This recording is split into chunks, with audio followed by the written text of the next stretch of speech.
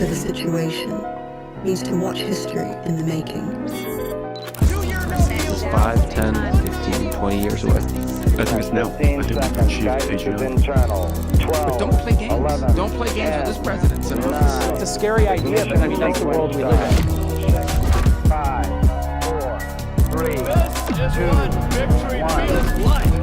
All engine running. We have a liftoff. Did you get all of that? Life has become more complex in the overwhelming sea of information. The advent of computers and the subsequent accumulation of incalculable data has given rise to a new system of memory and thought parallel to your own. To monitor the situation means to watch history in the making. 5, 10, 15, 20 years away. I think it's now. 15 seconds. Guidance is internal. 12. Don't play games. 11. Don't play games with this president. So 9. it's a scary idea, but I mean that's the world we live in. 5, 4, 3, 2, 1. All engine running. We have a liftoff. Did you get all of that? Life has become more complex in the overwhelming sea of information. The advent of computers and the subsequent accumulation of incalculable data has given rise to a new system of memory and thought parallel to your own. To monitor the situation means to watch history in the making. 5, 10, 15, 20 years away. I think it's now. 15 seconds. Guidance is internal. 12. Don't play games. 11. Don't play games with this president. So 9. it's a scary idea, but I mean that's the world we live in. 5, 4, 3, 2, 1. All engine running. We have a liftoff. Did you get all of that?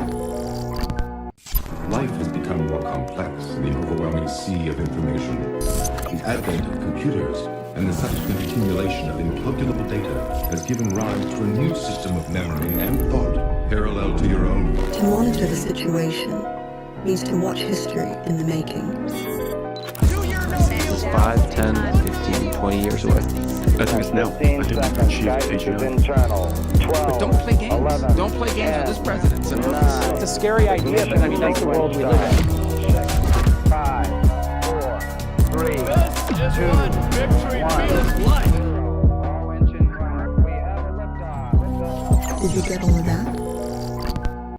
Life has become more complex in the overwhelming sea of information. The advent of computers and the subsequent accumulation of incalculable data has given rise to a new system of memory and thought parallel to your own. To monitor the situation means to watch history in the making.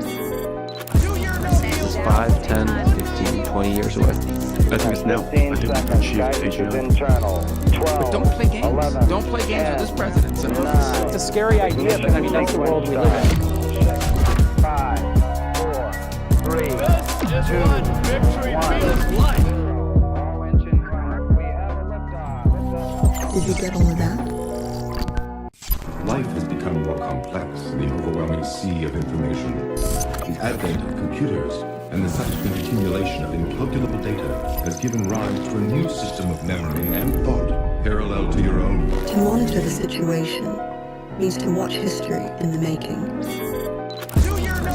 5, 10, 15, 20 years away. I think it's now. 15 seconds. Guidance is internal. 12. don't play games. 11. Don't play games with this president. So 9. it's a scary idea, but I mean that's the world we live in. 5, 4, 3, 2, 1. All engine running. We have a liftoff. Did you get all of that? Life has become more complex in the overwhelming sea of information. The advent of computers and the subsequent accumulation of incalculable data has given rise to a new system of memory and thought parallel to your own. To monitor the situation means to watch history in the making. 5, 10, 15, 20 years away.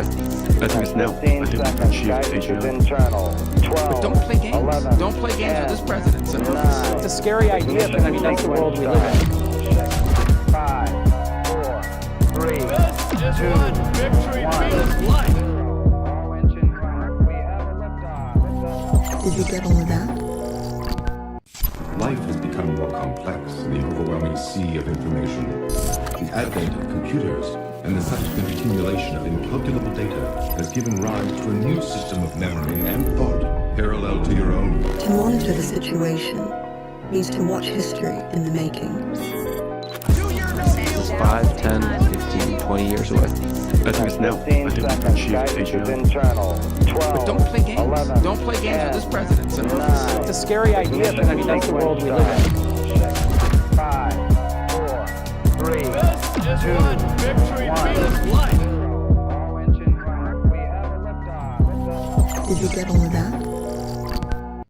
Life has become more complex in the overwhelming sea of information. The advent of computers and the subsequent accumulation of incalculable data has given rise to a new system of memory and thought parallel to your own. To monitor the situation means to watch history in the making.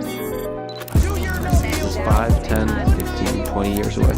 Estimates now. 15 seconds. Guidance is internal. 12. But don't play games. 11. Don't play games with this president, Senator. 9. It's a scary idea, but I mean, that's the world we live in. 5, 4, 3, 2, 1. All engine running. We have a liftoff. Did you get all of that?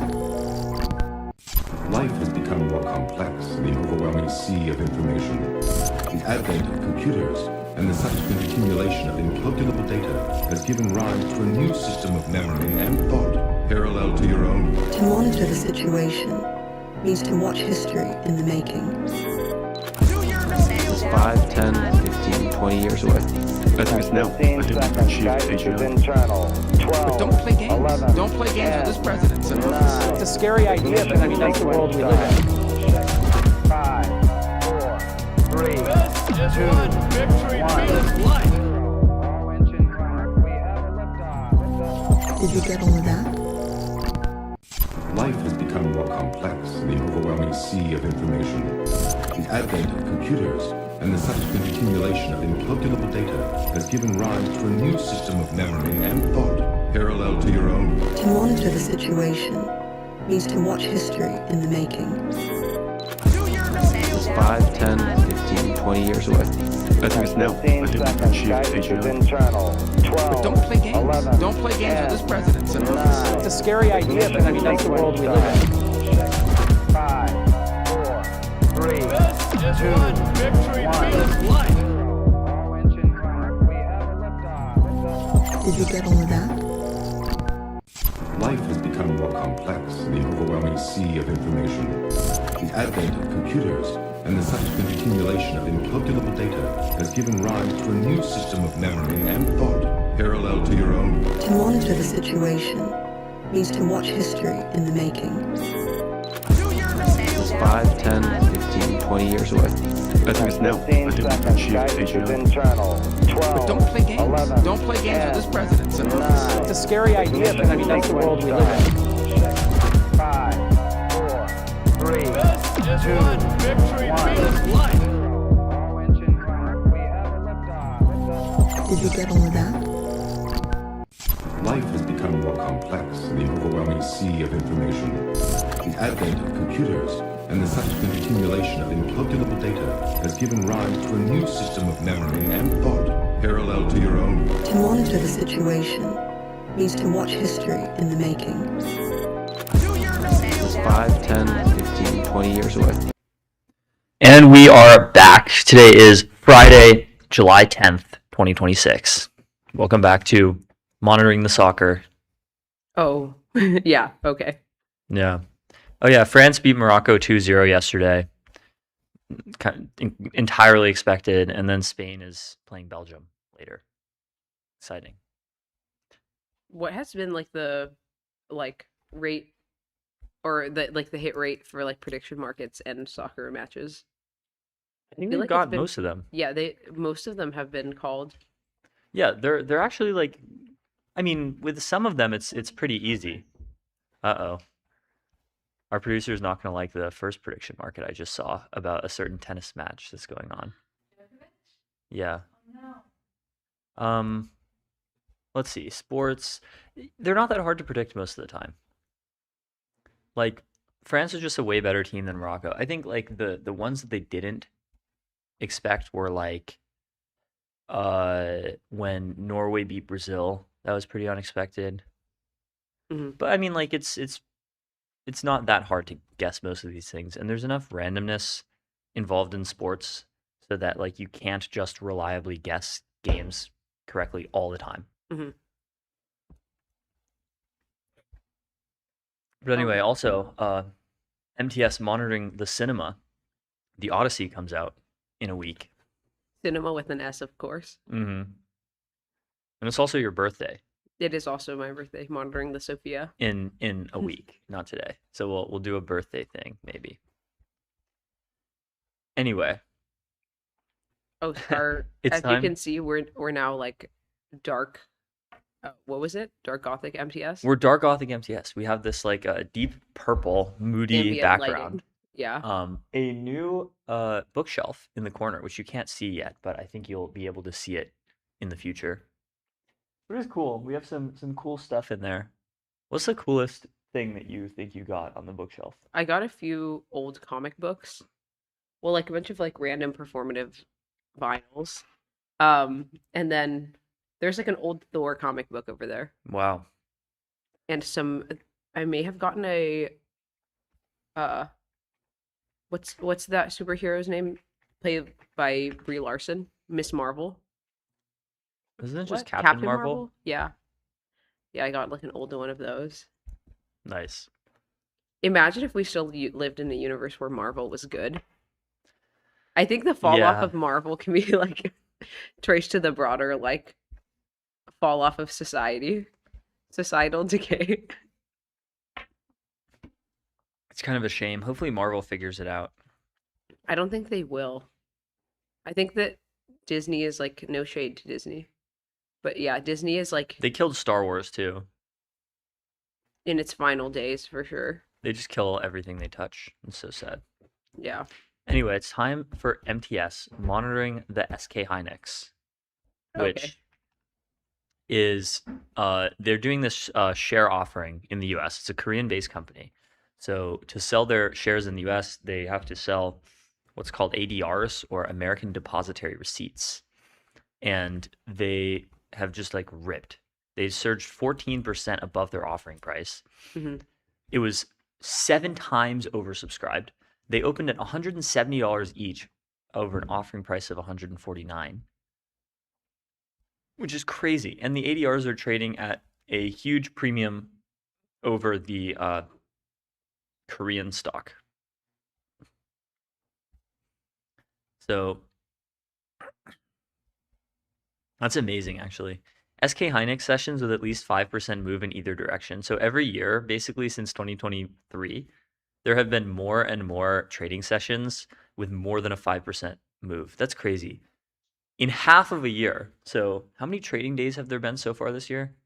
Like 150 maybe? How? In half a year, there have been 52 trading days for SK Hynix where the stock has moved up or down at least 5%. Crazy. It's not telling me. It's telling me the total, which is 251. What is this? NVIDIA's $1 trillion slide sends valuation to pre-AI boom levels. There have been 132 trading days, yeah. Trading days. No way. What are they talking about? NVIDIA $1 trillion slide. It's down 10%. And pre-AI boom levels were this, by the way. So We it's can't still see up it on the screen. Scroll down. 12%. There we go. Yeah, it's Bloomberg being silly. I think they're counting, quote, AI boom as like basically since March, which is like the memory boom. Mhm. We're currently in this memory super cycle. Fundamentals are very strong, and SK Hynix is one of the highest quality pure play memory players globally. The question for memory stock bulls is whether the super cycle can last as production bottlenecks ease. I don't know like how long it will actually take for like the memory supply to go back to normal. I'm not sure. Yeah, we have to go to Korea. We should, yeah. An MTS Korea trip. Well, The also, are offering is- there like new memory companies being founded? Probably not. 'cause Well, in it's all- China. But Yeah. like aside from that, not really, because it's hard. Yeah, Memory because is like difficult. Samsung and SK Hynix are so established. Yeah. The offering is more than 7 times oversubscribed. 5 billion of the ADRs were allocated to Bailey Gifford, Co2 Management, and Situational Awareness Partners. Just unbelievable run for situational awareness. Like, what do you even say? It's just like incredible. So let's see. What were the top? That's interesting. I think this is now like the biggest foreign listing in the US ever. The next biggest was Alibaba. I wish you could hover over these and it would tell you what they are. It's annoying. So I'm going to ask Sol to give me a history/timeline of SK Hynix. And maybe Wikipedia has something too, because this is now one of the biggest companies in the world, and no one knows anything about it. So SK Hynix, I don't know how that's pronounced.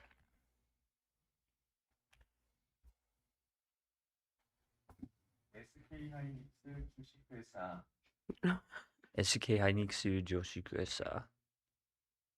Yeah, for sure. It was founded in 1983 by the founder of Hyundai Group. Wow. That's cool. While he was pretty old, I think. Wow. Wow, it was founded in 1983 by this guy who was almost 70 at the time. That's amazing. Like, I think people who were born in East Asia around this time might have seen like the most ridiculous societal changes of anyone ever, roughly. Because like Korea in 1915 was like literally one of the poorest places in the world. Like East Asia before World War II, for the most part, with the exception of Japan, was poorer than Africa. Yeah. By what metric?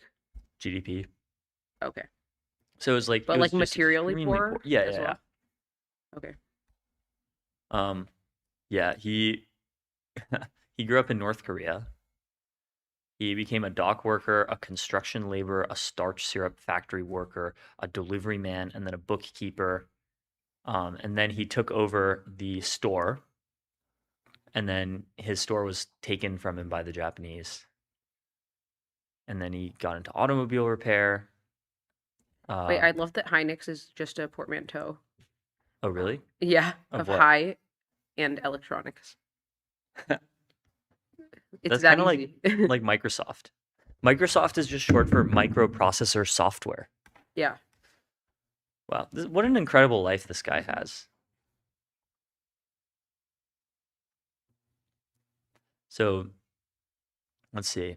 Hyundai. So this guy, Chung Yoo-jung, founder of Hyundai, realized that electronics would be important and wanted to expand beyond Hyundai's core operations and establish a presence in the promising electronics industry. So they wanted to build semiconductors.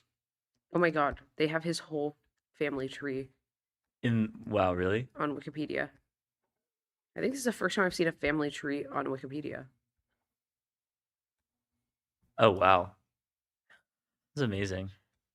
Monitoring the Chung family. How many children did he have? He had 11 children. You do not see that in Korea anymore. It's like not a thing. That's crazy. And how many of his children have Wikipedia articles? Oh, these. Huh. Oh, the chairman of Yeah, these people are all like Hyundai Hyundai. officials. It's like a family business. Yeah, you still see a lot of that. In East Asia, I imagine. This one was born in 2004. This one. This one. Yeah, a bunch of these. He had 5 brothers. the and 1 sis- youngest? So he was one of 7 children. This and one he was had- this one was born in 2013. That's crazy. He had 8 sons and 1 daughter with his wife. In addition, he had 2 daughters with the younger woman with whom he had started a relationship in 1973. These daughters were not acknowledged until after his death. Yeah. Super Classic. cool and normal behavior. That is actually, well, it's not super cool, but it's super normal behavior for Yeah, this for is not most of unreasonable. history for, powerful men. Yeah. Anyway, Hyundai wanted to produce SRAM, static random access memory, but that was a mistake. So then they switched to DRAM, dynamic random access memory. Again, failed in mass production. Let's see if ChatGPT has a better history. No, not really.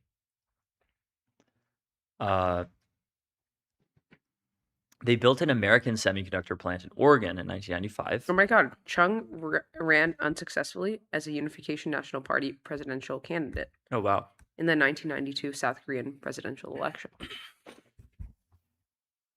This logo kind of goes hard.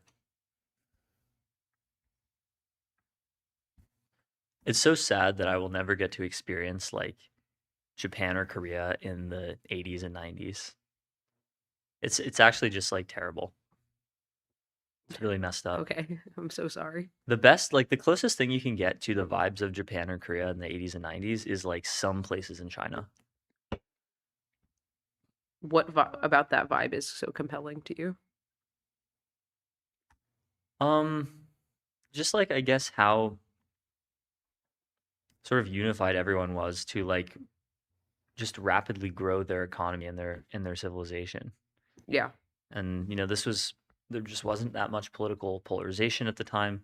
There kind of was in Korea, more so than Japan. Korea had some serious political drama over the years that no one knows about. Like there were multiple coups in South Korea after World War II. There were dictators, there were assassinations. They've really only been chill politically, Korea, since like the 80s or 90s. And even then, you still see stuff like the president of Korea a couple of years ago, Yoon Suk Yeol, declared martial law. Yeah, I remember that. I remember that. And they immediately ignored it and impeached him. But, martial law has been like declared in Korean history before. Anyway, now this guy, Yoon Suk Yeol, is in life imprisonment for inciting an insurrection. Wait, Wikipedia randomly got really good. Have you seen this? Maybe I haven't been on it in a the boxes? while. Oh, Part yeah, of a you haven't series been on- on it in a while. That's been around forever. Maybe I just like haven't been to this part of I think almost every former T-Pow, that part of Wikipedia. T-Pow. T-Pow. I think almost every former president of South Korea ended up going to jail. Like almost everyone. Like if you just pick a random one. Moon Jae-in did not. Park Geun-hye. Yeah. He was found guilty of bribery and went to prison for 5 years, and then illegally interfered with some party primaries and got 2 more years in prison and then got pardoned. So like you pick any random Wikipedia article for any South Korean president and it's that. Yeah, MTS now is monitoring the South Korea, monitoring the Seoul. ICML is going on in Seoul right now, and we're not there. It's so sad. I saw there was a K-pop concert. I know. It was Kiss of Life. Clips chat says this right now is a clippable moment. Theo being homesick for a place he's not even sure still exists. Japan plus Korea in the 80s/90s. That's so funny.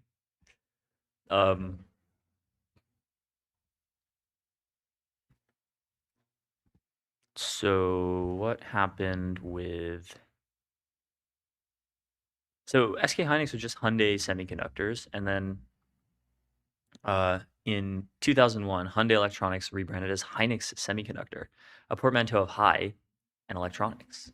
Wow. So it spun off a few different business units, including mobile phones, car navigation systems, flat panel displays, and all that.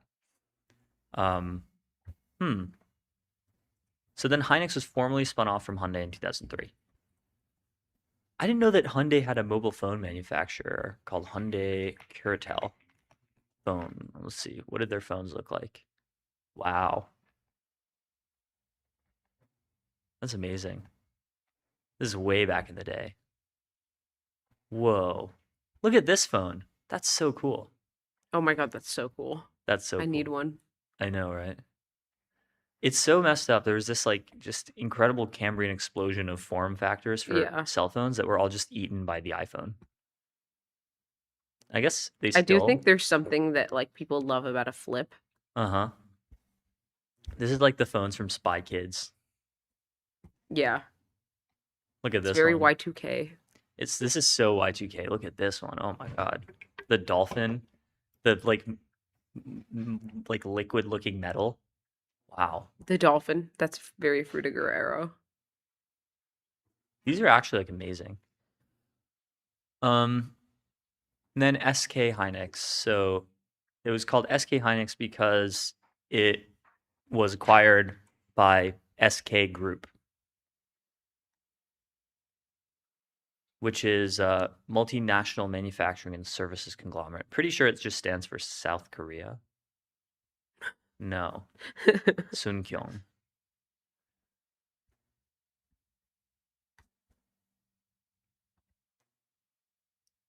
Huh. Wait, so the S is for Joseon Dynasty and the K is for Kyoto? What? Yeah. So it's a Joseon Dynasty / Kyoto High Electronics. Does it also have a presence in Japan? Or is Kyoto Maybe. I like mean, a it has shared a presence in word? China. So they do energy, chemicals, information, communications, and so on and so on and so on. So they do tons of stuff. A lot of Korean and Japanese companies are these like giant conglomerates that own like parts of other companies. So like SK Hynix is like part owned by SK Group, but it's not like a fully owned subsidiary. So then since Oh yeah, it originates from Chinese characters shared by both Japanese and Korean and translates to capital city or metropolis. Mm, That goes hard. Imagine if we actually had a city like that had the ended in the suffix polis, like metropolis, Indianapolis. megalopolis. Oh, I guess we do have that one. That one's lame. I don't care Yeah. about that one. Like what would be a good example? You know, Beijing means northern capital. Wow, And Nanjing means southern they really capital. called it with that one. And Tokyo means eastern capital in Japanese. So they just have capital like in the name. Instead of being named after like people, Or Like- cities in England. cities Like in York. England. Yeah. Texas, I think, is pretty much all people. That's true. Houston, Dallas, Austin, El Paso. El Paso that just That means the the pass, step. right? The step? No, What's step? the step.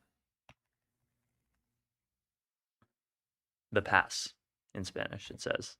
Short for El Paso del Norte, the pass of the north.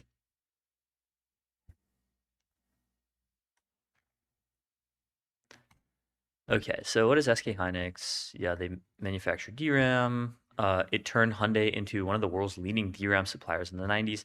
Imagine like how I wonder what the total amount of DRAM supplied by like the world in the 1990s was. It can't be that much, right? Because of Moore's law. The 1990s. I'm gonna estimate the total amount of DRAM supplied globally But it was used mostly for PCs. every year in the 1990s. I think so, but just like for any electronics in general, because like all electronics need memory. Yeah. Okay, aggressive expansion left Hyundai in deep financial trouble when the 1997 to 98 Asian financial crisis struck. So they forced. Oh, it was originally for massive enterprise and mainframe systems, which makes sense. That makes sense, yeah. So they forced Hyundai to restructure, and then they spun out Hynix, basically. It was acquired by SK Group. It was really struggling in the early 2000s. It was nearly sold to Micron. Wow. In 2002. How old is Micron? Pretty old. Really? 1978. Oh yeah. Founded in Boise, Idaho. Wow. Yeah, I did know that. Yeah. I didn't know that. That's crazy. In 2013, the company working with AMD introduced the world's first high bandwidth memory HBM chip. And now those are really, really important. So why is Hynix so valuable? For decades, memory chips were cyclical because prices would rise and fall alongside electronics demand. But now we have the AI gigacycle, and so prices are no longer cyclical, they're just going up. So SK Hynix produces slightly more than half of the global market, 51%. Wow. Basically all of the global market is just Hynix, Samsung, and Micron. Mhm.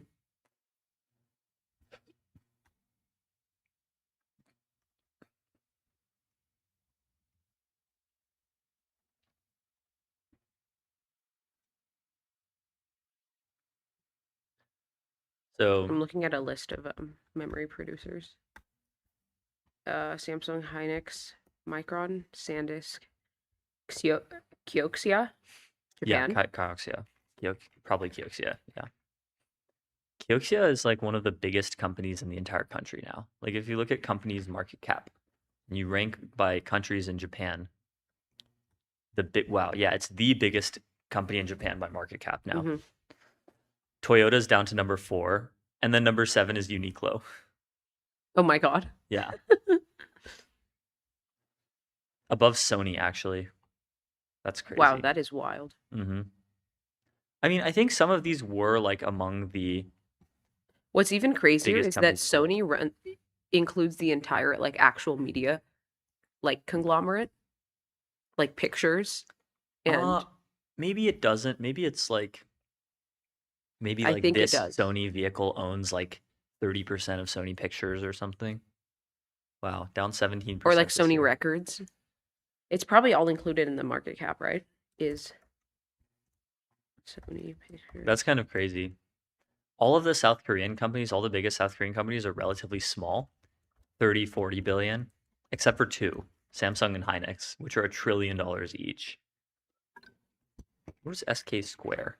Wow, I wonder if Sony Pictures and Sony Records actively loses Sony money. That's crazy. South Korea's third most valuable company is basically just a holding company that owns SK Hynix stock. That's incredible. Wow. The situational awareness of Korea. Yeah. SK Square stock. Yeah.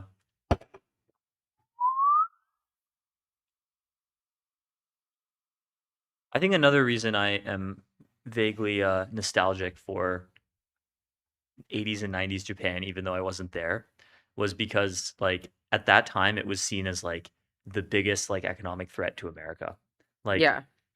it was like the fastest growing economy in the world for like decades. It went from being like totally destroyed in World War II to like people thought that it would just overtake the US in terms of GDP, which didn't happen. But they came pretty close. Like their GDP per capita may have even surpassed America's for a time. 377,000 square kilometers, by the way. What's 377,000? Japan. Wow. Okay. Imagine I did like an Instagram Reels edit right there of Japan. You wouldn't be the first person to come up with that one. Anyway, in Just the physical geography, though, not the actual country. Okay. Anyways, go on. In 1990, Seoul estimates that the entire world shipped 119 terabytes of DRAM. That's like nothing. This is the entire global supply. Okay, what is 119 terabytes of DRAM in today's world like? So my, let's see, how much DRAM in a 5080?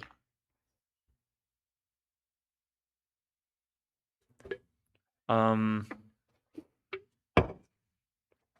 think I have the base RTX 5080, not the super, which is 16 gigabytes of VRAM. And then how much? Yeah, I have 64 gigabytes of DRAM in my computer, I think. So that would be about like 1 out of 2,000 of like all of the RAM produced. Yeah, that's crazy. What? So the pretty amount wild. of RAM in my desktop computer at home Right now? Oh, here. This. Yeah, yeah. is like at home. a 2,000th of the entire global supply of DRAM in 1990. Pretty cool. Moore's law is awesome. Anyway, Claude's plan. Have you seen that going around? I have seen that. It got stuck in my head. Should we watch Claude's plan? Yeah. Let's watch Claude's plan.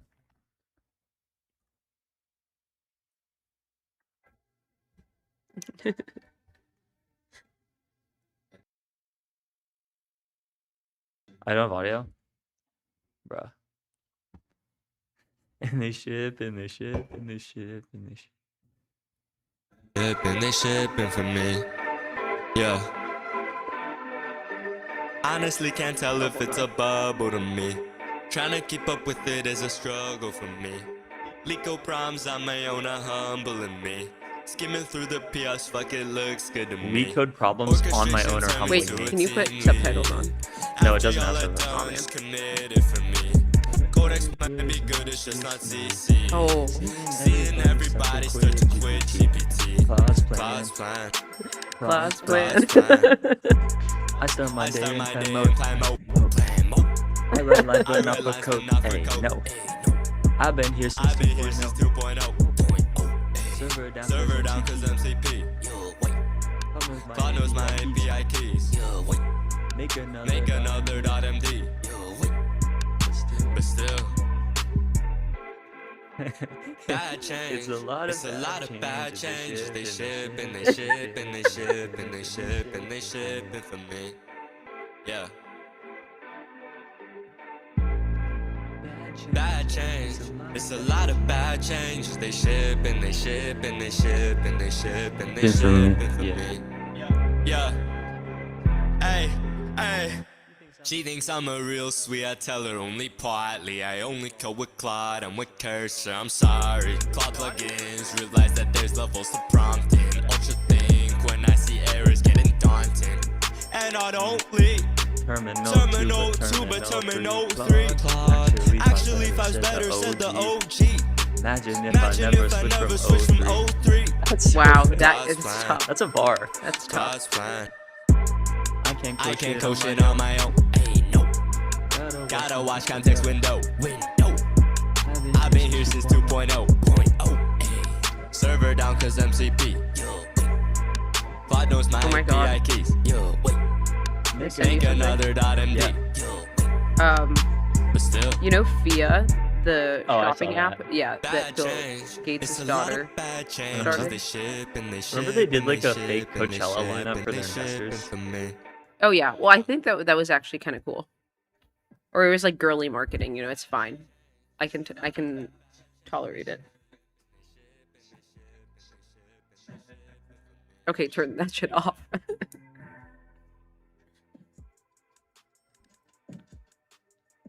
All right, what were we saying pretty about good, though. FIA? So apparently it's claiming credit for online sales it didn't actually drive. She kind of looks like Melinda. I see it. She looks like Bill. Hmm. You don't see it? I see both. I see Melinda more. Really. Yeah, founded by Phoebe. It is a little crazy. Isn't she like our age? And then Bill Gates is like 75. How old is Phoebe Gates? She's Yeah, she's like our- 23. She's our age, yeah. How old is Bill Gates? He's 70. Wow. Okay. FIA, an advertising startup co-founded by Phoebe Gates, bills itself as a personal shopping assistant that helps users find the lowest prices on a broad range of clothes and fashion accessories. But according to these people, FIA is claiming credit for online sales it didn't actually drive. Bloomberg tested the browser extension across more than 50 websites and found that during the checkout process, FIA opened a background tab without user interaction and injected its own referral code that overrode legitimate referrals from other publishers. Okay. Oof. Oof. Cookie stuffing.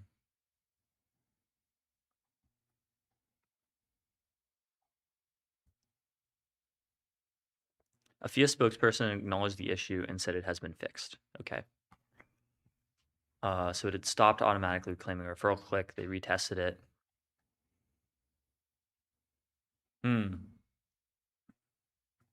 Remember Honey? Remember that Yes. these guys sponsored every YouTuber? I do. When Honey faced similar allegations in 2024 and 25, it was met with significant customer backlash in California class action lawsuit. They raised $43.5 million from investors. They should have raised from Cascade Management. They if you raised know from what I Sydney mean. Sweeney. Yeah, remember the Oh my god. investor lineup?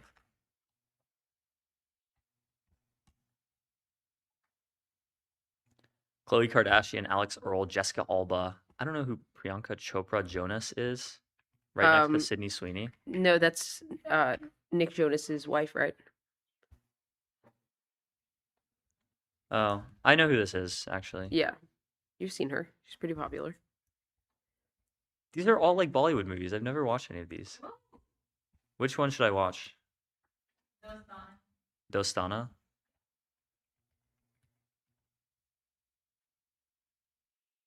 Wow. Okay. Is this literally just it follows two men who pretend to be gay to share an apartment with a girl, eventually both fall in love with her. That's just like so funny. is this just like that tennis movie with Zendaya? Challengers? Yeah. Challengers was an excellent movie. Do you watch it? No. It was such a good movie. Okay. If you say so. Oh yeah, Mindy Kaling, Paris Hilton, Halsey, Carly Kloss. Carly Kloss, remember, is married to Josh Kushner. Hmm. Eileen Gu, the Chainsmokers. Eileen Gu. The Chainsmokers collectively. Ice Spice. Well, yeah, the Sahil Bhuvan. Chainsmokers have like a fun, do they not? Actual Coachella lineup. I don't know some of these people. Oh, Vlad Tenev.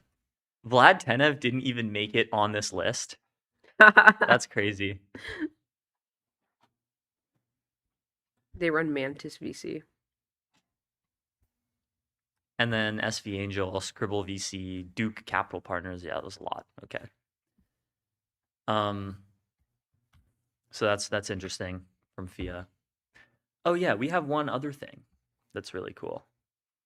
Actually, we have two other ones that are really cool, but we could save that for midday state of the timeline, I think. Should we do the other MTS? Monitoring the sponsors? Oh. What an excellent idea. That is an excellent idea.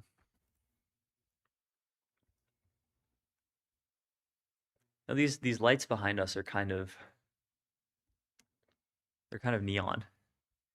Scale your startup on Neon, the Postgres backend for apps and agents built by Databricks. Neon.com/MTS. Next up, we got 11 Labs, AI that communicates at human level across every channel and modality. 11labs.io/MTS. And of course, Kong, the AI connectivity platform. Connect APIs, LLMs, agents, and systems with serious security and governance at konghq.com. What about Blitzy, autonomous software development for enterprise code bases? Ship 5x faster. Blitzy.com. Or AdQuick, make your brand a billboard. Out-of-home advertising as easy to scale as digital. AdQuick.com. And last up, we have Macroscope, AI code base understanding for engineering leaders. Macroscope.com/MTS.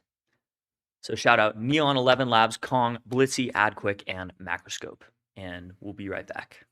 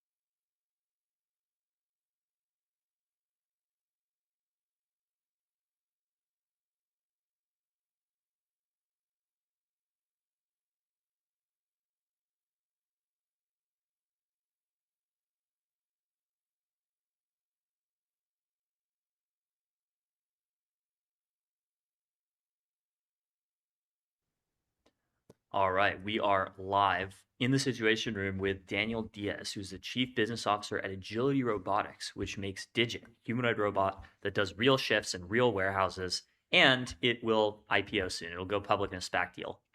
So we're excited for that. Thanks so much, Daniel, for coming on MTS. Welcome to the show. Thank you. Thanks for having me. Absolutely. So tell us about what Agility does. So Digit is our primary product, right? So Agility is a company that designs, manufactures, and deploys humanoid robots into industrial facilities. So Digit is currently we're on our 4th generation humanoid, about to launch our 5th.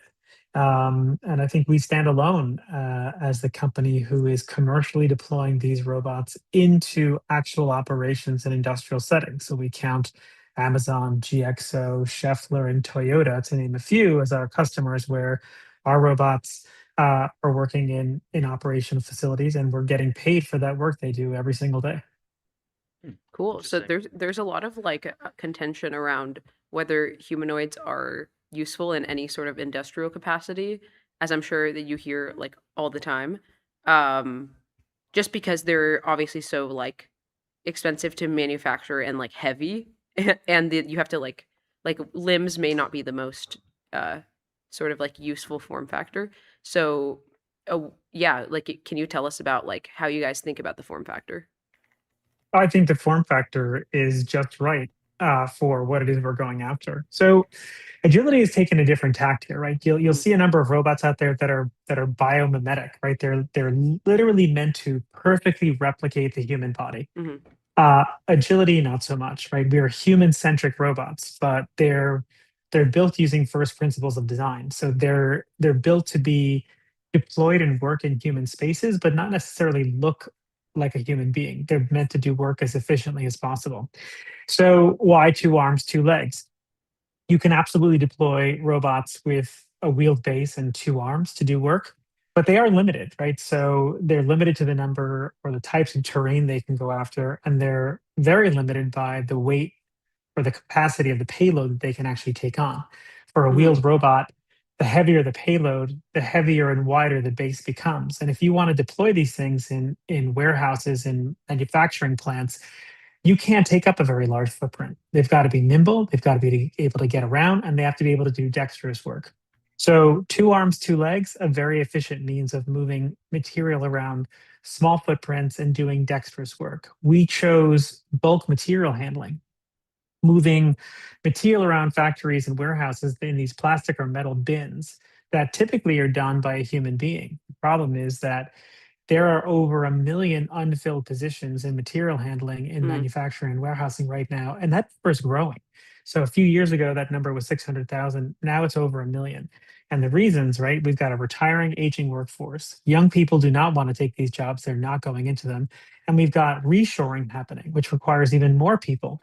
And so automation solutions like Digit that can quite literally step into existing operations without requiring infrastructure change and can take on these workflows where they're having great difficulty recruiting people into, there's ROI there. And you add on top of that, that the way we price these robots is at a discount to the fully burdened human labor rate. So we can come in, deploy a robot, and be cheaper than a human being if they can even find one. So we're solving the labor gap, and we're actually doing it at a rate that's cheaper than human labor. So the ROI is built in for our customers on day 1 of operation. That's awesome. So what specific industrial applications are you finding the most useful right now? So right now, this idea of bulk material handling, like moving material around factories and warehouses, is the beachhead market that we went after. We've been deployed in market for years now, and with that comes deep knowledge on how to physically integrate these robots into these industrial settings, how to integrate into IT, security infrastructure, how to pass nationally recognized testing laboratory certification for safety. All of that has come with these early deployments. Where we're going next with our 5th generation robot that will launch at the end of this year is much more in tune with dexterous manipulation, each picking, individual item picking, sorting things, machine tending, much more sort of dexterous manipulation tasks. And from our deployments and the customers that we're working with, we see that as the next critical market to drive value and increase the TAM for humanoid robotics. And that's where we're going. Yeah, so you said materials handling as like definite need right now for this sort of robot. What are some other industries that that you see are like primed for adoption? Sure. Where we're seeing the most adoption right now is in the automotive category. So automotive manufacturers, parts OEMs, that's a huge part of our market. And then on the warehousing logistics side, it's a lot of e-commerce fulfillment. So Yeah. yeah, so Mercado Libre is a customer of ours. Obviously, we worked with Amazon GXO. A lot of this is just supporting back of house e-commerce fulfillment activity.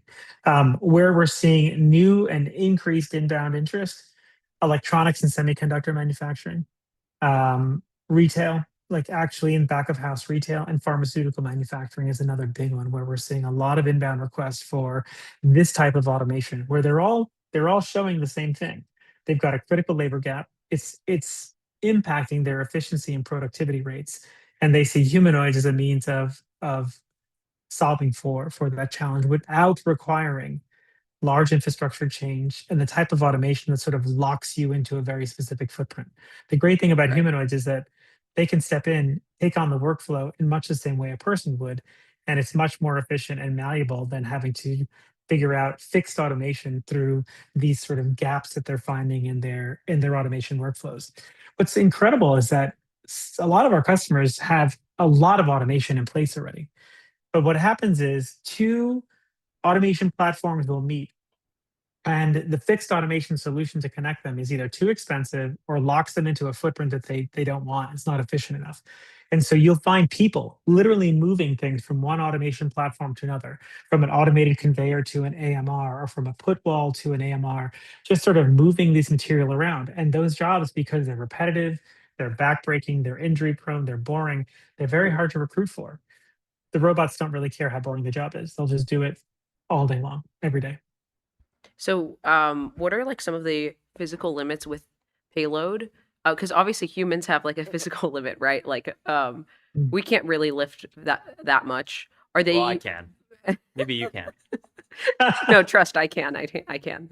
But yeah, yeah. So, like, is it able to match it? Like, be on parity Yeah, with humans?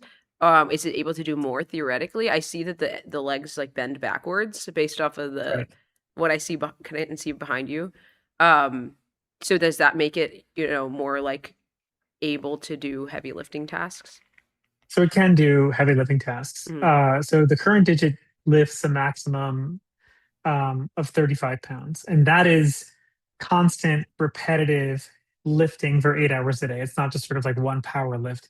Yeah. The next robot, the V5, the version 5 is coming out in December, will be able to lift 50 pounds. And we chose that target very specifically because 50 pounds is the upper limit that OSHA puts on people for lifting, right? No human is allowed to lift more than 50 pounds in one of these facilities. Hmm. So we set that to be the same for the robot because, again, it should be a one-to-one sort of replacement and it should be flexible. You should be able to have people or the robot sort of fulfill these tasks as we bring in these sort of modular automated workflows. And so that's where we set the bar and why we set it at 50 Yeah. pounds. Is there any like benefit to adding coordination between the robots, or is there any way that you guys currently like have this sort of like fleet-like effect with all Yeah, of the absolutely. robots? Sure. So we have a software and fleet management system called ARC. It is a cloud-based fleet management or fleet intelligence platform. What it does is it enables us to monitor, control, and develop and deliver skills to the robot. But what it also does is allow the robots to interact with each other, more importantly, almost interact with warehouse management systems, manufacturing management systems, that the software that runs these large facilities. And through the APIs that connect us there, we can also control other robotics platforms. So at GXO, Digit was controlling the AMRs, the robotic carts that would come in and out of its area. And Digit would decide when they would come in, when it was ready. If there was a backup, it could sort of slow those down or keep them going depending on how it wanted to orchestrate its own workflow. So these robots are autonomous, and not only are they autonomous with their own sort of workflow, but then they can also control the other robotic platforms that are coming in and out of its work cell and interacting with it. So that software is pretty powerful because it connects us both to the larger software system controlling those full operational centers, but also all the other robots and platforms that Digit is interacting with. How fast do you think Digit will be able to scale? Um, you know, there's a lot of factors that affect that. I think the biggest barrier to scale right now for all humanoid robots is safety. No one has yet been able to bring to market a humanoid robot that can work outside of a safety cage. If you cannot escape that safety cage, that's sort of those clear barriers that we have to put around Digit right now, you're never going to scale this technology. It just takes up too much room, and it doesn't allow these sort of multi-purpose robots to be able to take on 3, 4 different tasks in a single shift, because you have to be able to walk around that facility. If you can't walk freely amongst people without harming them, you're never scaling this technology. So agility will be the first in December when we launch this next generation robot. Will be the first to achieve what is called cooperative safety, and that's the ability of the robot to work outside of a safety cell in close proximity with people and ensure their safety during operation. That has been the biggest barrier for the entire industry, and I'm really surprised that more folks aren't talking about it, because these videos that you see online are great. It's really impressive to watch a robot, I don't know, unload a dishwasher or load your laundry or whatever, make coffee or do a backflip. But if you don't have safety as a core part of your platform, you're never scaling this thing. So hold aside the fact that no one's paying for backflips or coffee making robots. But if you can't actually deploy a safe robot outside of a safety cage, no one's scaling that technology. So that has been the biggest barrier historically. I think agility has charged ahead. We've got a number of customers that have been public, a number that aren't public. We knew that this was the thing we had to figure out in order to scale, and that's what we've done. We'll launch that robot in December, and you see we have 300 million in confirmed orders from our customers, because they are fully in the camp of must be safe, and they fully believe that agility will deliver that robot this year. Mm. So what can you basically say about like Optimus, and what are the like sort of strengths and weaknesses you see of their approach of like full human mimicry and trying to make the general purpose robot that can sort of do everything? I never counted Elon out, and I never discount what he says, other than sort of what the timing is of Mhm. the numbers he professes. Elon's like, we think we're going to get the robot to a cost to manufacture at 30,000. We agree. We agree that at 10,000 robots per year, and with really incredible, the engineering innovation on the engineering side that we're doing, we will get our robot down to $30,000 BOM cost, absolutely, and bill of materials cost. When we're going to see those robots deployed at those types of numbers, I think safety is a big one. I think the customer's ability to ingest is another big one, right? Even the customers with a huge appetite and a need, by the way, to deploy this technology, and every single one of our customers has demonstrated not just a desire to sort of innovate and figure it out and see if it's worthwhile. They have critical challenges that they need this technology to solve for. Even with that, the ability to ingest is probably going to be slower than the market would like to see it be. Mhm. But there are a great many customers who have a critical business challenge we can solve for, who have use cases that the robot can address right now, and who have use cases that align perfectly with our roadmap. And so I think this market is going to be as large as some of those big predictions. When it's going to happen, I think is up for debate. Yeah, Awesome. well, super interesting. We love industrial robotics. So thank So you do so we. much, Daniel, for coming on MTS. I'm very happy. Thanks for having me. Yeah, thanks so much, Absolutely. Daniel. And we'll be And we'll right be right back. back.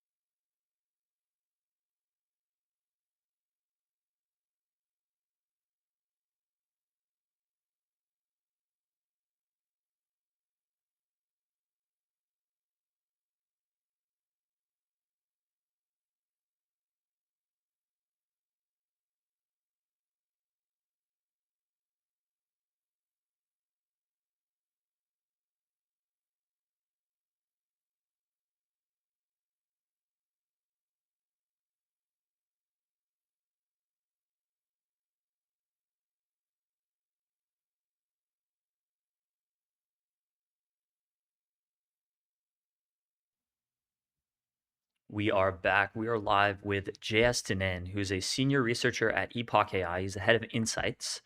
And recently, he and Anson Ho wrote this piece called The Missing Half of AI Futurism Debates, basically arguing like maybe it's harder to build a Dyson sphere than people are assuming.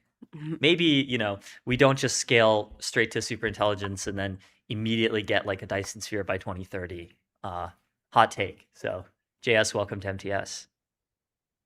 Hi, yeah, great to be here. And thanks for having me. So yeah, I work at Epoch. Epoch AI, you know, we're a research institute. We collect data, we do a lot of analysis on the most important trends in AI, things like compute, hardware, data centers, capabilities, economic impacts. This piece is like, you know, a newsletter post about, as you say, like a hot take, I guess, that we have, which is that we've noticed that even among people who are like super bullish about AI, people who work at the labs, for example, there's a huge range of views about like how transformative the technology will be and like how soon that will happen. Where like some people mean AI is going to be a huge deal and they mean something like the internet. Other people mean something like, yeah, there'll be like a large amount of economic growth. And then other people are more like, we'll have Dyson swarms or nanotech or, you know, near light speed travel or uploaded brains or other sci-fi technologies within a few years of automating AI research. And I think this is like an important disagreement. Like it matters to me. Like I want to know, you know, 5 years after we automate AI R&D, like, you know, does my brain get uploaded or not? Or do we just, you know, quote unquote, get like 10% economic growth? I think this matters a lot. And I think that like one approach that is currently underrated to studying this and resolving these disagreements is just like more thinking about the specifics of particular technologies. Yeah, 100%. So I want people to, at least people with like more physics jobs than I have, to like actually sit down and think about what it would take to build a Dyson sphere or to build like other such technologies. And some people have done this. The thing that I want more people to do is like to do this with assumptions about AI bolted on. Because a lot of these people do agree that like AIs might be, you know, in 5-10 years, as good as drop-in remote workers, you know, robotics capabilities will improve. And so you can like take for granted like some level of capabilities, some amount, quantity of AI, some speed assumptions about AI, maybe other assumptions, and then like think about of these crazy techs, which are the ones that we expect to come soon, how likely are they to come soon, what are the bottlenecks to them? And I think that helps us get a sense of like what the tech trees look like, how soon the world gets, how crazy. So, like, what do you think? How long do you think it will take to build a Dyson sphere? Starting with, I guess, starting with what the AI Futures Project calls like head AI, which is, you know, at least as good as top human experts at virtually all cognitive tasks. Basically, what most people consider to be AGI. So, if you have a bunch of those and plenty of compute in order to run lots of instances of them, a country of geniuses in a data center, how long does it take to get from there to Dyson sphere or Dyson swarm? Yeah, like my short answer is like, I really, really don't know. Like, I think I just feel uncertain about whether that's even feasible. My guess is like it is feasible for Dyson swarms. It's like seems like easier than a lot of the other crazier techs. But like, I think it is unlikely that you get there in like 2 years. And I think I like disagree with like some people on this, which seems like a very weak claim that I'm making. But I guess I haven't seen like a kind of roadmap that I'm like convinced of. I haven't done myself a lot of looking into this. And again, I'm like not myself a physicist, but I guess I've noticed a lot of debate on AI capabilities and like how soon we get close to, you know, remote workers, for example. Not as much debate about like the specific of that. And yeah, like I don't know, my take is like, maybe it's not feasible, but probably it is feasible. And then it's like 5 years seems like also kind of low, maybe 10 years. Yeah. I think like what I want is like a roadmap that's a bit more concrete, where sometimes people show like physical bounds, where it's like, this seems like not physically impossible. And then they'll have a plan. And to be clear, like some people have made such plans for Dyson swarms. Even these are like some of the better examples where people have tried to do this. But of course, those plans weren't made by assuming AI, and so people thought they would take much longer. Right. Now then people think AI will accelerate this, and the question is like, how much? Clearly, like you have way more labor given these assumptions, and that should accelerate things, but then like, what are the complementarities between labor and, you know, the serial time of experimentation you need to do that is just going to be too hard to compress? or like capital you might not have access to yet, or things.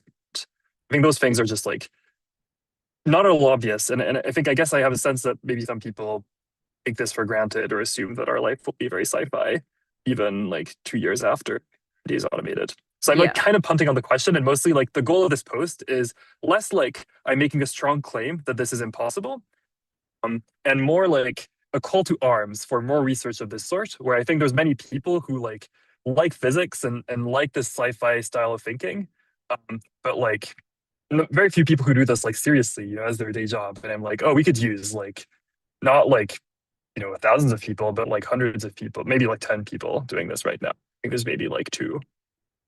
Well, like in addition to physics simulations, wouldn't you also need a really detailed like simulation or model of the economy at large? Because you need to sort of like to me, it's entirely possible that we like reach RSI. Let's say we reach it in 2 years or something, and we still don't have like flying cars or like VTOL, you know, or like we have it, like we have the technology. It's sitting somewhere in a, you know, like a In a country of geniuses. you know, no, like in a physical warehouse, there's like a few prototype vehicles, but it's still not widely diffused. And so for me, that's the true bottleneck of like progress. It's just like, how can you deploy and diffuse the technology, and then not just in San Francisco? Like it's very likely we get air taxi in San Francisco, but you know, across the entire world. And so then when you like start to think about things on a global scale, it becomes like for me, it's still kind of like, yeah, it's entirely possible we like solve RSI, and then like Africa largely still looks like Africa, or like it still looks like 2007 outside for like a good amount of time after. Yeah, so I think there's like things like diffusion that can slow things down for search technologies, where in some sense most of their impact come through their broad diffusion, either to like consumers all around the world or to companies all around the world. I do think for some of the technologies I'm referring to, you know, things like Dyson swarms or just like other technologies to just drastically increase the amount of energy that people could be using. I have the sense of like, well, I mean, there's the first question, which is like, how much demand is there actually for energy? Would people's like, you know, desire for energy satiate? But like, assuming it doesn't, then I don't think diffusion would be the like main factor there. Well, for as opposed wouldn't to we more, like that we use have the the technology for that. like intermediate step of like orbital solar energy, like just like you know, like Earth orbit before we even do something like Dyson swarm? Like it's all very like incremental. Yep, I would assume so. I agree. I guess I'm referring to like my main point here was that diffusion does not seem to me to be the main bottleneck in the case of energy. Whereas it would be, yeah, for other technologies, I think it's plausible that it would be just for like, I don't know, sociological reasons, people just don't like using tech. Yeah. I think it still also matters. Like, yeah, sometimes a technology can have a huge impact, even if a small number of people are adopting it. This is true for like weapons technology, for example. Yeah. And so I think like one of the reasons for writing this and for this focus on specific technology is because the way people traditionally looked into this, and we have looked into this at Epoch, is through the framing of economic growth. And you can just think about, you know, GDP growth trajectories and try to model this out at a slightly more abstract level. And I think this is useful in many ways, but it doesn't like directly tell you about some things that might be strategically relevant. And so, for example, if you want to think about the military impacts of the technological progress that follows AI, you know, having some GDP growth number tells you less than knowing like whether a particular technology that, you know, drastically changes what warfare looks like would in play. So what are some of the other technologies that people assume way too strongly? Dyson spheres are one, nanobots are another.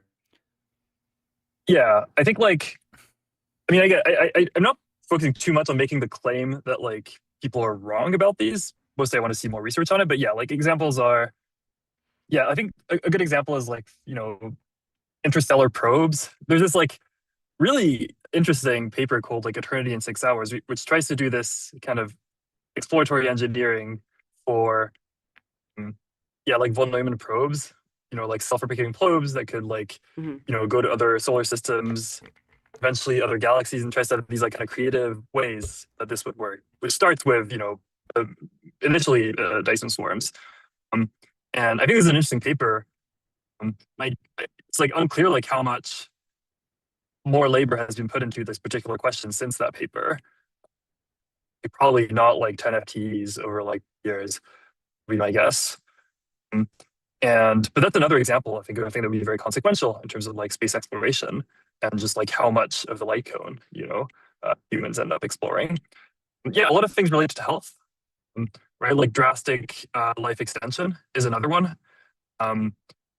People talk about like, brain preservation or, eventually potentially brain uploading as technologies that are, again, have this like sci-fi flavor. If you read like Greg Egan novels, you'll have like some of those appear. And yeah, I just feel very uncertain. Yeah, nanotech, as you were saying, atomically precise manufacturing in particular. Yeah, so I think those are the ones that keep coming up.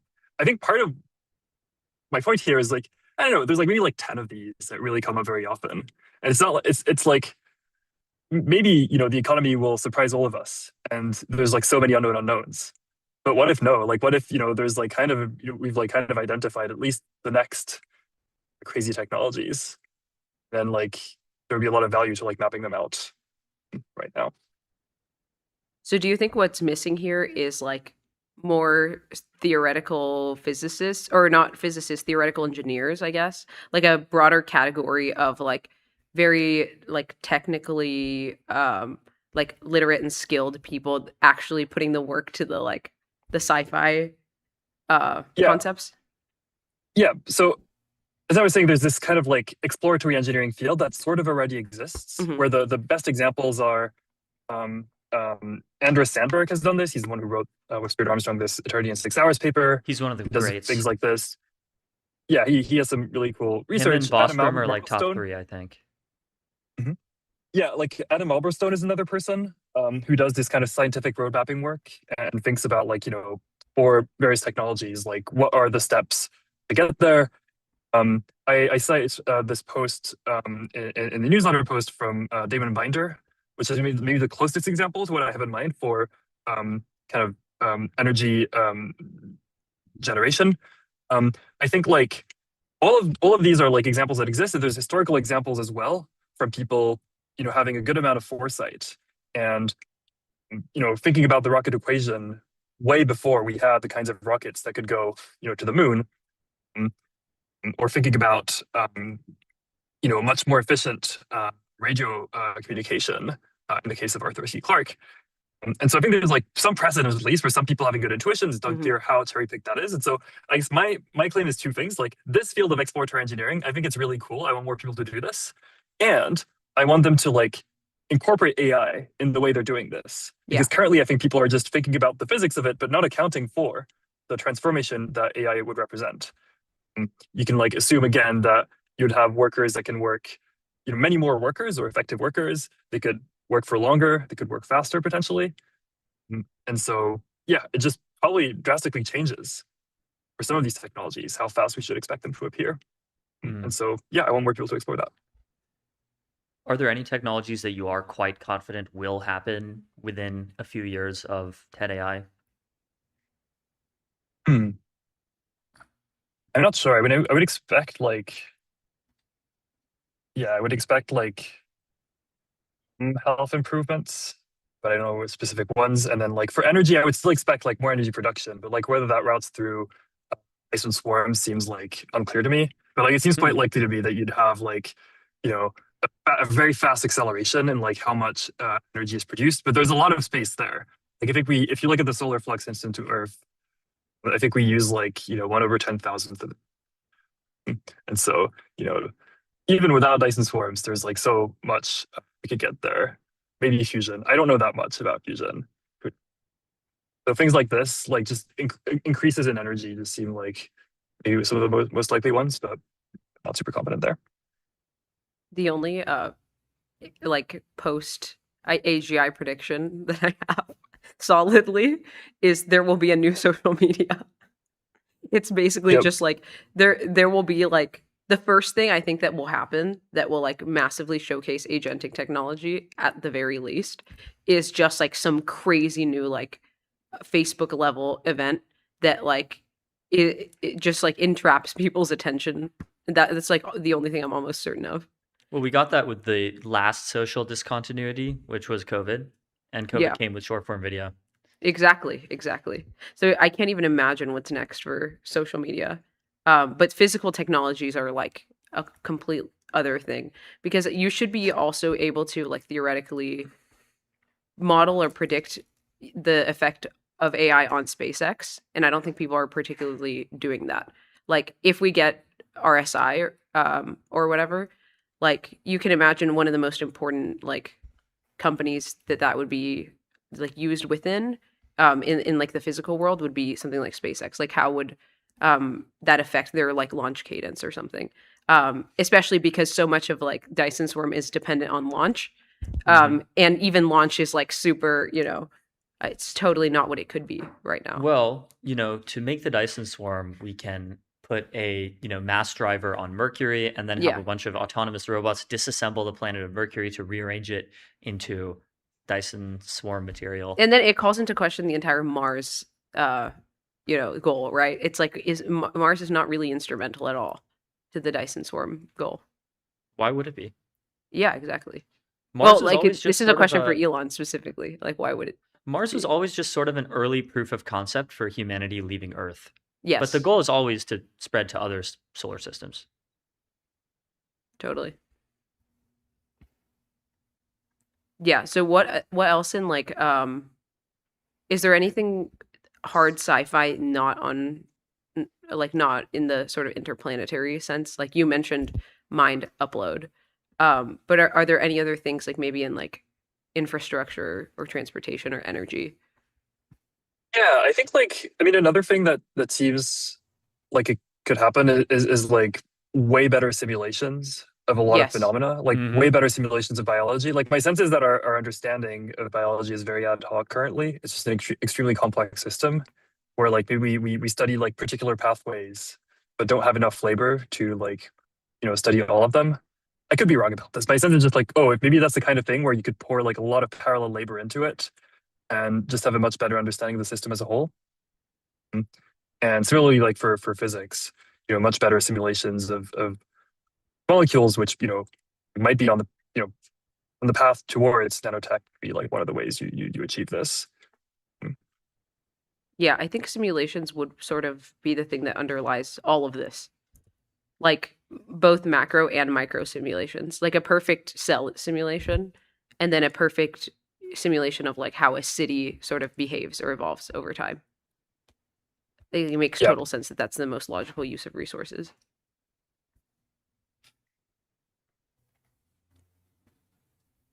I just had Sol figure out how much more energy a Dyson swarm would gather compared to humanity's current rate.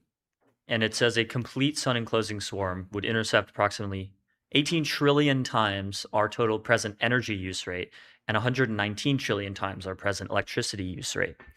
So it seems like we'd be able to massively scale energy consumption without a complete Dyson sphere. Yep. Yeah, that seems right. I mean, that's why I mentioned this, like, Dyson swarm as opposed to sphere. And in general, I think I'm less interested in like the specific thing that like encloses all of the sun, and more something that achieves like on that order of magnitude or even a few smaller orders of magnitude. I think like, again, there's this like 10,000x factor, which is just like not even, trying to have good coverage of the sphere around the sun. Just looking at what's incident to Earth, there's already like 4 orders of magnitude there, and that's pretty massive. And then like if you want to cover like all that sphere, then it's where you get like the other. But yeah, I think my sense is like to get something that's 1,000, 10,000x, you might need that. And I think like one way to see it is, a lot of people I mentioned like talk about economic growth prospect. And imagine things like you're compressing a century of economic growth in a year or a month or something like that. Is like a way people express this. Now it is unclear, like people debate how coupled economic growth needs to be with energy, but like even if there's like somewhat weak coupling, like those timelines are crazy enough that you do end up having many of orders of magnitude of energy unlocked pretty soon, at least if you take those scenarios, which I think is yeah. Do you think there will still be like certain human talent bottlenecks in the medium term future? Like even if you have like the impact of AI on like one singular human that is already like very very smart and competent and like trying to solve very very complex problems like a rocket or something is obviously very outsized as compared to maybe like average knowledge worker or something. So have you considered at all like what the human talent bottlenecks could look like? Yeah, so I guess there's a few things. So there's like, yeah, there's like talent of a single person, and then like, can you make up for that in quantity? And it seems pretty clear to me that it's like kind of tough to make up for that in quantity, Mm-hmm. in part because of like it's hard to communicate, but mostly just like it's a qualitatively different thing. My guess is like, yeah, in the medium, I don't know what medium term means, but like, over the next like 4 or 5 years, I would be surprised if we had this like top dominating AI. I think the assumption underlying this top expert dominating AI concept is that it does achieve this, like it kind of resolves all the talent bottlenecks. My assumption, my prediction is a bit more slower than Ryan or the AI Futures Project people when they introduced the concept. Like my guess is this happens, 7 to 10 years or something. I think 3 it to could 5 years. continue being jagged for some time. It is interesting how the Epoch people tend to have long timelines, meaning more like 10 years for AGI than 2 or 3 years. Yeah, I think at Epoch there's like a pretty wide variety of views, but I do think, especially the views that have been written up more, do tend to skew a bit longer. I think this is like, yeah, in part because we have maybe an especially compute-centric view of AI progress, which, to be clear, many other people who are extremely bullish also share, but maybe that plays even more of a role in our thinking, such that we expect bottlenecks in experiment compute to be a bigger deal on the road to RSI and other forms of AI progress. I think I think I have a lot of uncertainty around like data as a bottleneck. I just feel very confused about it currently. It's unfortunately a thing that is harder for Epoch to quantify compared to compute. Another thing that I'll mention, which is kind of related to these sci-fi texts, but also applies to AI capabilities debates and RSI debates, is experiment latency. So even if you have enough compute to run as many experiments as you want in parallel, there might just need to be like some sequential set of experiments you need to run to figure out which architecture is the best or which data mix is the best, or how to train the next model. And the latency, like the wall clock time of these experiments, could also be a blocker. If you need to finish a training run or like do this many steps of a training run before you get that information, I think that could be also a blocker. Now, of course, the objection to this is if you as a researcher or the digital AI researcher that you're running on your servers is insightful enough, then they will be able to learn more from fewer experiments or shorter experiments or cheaper experiments. I guess my take is just like we don't have particularly good evidence of this, and in many fields of human endeavor, things have been extremely empirical and blocked on more iteration. Yeah, I agree. Well, it's a good article, missing half of AI futures and debates. We love Epoch, by the way. Check out epoch.ai, epoch.ai. It's great. Subscribe to their newsletter and everything. Thank you so much, JS, for coming. Great to talk to you about this. Thanks. Yeah. And we'll be right back. We'll be right back.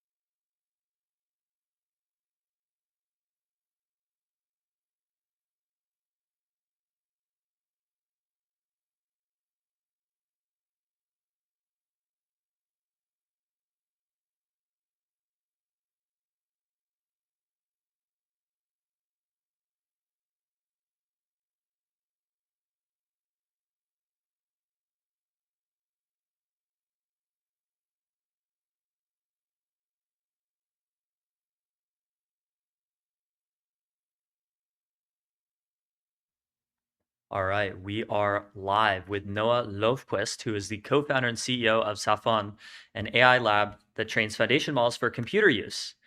So he started the company at 22, raised a pre-seed, one of the biggest in Swedish history, with angels from OpenAI and xAI, now SpaceXAI, I guess, and is now building Litecoin, which is an agent that acts on your behalf across apps you use, which is really interesting. So Noah, welcome to MTS. Thank you. Thank you. Excited to be here. How did you come up with the name Litecoin?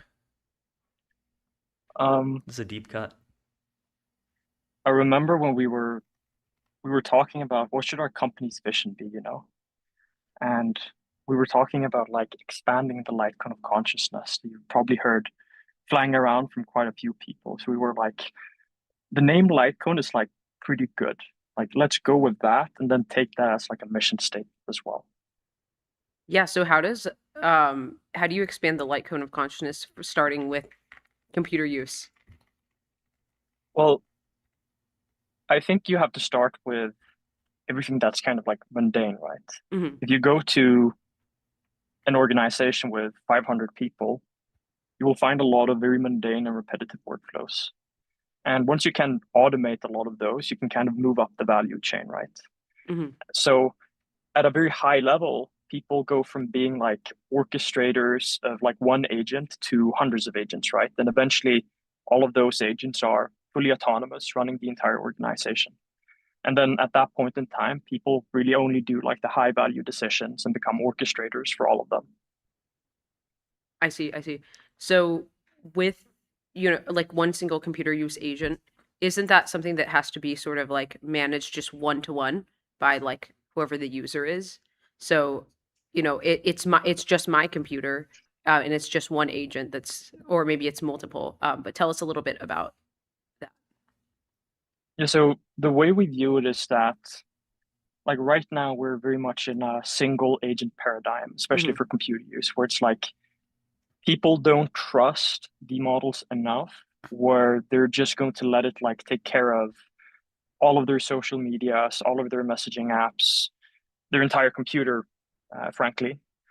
Um, and I think like you just need to somehow show the user that they can trust the agent, that there's like this element of trust to it, where it's like if it's ordering something for you or it's doing some task on your behalf, it comes back to you and it like asks you, hey, do you want me to do this thing with this data or whatever, right? And I think over time, this way, just from the single agent, you can build a lot of trust. So when you start using 5 agents, 10 agents, 500 agents, right? You still think that kind of trust is there, but I think you need to start from like somewhere. And I think that kind of comes from the single agent paradigm where we're currently at, and then like just scaling it up for each user over time.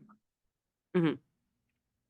So if Safon trains foundation models for computer use, which is not a wrapper on someone else's model, uh, why does the world need like a dedicated specific computer use lab when OpenAI and Anthropic and Google all have computer use capabilities themselves?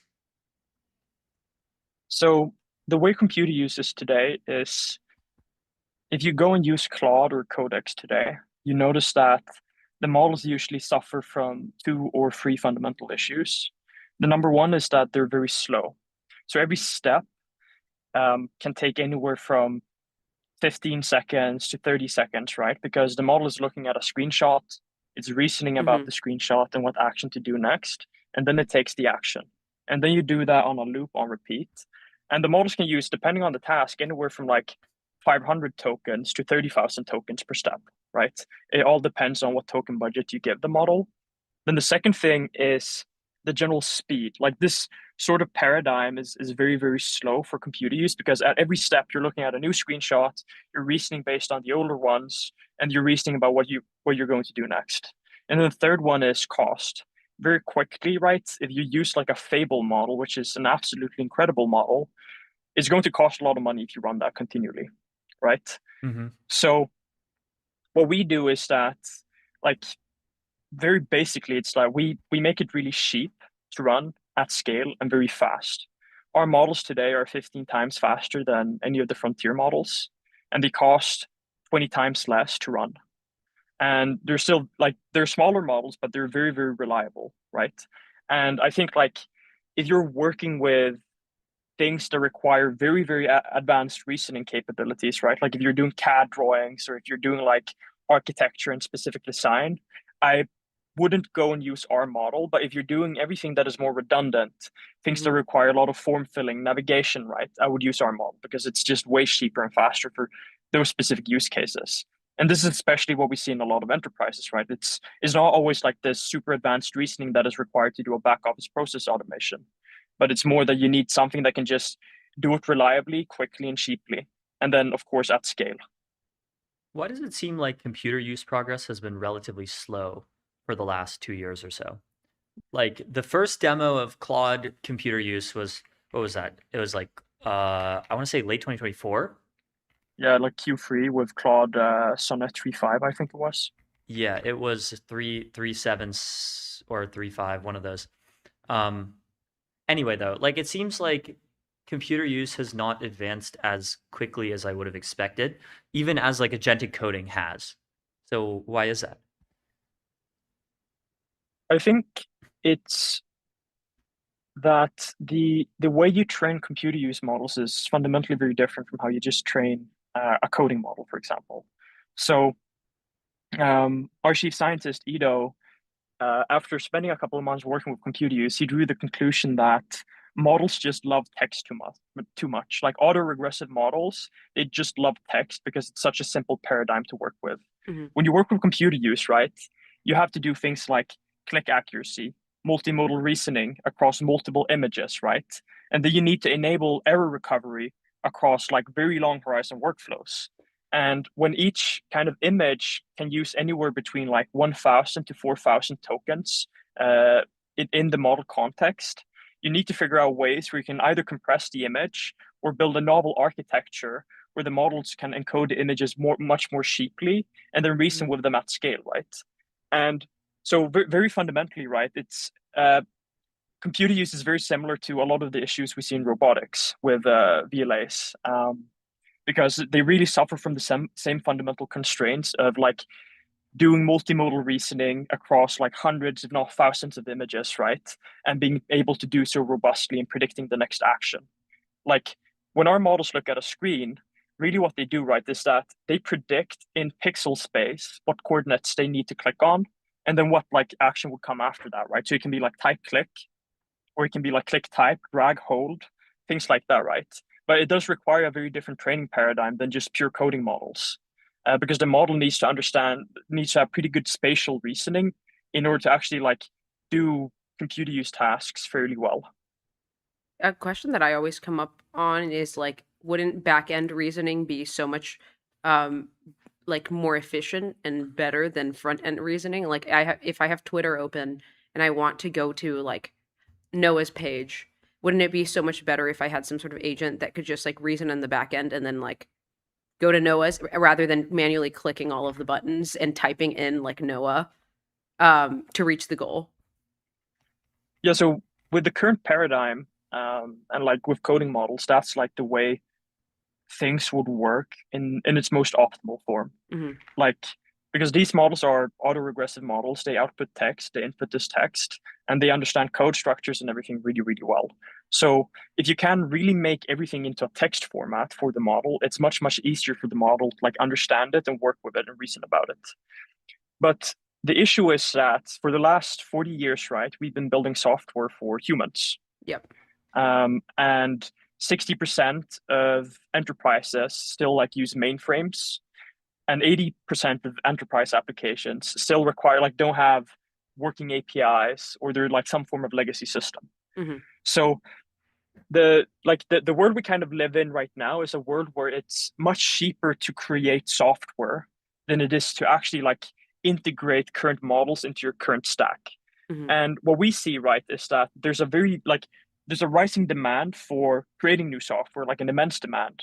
But the demand from enterprises for integrating with the current stacks, like with all of the current like systems of record, like Salesforce, SAP, like the entire Oracle suites and stuff, are also extremely high because they have like 10, 15 years of data on these platforms, and it's not something you just change out overnight.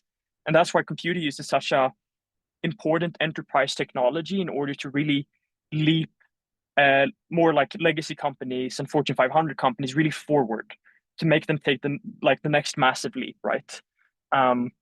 And so like I think like computer use fundamentally is a enterprise technology. It's not a consumer technology. I see. So then, what sort of tasks would computer use be like best suited for, like in the workplace? I think initially where we're seeing a lot of demand is in the back office process automation space. Things like signing and sending away documents, filling out specific forms, booking times for patients in hospitals. And then I think like this is slowly going to encompass things like ERP systems, which are essentially like at its fundamental level, like just the logic units for entire companies, like massive companies, right? Like almost every large Fortune 500 company in the world uses some ERP, such as SAP and similar. So I think like slowly is going to go from like BPO into these areas and slowly like move up the stack essentially. Where somewhere it's like going to meet where coding models like now are really good at but kind of fail, looking more like being the hands of AI than just like than just a coworker, right? Like the models of the future are going to be the models that can robustly navigate through computer use and code. What do you think the interface of the near future is going to be? Voice? I think voice for computer use is a really powerful paradigm. It's very like it's super interactive. Like we've been testing out more voice things very recently, and what I noticed is that it's such a nice thing to have because it's way better than like prompting and like having the agent take over your computer and like or waiting for it to take the action. It feels much more natural. Another question, or like one limitation of computer use that I see, is that your screen has to be exposed, right? Are there ways to work around that? And are there also ways to make the computer use faster than if a human was using it, like to beat the speed of a human? I think for background, it's like two things you do, right? Either you run like a browser in the background or like somehow try and make it so you can run a virtual machine in the background on the user's local computer. And the second option is like running it in the cloud, right? For like specific tasks, if you can like transfer login information from, for example, the user's local computer into a cloud VM, which would be almost an exact copy of their own computer, you could run all of those workflows and really scale them up for the user. So I think we're going to see like a lot of that in the coming months, where it's like this gap between what will run locally and what will run in the cloud, especially for computer use. I see. And how far does a prompt go? If I like prompt a computer use agent to like send a few like leases, if I'm like a leasing agent, like what is the like how is it measured on success, and like how long of a horizon is it able to tackle? So I think the empirical proof points that are starting to emerge is that models usually fail at around 150 to 200 steps. That's when they start really falling off. Like there was this benchmark released recently called OS World 2.0, where they measured like the long horizonness of models under a specific time constraint and like I think with a specific budget. And what they noticed with every frontier model was that around like 120 to 150 steps, they really started to fall off. Like that's when they would just completely forget what the task was. They were unable to like really move further. And so that's the first thing. And then the second thing is like speed and like in comparison to a human, right? Like I think right now our models do roughly 3 actions per second, right? But so the bottleneck for us, and to some extent, is becoming that the VMs that we're running on when we run in the cloud, we haven't optimized enough for them to be quick enough for how fast our model actually is. So it means that even if the model can like open the browser, go to search, and then like search whatever thing you wanted to do, and then like press enter and like keep navigating, the VM isn't registering all of those actions fast enough. So there's like some latency between how fast the model is and how fast the VM is. I see. But I think they're very quickly becoming much, much faster than people. What do you think it will actually take in order to scale computer use agents to work autonomously across thousands of turns or more than that? Is it just like scaling compute, or will you need any sort of new architectural innovations? I don't think you need like a brand new architecture. I think on the side of like making them fast, you need some novel ways of at least changing your model's architecture. But the way for making the models good, you just need a VLM and you need a really good post-training stack. Like you need to figure out like how you make the reinforcement learning work really well and that it generalizes across all operating systems. I think like if you solve those two, you can really just scale computer use and scale the speed of computer use. I don't think it's like something that requires a fundamentally new architecture or like a fundamentally new paradigm. I think really at the end of the day, it's like very similar to how code was. It's like data and compute, and then like maybe new architecture and a lot of kernels for making the model really fast. And when you say across all OS systems, like how diverse um, is this? Like, could I have it reason over like a phone theoretically, very similarly, um, or like a game, or like what level of like GUI variance is it able to handle? So I think what we've noticed from our models is that just if you have a pre-trained vision language model, it already has a very robust understanding of computer use. Mhm. But the way you should view reinforcement learning is a way to elicit those capabilities. So it goes from just being like text-based understanding to actual visual-based understanding. So the way we think about our RL essentially is that we need to really break down the data and the environments into their most essential and simple forms, where the model, like, it doesn't need to learn like an entire application. So we don't need to build like RL environments for every application on Earth.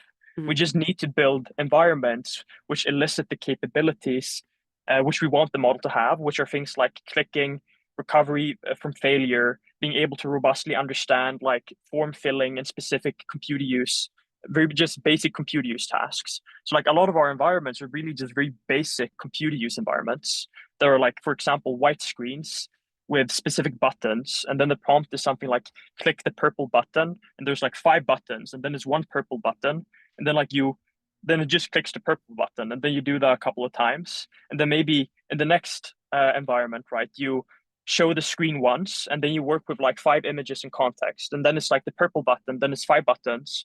So the model then needs to use, then it gets a new image, and then the model needs to use like an image in its context to understand which button it should click currently, right?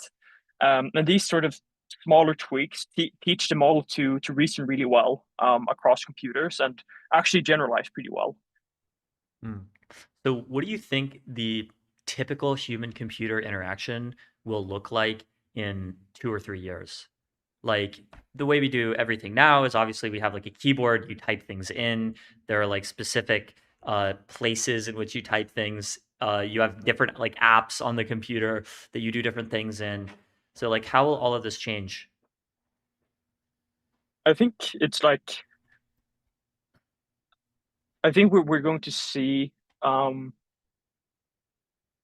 very much like a very interactive experience, right? Where it's like you're going to have the fusion models or coding models just generate the experience on the fly. And then somehow that model is connected to everything else on the internet, right? So like your average consumer will probably have like a laptop where it's like generating or even coding the OS in real time and whatever interaction it wants the user to have depending on the context. So I think it's going to be very voice based, the general interaction. Um, with like super tailored recommendation algorithms to really understand each individual user.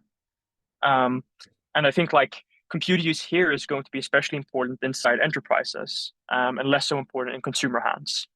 And then I think like after that, you're going to see something that will be more in the way of like Neuralink, where everyone will have like their brain computer interface and then will be like fought to text essentially. And then a model picks that up. And then from there, it like creates the experience that the user wants.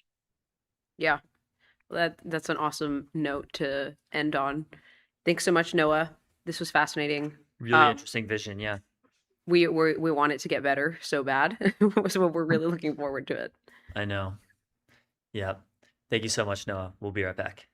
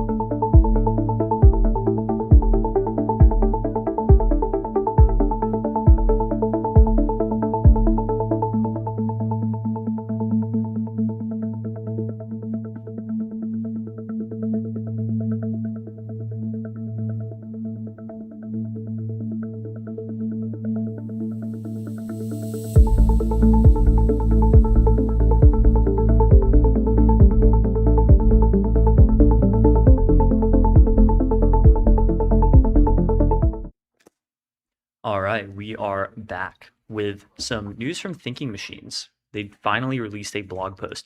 The future worth building is human by Thinking Machines, July 10th, 2026. Wonder who wrote it. The mission of Thinking Machines is Probably to a build... human. Probably. It's just human propaganda. It's to build AI that extends human will and judgment. This is like a much more specific statement than others, like, I don't know, Claude, for example. I don't think Extend human Anthropic will is and like to make AGI go well for humanity, Yeah. rather than specifically extending human will and judgment. Yeah, this is like going to be very soon the winning narrative. Probably, yeah. Is like people are gonna get so sick of like hearing super intelligent stuff because they're like, I don't see anything that proves that right now. That all of this messaging is just gonna start becoming like, oh, make you the best human, like make you a superhuman, make you awesome. Yeah. This is kind of like the mission of Syndrome from The Incredibles. What? I don't remember The Incredibles. I You have don't like, remember The Incredibles? no, I have very bad memory of it. It was not like a load-bearing Pixar movie in my childhood. It was life. absolutely a load-bearing Pixar movie in my childhood. Anyway, though, the premise of The Incredibles is there's this superhero family who, you know, fight against this villain named Syndrome. Mhm. And what does Syndrome do? He kills superheroes because he hates them. But his mission at the end of the movie is to make everyone super so that no one is super. And then for some reason that's seen as like a villainous thing to do, and the Incredibles beat him and kill him. It's an unusually vivid death for a PG like movie Really? for kids. Yeah. Wait, that is actually really interesting. Spoilers. So egalitarianism is seen as evil. I don't know if it's egalitarianism as much as like just increasing the broad capability of the public. Because another way to do egalitarianism would just be to kill all the superheroes so no one has any superpowers. But he wanted to give people superpowers. Yeah, there's more specific word for this, right? Like other I don't forms know. of egalitarianism. Anyway, spoilers, his cape gets caught in a jet engine and he gets sucked in and blown up. Oh God, Yeah. I don't know how they got away that's with brutal. that. This movie came out in 2004. It was the first movie I watched in movie theaters as a baby. Mine was car, not singular car. Singular car. Cars. That movie is very load bearing to me. Yeah, it was a great movie. It's actually crazy I didn't become a car autist after that. I think it's Yeah. probably a gender thing, but anyways. I didn't become a car autist after watching Cars, even though I love the Cars movie. Never been that into cars. Anyway, to progress on the path of AI in service of human will and judgment, Thinking Machines is working on these technical directions. They train strong models, advancing capabilities such as multimodal interaction, customizability. We haven't really seen any of these yet, I don't think. Has Thinking Machines released any models? I Tinky? think not. Tinker isn't a model. Machine. Oh, you're right. This is a training API. They released one model called TML Interaction Yeah, they Small. released an interaction model. Okay, so that's their first model. I don't know about released because I haven't tried it, or I don't know who it's available to. Is it available to the public? Oh, it's a research preview. Ah. Can you look at it on Hugging Face? Nope, you can't. Okay. Sad. Anyway, we build tools that enable people to make AI their own, customizing models, including training model weights. This is what Tinker is, the training API that does training and fine-tuning.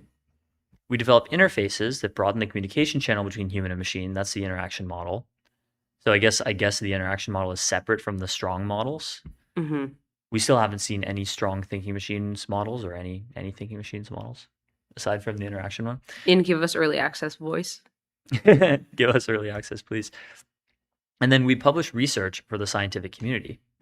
This is Connectionism. This is their research blog.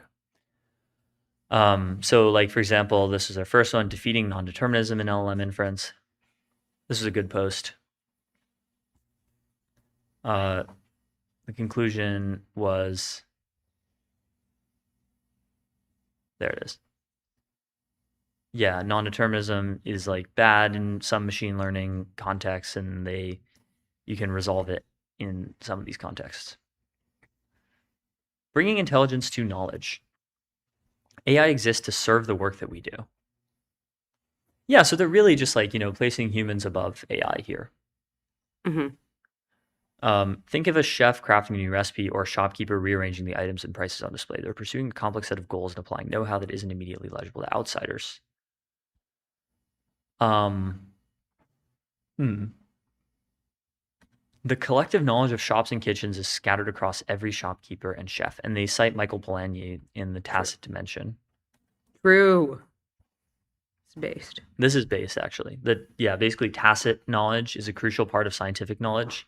So, like, for example... And it's completely distributed. Like, it's distributed in a lot of cases. And it's hard to put inside an LLM because it's hard to collect training data on tacit knowledge. Yes. So, like, for example, if you are training models to be good at bio, a lot of the best biologists, like even with a very specific like subfield of biology, like pipetting, this is something that takes like real tacit knowledge to understand like what you're doing right, what you're doing wrong. Real Even like TK. cooking. If you're trying to explain to a model how to cook, like cooking is difficult. You need to know like, this egg that I am frying right now needs to be flipped at this time because I eyeballed it and I know that this is like the right time to flip the egg. All of taste kind of fits under the category of tacit knowledge. Yeah. So, yeah, I mean, this is based. So the dispersion of knowledge is a collective strength. It's the source of variety, adaptability, and resilience. It's the reason free markets outperform planned economies. Very Hayekian. Central planning fails not because of insufficient intelligence, but because the nature of productive knowledge is tacit, local, fleeting, and held privately by those who acquired it through their work. True. So true. Well, that is true, but I think it fails because of insufficient intelligence. Of course, the AI lab people are like, oh, well, central planners are smart enough. They just lack the right data. Anyway, yeah, this is a classic essay, The Use of Knowledge in Society by Friedrich Hayek.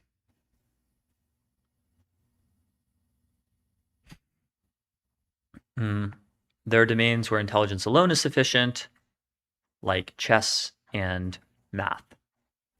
But there's two traits. First, the goal given to AI is static and expressible. And second, these domains don't contain hidden knowledge. That's right, because the rules are universal. There's no like tacit knowledge that can help you play chess better than an AI that can just like think about all the possible permutations of the board. Yes, I know that's not literally how chess engines work, but you know what I mean. For AI to benefit from distributed knowledge, it must itself be distributed. Yeah, that's true. In 2014, Toyota, long a master of the automated plant, brought its expert craftsmen back onto the line with the explicit goal of growing craftsmanship and knowledge. The man who led this put the reason this way: to be the master of the machine, you have to have the knowledge and the skills to teach the machine. Okay, but like I do challenge this a little bit because Toyota is not like super dominant over the global automotive industry. They haven't managed to like grow their stock very much. But they were for a long time, right? Yeah, but like they have fallen off a little bit. What allowed them to like become such a powerhouse was like the quality of their processes. Yes, but like for example, now Tesla has like heavily automated factories. Tesla is the process winner now, and is worth way more than Toyota. Mm-hmm. Toyota is worth $250 billion. That's like a lot, but Tesla is worth what? 8 times this, something like that. 6 times this. Toyota must have been one of the largest. Well, that doesn't companies in the disqualify world a the decade statement ago. from being true. No, it doesn't disqualify it from being true, but I think it does disqualify it from being like the only true way to improve production processes. And I wonder, like, how, was Toyota actually better off for this? The best way to improve production processes is youth, and I don't mean like age, physical youth, like the introduction and integration of new ideas, like young ideas and young improvements. So AI should enable each organization to be excellent in its own way, not to erase the differences between them. This part I totally agree with. Like, I think it's a way better vision for AI to be customized to people in different organizations rather than to have just one Claude that is the same everywhere. Kind of like a deity. I can see why Anthropic would want that vision, though. There's going to be like a few, like the way that it already exists is like we have our deities. We have our like little pantheon of models. Pantheon mentioned. But that's just going to be like a line of products, and then the rest, like most organizations, will just have their specialized model or thing. Human participation is a technical challenge. Keeping people engaged in setting goals and sharing knowledge with AI doesn't mean resisting automation for its own sake. What a machine does reliably on its own, it should do. Okay, but what if that's everything?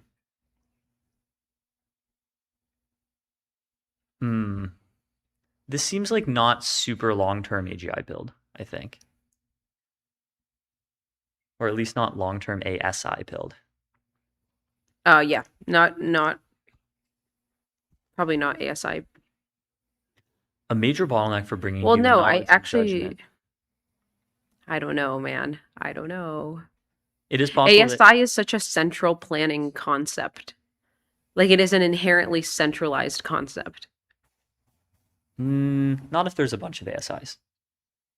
Well, like, yeah, I mean, I don't know, but then This it's is still a Seb Creer vision of the future. yeah, and the V. McCoy vision of the future, Mm-hmm. the multipolar singularity mentioned, but ASI still assumes at least like a oligarchy or an oligopolic. Oligopolic? No, Is it that a doesn't. word? Oligopolistic. Oligopolistic, yeah. Oligopolistic view of where things are going. A major bottleneck for bringing human knowledge and judgment to work with LLMs is the communication channel between human and AI. Small text box and long wait. This is too narrow to carry the richness of human wisdom and intent. This is why the interaction models, there it is. This is why we're making a long-term bet on interaction models. I mean, they are actually completely correct about this. This is totally correct, yes. Yeah. Our interaction models, do they handle vision or just audio? Capabilities. Probably just audio right This now. is my friend Tessa. Okay, I'm doing some work. Okay, so it is video. Oh, really? Mm-hmm.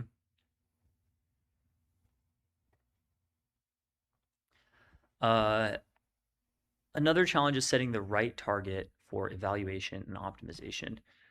The common measure of AI intelligence today, artificial intelligence today, is a time horizon of software tasks models can execute autonomously tracked on charts like meters.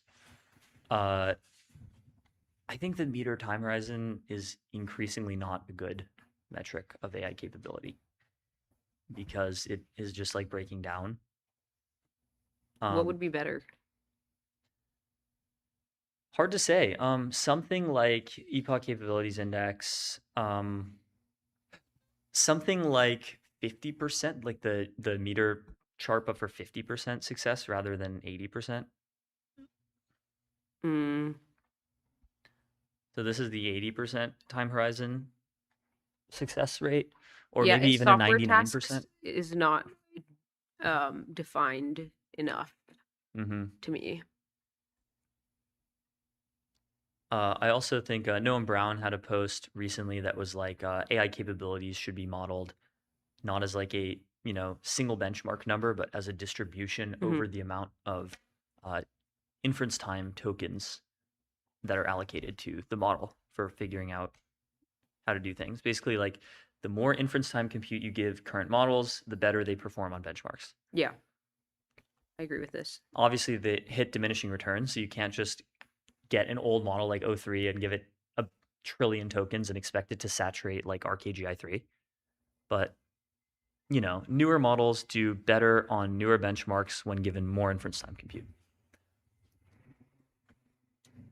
Measuring the latter is more complex and can't be done by a lab on its own. Yeah, every organization evaluates for itself how AI helps it specifically. Building an AI that makes its users stronger in the long run also aligns incentives well. Yeah. So Thinky benefits when their customers leverage their unique advantages. And of course, the customers benefit by being able to use AI that helps them specifically. Yeah. Decentralized alignment. Human values, just like human knowledge, reside in the heads of individual people and resist consolidation. But today, the values and voice of AI are decided in a handful of places. A single locus of value alignment, however well run, becomes a locus of power to be captured. So true. This is what people mean by power concentration risks. In other words, even if you figure out the problem of AI alignment, you still have to deal with the problem of, well, who is the AI aligned to? Much has been written about this. But isn't alignment attempting to find like the lowest common denominator values shared by everyone and then aligning to those? No. Not all alignment. Not all alignment. Yeah. This creates danger. The social contract between corporations, governments, and citizens relies on individuals' productive capabilities on which the government's sovereignty and corporations' profits ultimately depend. Power that needs nothing from people loses the incentive to care for their needs and values, caring instead for its own preservation. And this is the intelligence curse. The intelligence curse is, great AI microsite blog essay by Luke Drago and Rudolph Lane, who I interviewed Luke Drago on the Theo Jaffe podcast a long time ago. And I see him all the time I'm not going to dox, but I see him all the time at a place. Okay. I didn't realize how cracked the acknowledgements list was, but yeah, wow, it's pretty cracked. Anyway, Luke and Rudolph co-founded Workshop Labs, which basically tried to solve the intelligence curse by creating models that were aligned to humans. And then they were acqui-hired by Thinking Machines, and now they are at Thinking Machines. Even with the best intentions, a model shaped in one place inevitably encodes the values of its owner, not the individual users it serves. Says Pope Leo XIV. The more moral AI is not enough if that morality is determined by a few. Which is kind of ridiculous, actually, because, doesn't the Pope literally believe that morality should be determined by the Catholic Church? I mean, yeah. Yeah. More moral AI is not enough if that morality is determined by a few, unless it's a few cardinals, in which case, great. No, I think it's not his individual view. I think he probably is very pro other people in the conversation, other people's views or whatever. He's just this is my opinion. I don't know, I don't understand the whole transformation of the Pope in public discourse into wholesome Chungus, secular morality leader. The Pope is we ahead have of the always Catholic had Church. more moral authorities than the present moment. For all of human history, we had more moral authorities than we currently do. Right now we have two. We have the Pope and the Dalai Lama or something. And then we have the sultans or whatever. Religious moral authorities, you mean? And who's we? If by we you mean the West, or mean then the world. maybe. No, I mean the world has plenty of religious moral figures, just not Western ones. For example, the Islamic Republic of Iran has plenty of moral religious figures. Yeah, that's what I'm saying. Not ones that Ayatollah or whatever. Yeah. But I don't and the Dalai go Lama. to the Ayatollah of Iran for moral advice. Of course, but okay, you can probably cross-reference the Ayatollah's ideas with the Pope's ideas, and then come up with the what's it called, the Dalai Lama's ideas, and then there will be commonalities. And then those commonalities, if you were to administer a poll to the entire world population, would probably most people would agree with them. Sure. And then that, so like, but yeah, I understand what you mean. I mean, if the Ayatollah is developing a proprietary frontier model, then like obviously that would clash with the Western frontier models.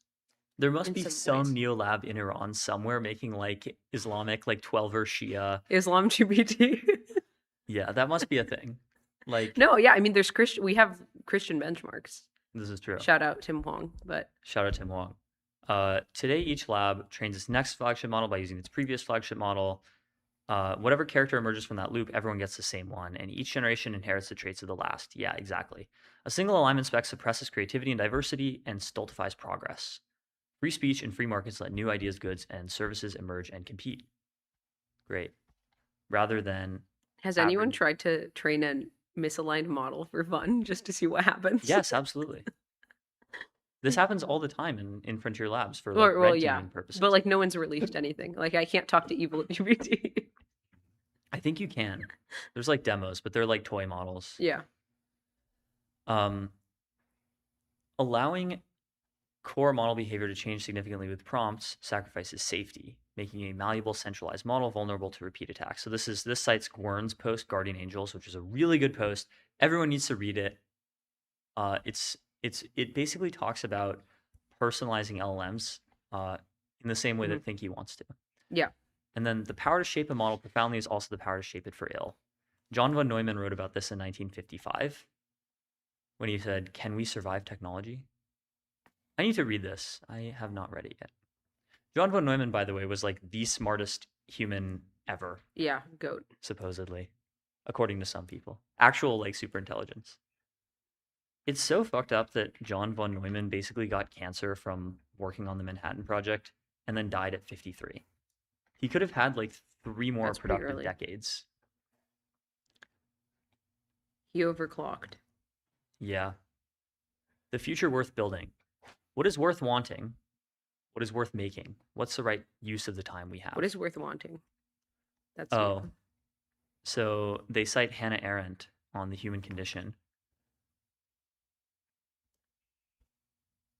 Good quote. The current path of AI development frames human involvement as a trade-off. We see these as technical challenges to solve. AI that is more capable because it encourages human participation. Alignment that arises from diverse AIs shaped by the people who own them.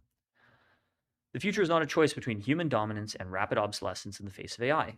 Different roads lead to many different futures, and we get to choose which one to take. We are building technology that lets the born and the made walk the road together. It's a great vision. You know, I'm excited to see what they ship. I would really like for thinking machines to ship a really customizable model that understands my values and my preferences and can is act interactive. on my behalf. Basically, I want them to make the Guardian Angel from Gwern's post Guardian Angels. Mm-hmm. That would be awesome. Thinking machines, if you're watching this, that would be so epic. Please make this, and we will gladly and give us a beta test research preview. Yeah, and give us a research preview. That would be awesome. Anyway, so that's our Thinking Machines blog post. We also have some news from China, from Zhongguo. China successfully launches reusable rocket in a win for space program. China launched and partially recovered a rocket, said state media. I don't know why they say state media said. Like, I find it kind of hard to believe that China would lie about something like this. If they were inclined to lie about something like this, they probably would have lied about it years ago. And, you know, China's not North Korea. They're connected with the world. If they just completely lied about this, I think we would know. So it's called the Long March 10B. Wow, so they figured it out in their maiden flight. So what is this rocket? The Long March 10B. Oh, wow. It has a big Chinese flag on it. It's beautiful. This is a really nice looking rocket. It is operated by China Rocket Co., the commercial arm of CALT, the China Academy of Launch Vehicle Technology in Beijing. So it was launched into orbit. Minutes later, a giant net caught the rocket's booster upon its descent. Okay. So SpaceX manages to recover rockets by having the rocket itself fire as it lands on a landing pad. China, I guess, had the rocket booster fall into a net, which I guess works also, but then you need the infrastructure of a net. Whereas with SpaceX, you can just land on any flat surface.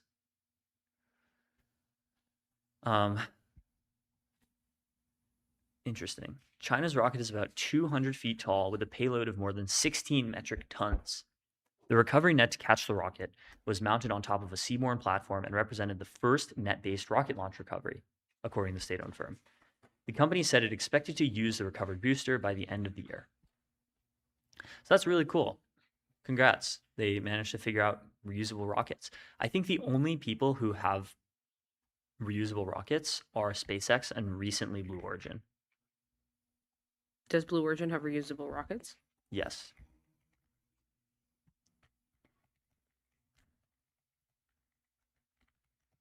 What about Rocket Lab?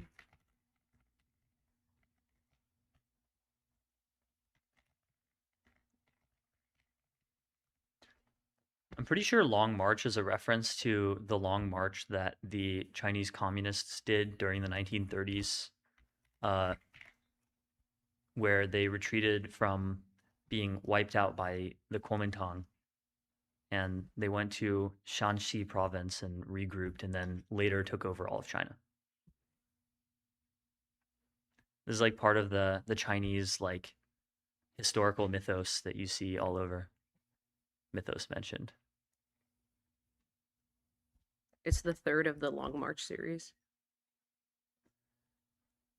So who has reusable rockets? I think it's literally just SpaceX. Yeah, Blue Origin, and Rocket Long Lab does March. not have reusable rockets. What?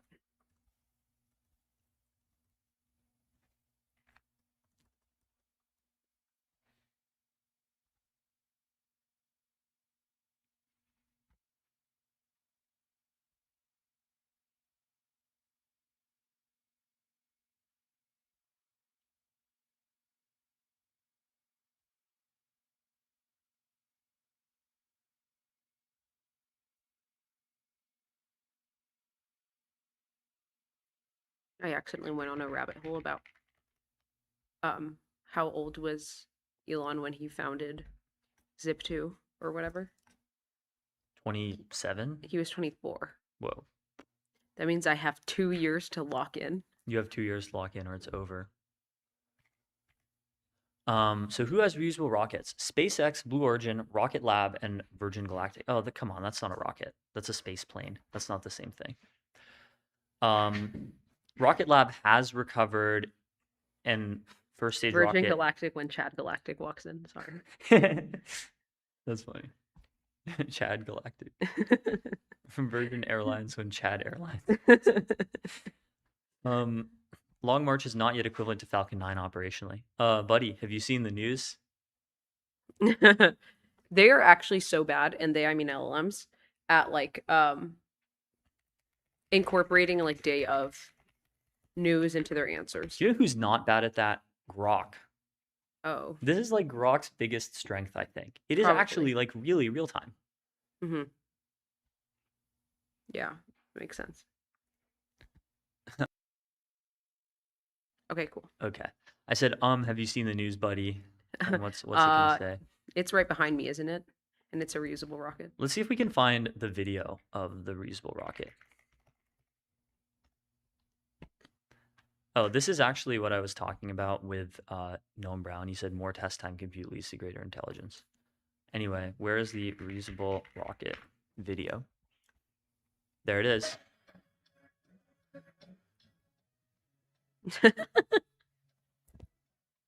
Heartwarming. Where's the net? I don't see it. How do they not burn the hell out of the net with this? Is that wood? No, it's not wood, right? The This thing is it landed the other. on? No, never mind. I think this is the real video. The last one we saw was just a render. That's really sick. Wow, wow, wow.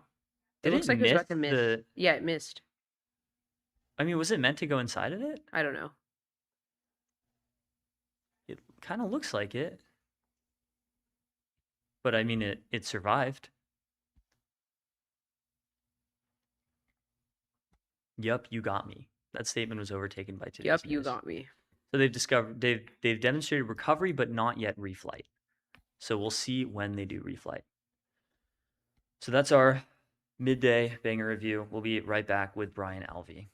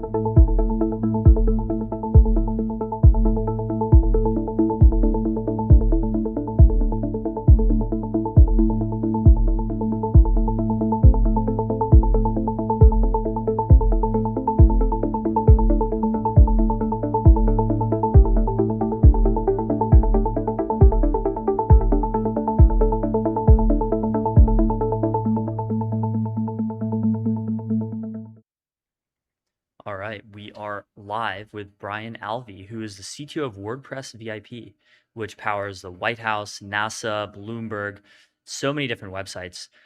He has a very, very long history in the tech industry. He's done all kinds of stuff. He designed the first TV Guide website. He built publishing systems all the way back in the 90s. He worked on weblogs, Blogsmith, so many different things. So, Brian, welcome to MTS. Thank you very much for making me feel old. Yeah, those things are more than 30 years ago now. Wow. But yes, long career in tech. That's incredible. Excited to be here. So tell us about what you mean by you build software that makes creative people more powerful. Yeah, Your it's Twitter bio. interesting. Yeah, no, of course. I know exactly what you mean. I think there's, not everybody knows kind of what their thing is, but looking back on my career at one point, I just realized my sort of through line was I build software that just helps creators do more, better, faster, stronger, whatever. So that turned out to be content management systems for the web. I was kind of lucky that the web came here because I thought I was going to be a comic book artist. I got an astrophysics degree. You can't do anything with both of those. And then the web happened. I was like, oh, thank God, because it was this great marriage of technology and creativity, for publishing. And I loved publishing. I love magazines. I'd worked with a lot of magazines. So it just ended up building the platforms that powered Netscape, TMZ, and Gadget, all these things. And it's funny watching your show because, the original idea. So I built TMZ way back, obviously Harvey Levin created it, right? But his original idea for TMZ, the gossip show, which is sometimes the biggest website on earth, right? When they break certain stories, Michael Jackson, things like that. Yeah. His idea was people sitting around a room on like a webcam. And people told him back in 2006, it's a stupid idea. Nobody's going to watch people sitting there in a situation room, newsroom, just waiting for the phone to ring and break some news and walk up to the camera and report it. And then here we are today. TMZ has one of the biggest TV shows, on television, right? One of the biggest things, the biggest website too. And then you guys are doing kind of the same thing with this situation room, monitoring the situation. So it's pretty cool. Similar, yeah. Situation room. We do call this the situation room.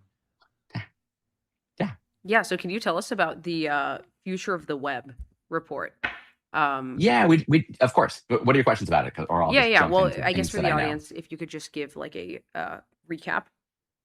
Yeah, totally. So I work at WordPress VIP. We power all these sites like you talked about, Salesforce and Rolling Stone and New York Post, all these giant, important or very popular sites. And my career has been all that. So I'm the chief technology officer running that platform. And we talk to all these companies, and there's a lot of fear about AI right now. So we did a big survey of the future of the web. And I think personally a lot about, I build software that makes websites work. I build software for newsrooms, for teams, for creators. What of that is going to survive the next 5 years? So we did this big survey with 2,000 people, a lot of enterprise buyers, a lot of high-end users. And we learned a lot of things. So in that survey, oh, and by the way, WordPress VIP is like the enterprise WordPress. So when you hear WordPress, you think, oh, blog software, or it doesn't scale, or it's easy to hack. We do the opposite. Hard to hack, scales perfectly, right? All this. So that's enterprise WordPress we're doing. So we talked to all these enterprise WordPress people about AI and their AI usage, and we learned a bunch of things. One of the facts was, 86% of people still click through those answer engine results. They actually go to the website that they got the answers from. So your traffic isn't going to dry up. But I don't think it's going to last forever, right? As you have people looking at Google, The Verge is looking at Google Zero, and people, all these, people.com, all these things, looking at like what happens when the Google stuff runs out. I think that you'll also get to human zero, where people don't visit your website anymore. Bots come and do the shopping and the reading and things like that. So I think that it's great that you have 86% click through now, people still going and visiting your site, but I don't think it's going to last.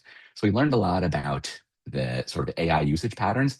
I'll tell you one huge thing, which will not be a surprise to you at all, is people just don't trust AI, right? That's why they click through to learn. We're seeing other things that weren't even in the report. Like we have, there's a series of products, when you go on a pricing page for software, there's always like the light plan, which gives you 10 features. Then the next plan up gives you like those 10 plus 10 more, right? The SaaS pricing grid. It turned out that people who had AI features in their upper level plans that you could buy, if they had the word AI in there, if they took the word AI out, even though the AI features are still in there, they got better conversions and they sold more of the upper level plans. Right. People will not buy things that say they have AI in them, even if they want things and need things that have AI in them. So just the level of distrust of AI is huge, and it is a massive threat to businesses, and we can talk about that and unpack that. Yeah, definitely. I think like AI powered has become a bit of an anti-signal for people. Like now Like people blockchain on the Yeah, blockchain. exactly.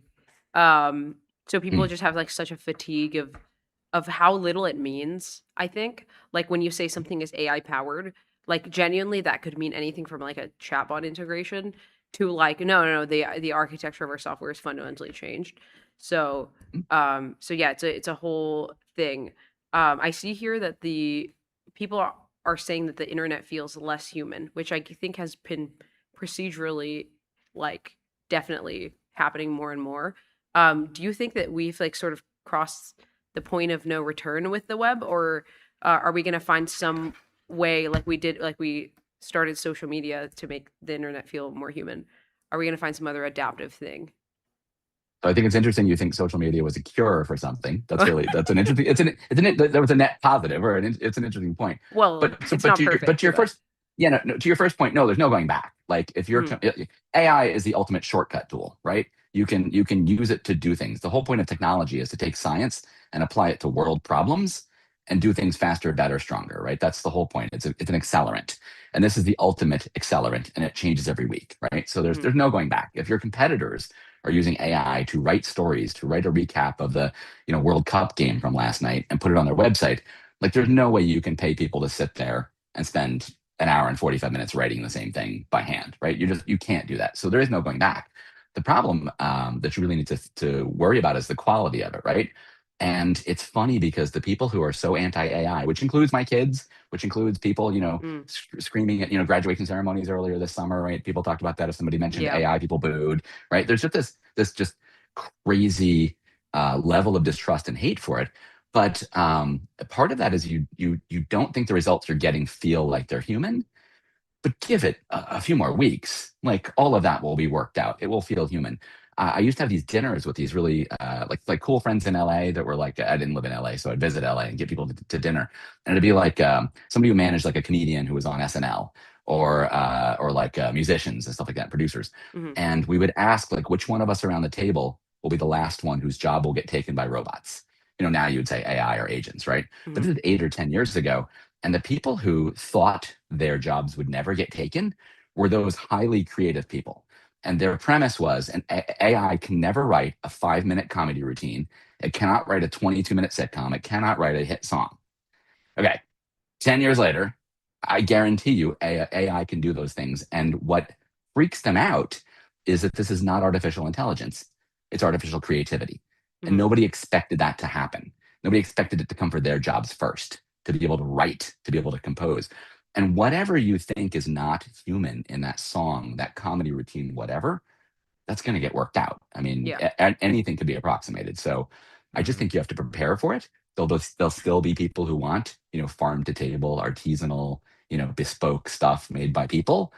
But I just don't think it's practical to think that things won't be automated more and more going forward in the next few years. Well, I am a turbo AI bull. I have absolute confidence in the ability of AI to eventually automate things like comedy or whatever. But like AI writing right now, for example, it's just not very good. Like AI generated comedy, like if you just prompt a model with like generate a comedy set about this, it's just not very good right now. Yeah. I actually do think that comedians and whatnot have jobs that are safe for some time into the future, which I would not have expected 3 years ago. 3 years ago, I think I would have predicted by 2026, these jobs would be under like serious stress. And they're not, because like just the way that Claude talks, it does all these Claudisms. It always sounds the same. Eventually they'll figure out how to make LLM idiolects more varied and interesting, but it's just not there yet. Here's my slight interjection is that there are people in like parts of the world who obviously don't interact with Claude or are like fairly insulated from technology, so they will still like either certain parts of the world or certain age ranges, like kids who don't have the discernment yet, who will still like AI content will appeal to them if just for like a brief window of time. So like you can imagine like random people like I don't know, in India or something or some other continent who they're not used to like, oh, I can obviously tell this is a Claudism or this is like an LLMism, who haven't sort of like developed the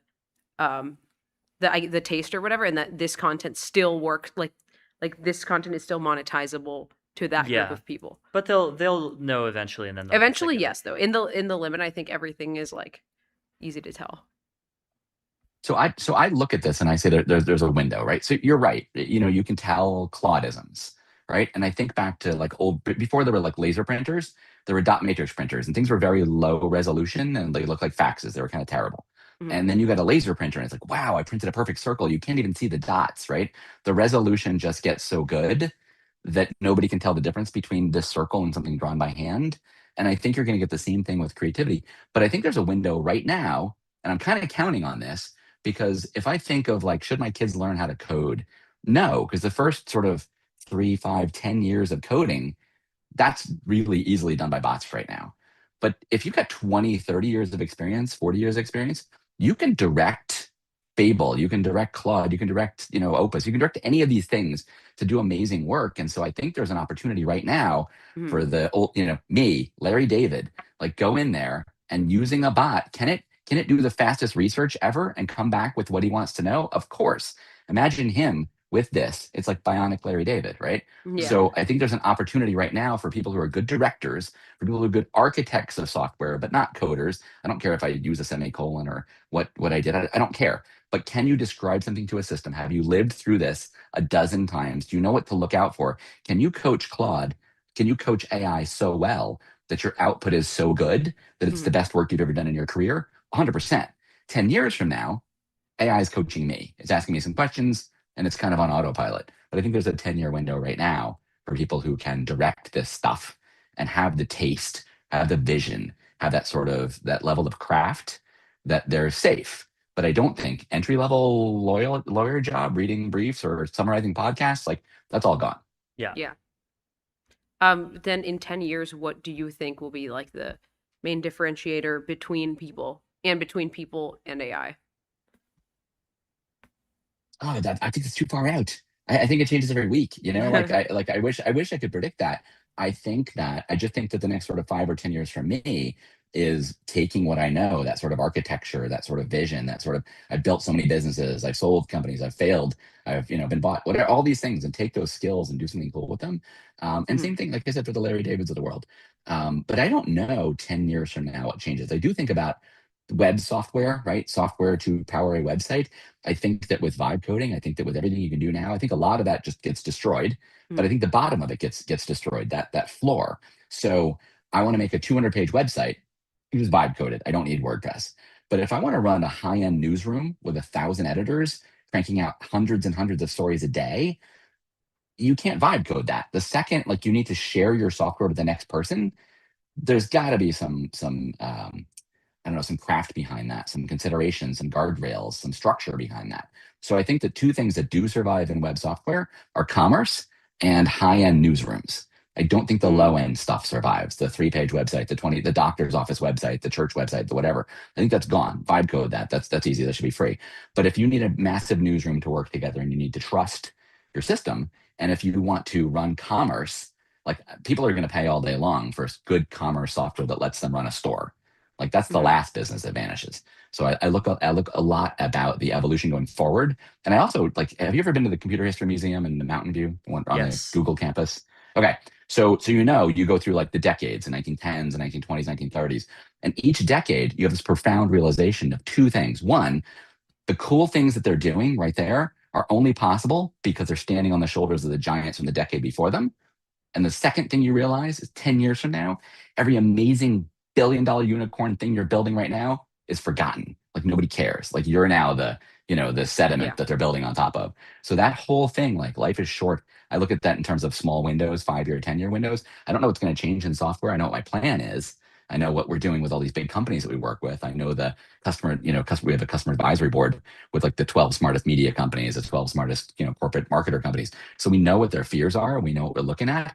10 years is a long, especially with things accelerating, 10 years is a long time from now. Yeah. Well, this has been great. Thank you so much, Brian. Yeah, I love everyone the show. check So thanks out for having me the on. Future of the Web report. And we'll be right back. We'll be right back.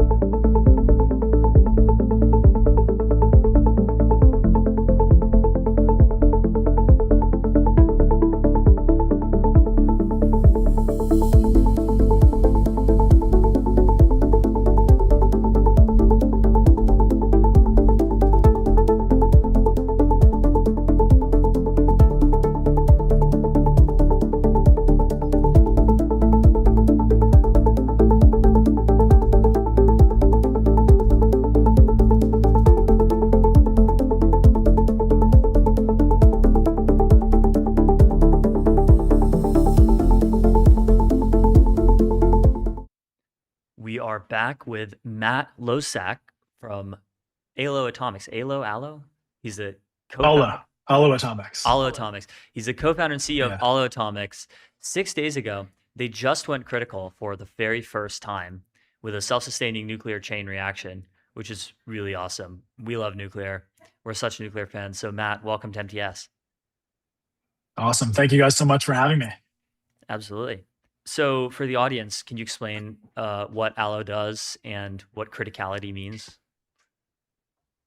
Yeah, so we are mass manufacturing nuclear power plants that are purpose-built for powering AI data centers. So we got started around 3 years ago, less than 3 years ago. We've raised 300 million, and we scaled from 2 to 200 people. And as of this past Friday, I guess it's about a week ago, we achieved criticality on our first full-scale reactor at 12:20 a.m. on the 4th of July. So definitely the best day of my life, possibly the most stressful day of my life. We cut it close because the president made these executive orders a year prior, commanding at least 3 reactors to achieve criticality by July 4th of this year. And we narrowly made it. So it was super exciting. Yeah, best day of my life. Amazing. That's That's awesome. so poetic. It was on like America's It is on the 250th 250th anniversary. Yeah. Incredible. Exactly. So what were the other 2 companies? Was this or companies? Was it 2 other companies? Yeah, so there was actually 3, so 4 in total. There was Antares, who did it first, Valar, and then a company kind of came out of nowhere called Deployable. And each of these companies took critical a slightly different reactor. So Antares started with a 500 kilowatt reactor meant for ocean and space and maybe military applications. Valor went next with a 100 kilowatt system, which I believe is a similar target market. And then Deployable kind of had a small system. They kind of got started more recently, so they still wanted to try to do something by July 4th, and they pulled it off with a kind of reactor this big that they put some CO2 fuel into. And for us, we'd kind of been going after this for 3 years, so we had more time to do something larger scale. So ours is we basically bought like 30 megawatt thermal worth of fuel. It's a full scale reactor you see behind me. So it's all installed in these modules that come from the factory. And so our reactor, when we add in the sodium, we'll be able to extract 30 megawatt thermal, 10 megawatt electric per reactor. The commercial product is 5 of these reactors, so 50 megawatts electric, purpose-built for powering AI data centers. But it was just so cool. I mean, we were in the control room next door, and like I built things in my life out of wood, out of metal, out of cardboard when I was a kid, but I've never split an atom. And that was just like the coolest feeling in the world. Like something that we built in our factory was literally splitting atoms next door. It was just such a cool, awesome day. That's incredible. So what is Alo's niche compared to other nuclear companies? Like, what do you do differently? So our focus is really on powering AI data centers. I think a lot of people feel like product market fit is like not a real thing in nuclear. They assume like, oh, you build a reactor, plug in anything like you would a wall outlet, and Bob's your uncle. And that's really not the case. Like there's different reactor sizes, different economics, different levels of mass manufacturability, transportability, different supply chains. And some can go to higher temperatures or lower temperatures. So I think what you're seeing is a lot of startups got it started 5 or 10 years ago, and they kind of decided to go after the niche of the military. And they chose certain fuels like TRISO fuel, which is this special fuel form factor that has these little ceramic pebbles that are really good if you're on like a forward deployed military base, because if you get annihilated by missiles, you can vacuum the particles up, and it's like good for forward deployed energy. But the problem is the supply chain is really low right now for this fuel, and it's also inherently expensive. It's what is TRISO? It is UO2 plus some extra manufacturing steps. And so we kind of said, well, what's a good supply chain for our fuel? We chose off-the-shelf fuel used by all the pressurized water reactors around the country today. Like 99% of reactors in the world use UO2. And then we also thought about, well, what would be a faster way to deploy? Because, like, if you make a nuclear reactor for the military, maybe you'll deploy a couple per year. If you're trying to power data centers, we need to find a way to produce a gigawatt per year, 10 gigawatts per year, maybe even 100 gigawatts a year one day. And to do that, the thing that really matters, first of all, is supply chain. Second is mass manufacturability and mass transportability. So we asked ourselves, what is the most powerful reactor you can fit on the back of a truck? And that was our kind of design, thesis. And so I think, our reactor will really be a good fit for data centers because it's in that sweet spot of economics, supply chain scalability, and high availability and uptime. So that's the kind of niche that makes this a good product market fit for data centers. So how does it? Oh, go on. Are there still like significant regulatory barriers to nuclear deployment? I mean, I'm sure there are, but I imagine it's not like what it was prior to the current admin. Well, 15 years ago, I'd say yes. I mean, there was like anti-nuclear people in charge of the NRC back then, and that's not regulation. That is active prevention. But things have really changed in the past 5 years. You have things like the DANU arm of the NRC for advanced reactor licensing. You have the executive orders for DOE authorization, DOE NRC harmonization. You have NRC Part 53, Part 57, which are really focused on advanced reactor licensing, micro reactor licensing. So I think what we've proven now is, in going from founding to fission in under 3 years, the regulatory environment is just much more healthy now. It's still very stringent and it's a gold standard regulator, but it's no longer active prevention. So I actually have regulatory as one of my lower risks on the risk register for our company at this point in time. So how does it compare? How does nuclear, like small nuclear, compare to alternate power sources for data centers in efficiency and size, transportability, manufacturability? Well, I'm biased, but I'm pretty sure we're onto like a holy grail energy product here. So I mean, it's so cool. Nuclear is like the most misunderstood technology probably of all time. I mean, it's clean, it's baseload, it has as good a safety track record as solar and wind, contrary to a lot of popular understanding. If you kind of compare it to the main way we're powering data centers today, that's natural gas. And this is going to be way more scalable because for natural gas, you've got to be close to this underground labyrinth of pipeline to constantly feed that beast, the turbine with new natural gas at all times, do new fracking, new pipeline expansion. It adds a lot of cost and it can be slower and so on. And nowadays, net new natural gas is like 15, 16, 17 cents a kilowatt hour, despite some financial engineering some people do to make it appear otherwise. And so, to be able to put a hollow pod anywhere, doesn't need water, doesn't need an underground labyrinth of natural gas pipeline. It uses 100 times less land than renewables. So it's just easy to put anywhere. It's very compact. And then, geothermal and hydro, they need like fast moving water or a magma pocket. So it's so cool how this technology can just work anywhere. Doesn't matter if it's sunny or windy or whatever. So I think, as soon as we scale production, we're about to move into a 1 million square foot facility to scale production of our hardware and improve the economics, which we've just taken this reactor live. This is no longer, finger in the wind economic guessing. I think you're going to see a lot more of this stuff get deployed quite ubiquitously around the country and the world. So what about the people building data centers? Like, are they receptive to nuclear as an energy source, or is there any concerns that they might have? Like, what are the risks that still exist in your view? Well, I mean, I think it's kind of interesting because you're seeing a lot of data centers getting NIMBYism for the data center itself. I mean, on the one hand, there's a lot of people who have uncertain feelings about AI.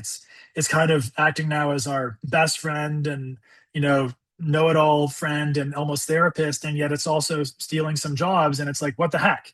People don't know how to feel about AI to begin with. It's a blessing, and also, people, it's somehow still controversial.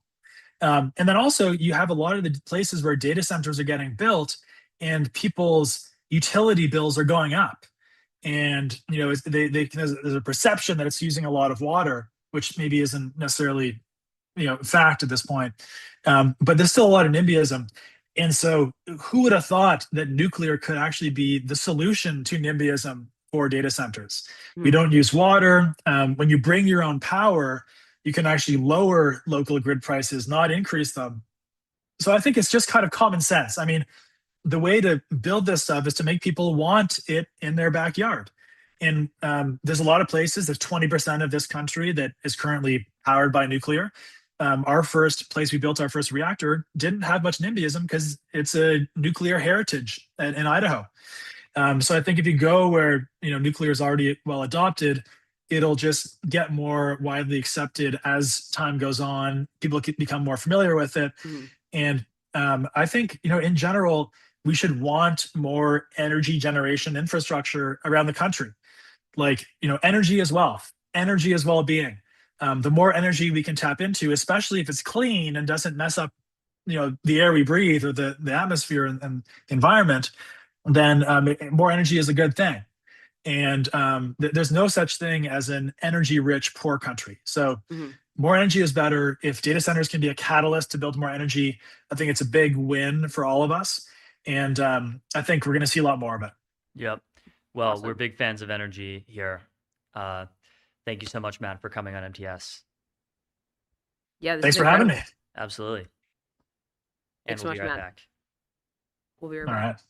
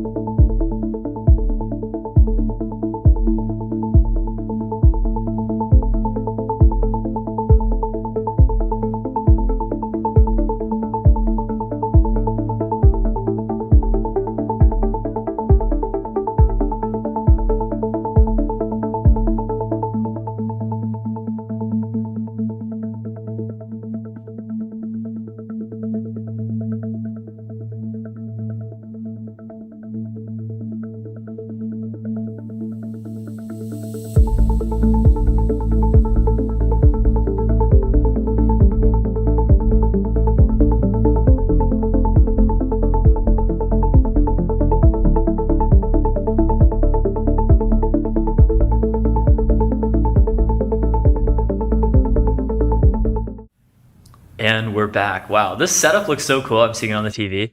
We're back. Holy shit, we're so epic. Wait, This is so epic. We are back with Got us. Dr. Mike Israetel and Jaden Clark at Creatine Cycle Atlas, host of the MOTS podcast, not to be confused with MTS. It's a different MTNS. I appreciate you clearing that up. But, you know, Members I of still technical get staff. that from people on the street. You know, and continue to clear I've it up. gotten the opposite. Wait, really? Yeah. Oh, well, that actually makes me feel better. Yeah. People have confused us with mods before. I'm Really? Sure. Yeah. Many times, yes. I mean, it's all good by me. So, welcome back to MTS. Thank you. Thank To you for start, having should me. everyone declare their natty v not natty status? I'm natty. Well, I don't know. I've used retatrutide before. I don't think. Oh, that that's makes me you're not cool. enhanced. You're Is that enhanced. enhanced? Yep. Drug addict. I'm unenhanced, unfortunately. What do you mean, unfortunately? I'm also unenhanced. Well, yeah, but it's not very transhumanist of us. I'm natural as of 4 hours ago. Nice. Nice. Nice. I'm proud, really. That's when the trend's leaving your system. Yes, It's like, it's still here. Yes, it's last injection. Oh, yes. I feel morally better, though. Yeah. That's Every time I shoot, I'm like, ugh, you make me sick. Never again. And the next day, it's the same rigmarole. Totally. But you kind of feel like you're in like Cyberpunk 2077. Dude, You're just like, I just want to get into the TV and just live in that world forever. I watched the Ghost. This is going to get me canceled. You guys ready to watch me get canceled live? Well, it's been like 2 minutes. Cancel speed. My style. Speed run. Can I get canceled? I can call on you. Can you shut up? One of my favorite movies of all time is Ghost in the Shell, the 2017 live action one. I know, right? I haven't seen it, The anime but- was really good, but anime people, please don't kill me. I'm gonna die real soon. Because there's an unspoken world and the rule in fandom, and that's if you prefer the live action movie over the original manga, then you're gonna for sure get killed. Yeah. I'm in that world, but I loved the vision of the future that they presented so much that I've just been waiting for cyberpunk to be a real thing. I want to be like cyber enhanced. Like steroids are cool and all, sort of. But I just I grow tired of my human legs and arms, and I need the soft touch, the soft sound of servo mechanisms instead of muscles. You know that copy pasta that's like, from the moment I understood the weakness of my flesh, it disgusted me. I craved the strength and certainty of steel. Exactly. Which is like, I thought this was so poetic. I wonder what this is from. And turns out it's actually from some like ad for like a mobile game from like 2013. Really? They really cooked with it. They cooked way too hard. yeah, I gotta instant say, classic. Like, Yeah. you know, as a former software engineer, I wouldn't be called dead writing code anymore. And to be fair, I don't actually think software engineers would be called dead writing code anymore either. But I digress. With that sort of thing, having seen how some of this stuff is built, I couldn't be further from the transhumanist movement. I'm like, I don't want those deprecated NPM packages anywhere near my mind. I'm very much of like, and you know, this probably explains my risk aversion to peptides and substances and those sorts of things. Motherfucker, you don't look risk averse. Look at you. Look at that injection scar. Look at that injection scar. If you're worried about software deprecated, you know, I'm sorry to tell you this about biology, but Yeah. yeah. Oh, Wait I until see. you find out about aging. Yeah. Yeah, but I didn't write the biology, right? Like my mom did.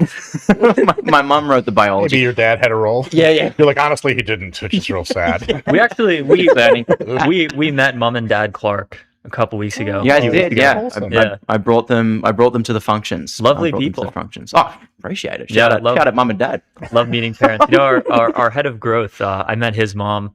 She's so nice. She gave me tart cherry juice. She was like, "It's so healthy. It's so good for you." You know, I'm It gonna was start. delicious. I'm gonna start calling my mom a biology engineer, right? Because everybody in San Francisco now they have engineer appended to their title. Member of technical staff, engineer, forward deployed biology engineer. Well, you should call her like motto. a bioreactor. Bioreactor? Yeah, it's like, you wrote my code, mom. Yeah. They dehumanize This them. is true. Yeah, it's pretty strange. I mean, it's part It's of the like course here, though. people. I don't know if this is still a thing. When I was in high school, you know, people love to be quirky and change their mom's contact name in their phone to birth giver. Yeah. Oh, yeah? Oh, that's so cool. Yeah, I was never that cool. I never did that. It's mum. For me, it's mum. M-U-M, the Australian Yeah, you guys say that. spelling. Yeah, that's how off the rails we are. Yeah, Don't I mind have if we two do. people in my phone. One is mom, and the other is mommy. Mommy is my dominatrix. Yeah, Not my mom. odd to I get them would've- confused into texts. so when I had them in a chat group together once. Holy shit, did that go south? In the end, all was well. Wait, which one are you messaging? Like, is my laundry done? Yeah. Oh my god, if I message my dominatrix that, I'm getting it later. I see. Which is exactly what I want. So I message her stuff like that all the time. Yeah. Wouldn't have predicted that. Yeah. Couldn't be me. I cry myself to sleep at night instead. My man. Yeah. You do that too? Yeah. See, all the cool people do it. Yeah. Oh, look, I have a podcast and I have real friends. Overrated. Yeah, I agree. I just sit there talking to myself. Yeah. I don't even respond to myself anymore. That's how bad it is. Right, I go to the You gym. leave yourself on red. 100%. I'm sick of me. This feels like being on the Mott's podcast. Oh, really? Yeah. Sorry. We're not on Brought my Jaden's influence couch. Yeah. Well, as people might know, I've just started talking to myself on my couch, right? It's just like enough of this guest thing. I'm gonna ramble for 50 minutes. Sometimes I don't even turn the cameras on. Do they allow on dudes purpose. on the Mott's podcast? It seems to be all girls. The one time you had a guy on, it was rude, and you like grade him out. Oh yeah, I turned him into a grey blob. Well, actually, it's funny you say that because the last episode, I decided to do like an anti-mods. Get like two of the most jacked guys that I know. Fortunately. Oh, still- was still it? smaller than Let me yourself. guess. Was it Liam, Fedus, and Doge from Periodic? No, it actually wasn't them. It actually wasn't man. them. It was That my would've been friend great. friend Matt Palmer, and then another guy, Zach Vales, who runs a company called Fort. Nice fitness strength tracking wearable. Oh, that's Yeah. he's Him like and married to Miranda. Miranda Nova, Yeah. right? Yeah, And so I brought them on. I thought it'd be really funny to just set us all up on a bench in front of a squat rack, be like anti-mods, right? Because I'm always, like my guests always tend to be female, like dear friends of mine. And the joke just didn't land. In fact, the episode kind of flopped. So damn. Go figure. How do you Three make dudes on a female bench. friends? In San Francisco, yeah. In San Francisco? Just Twitter. Oh, sorry, without being good looking. You wouldn't know. Ask people how. You said it. I don't know, I I was just have a fishing for lot that of- really hard. Thank you. Thank you very much. No, I mean, just ask how they're doing. I don't know. Get their name. How are you That doing? doesn't work. Yeah. Boo. Oh, really? It'll never It work. failed right away. Yeah, What kind of advice are you giving me? Dead on arrival. My bad. Never mind. Worst things to say to a girl. Number We one, should- hi. we should- Number two, how are you doing? But it's all in the delivery. How Well- about this? Ready? Super quick. Let's restart. Ready? Mhm. How are you doing, my queen? Wait, never mind.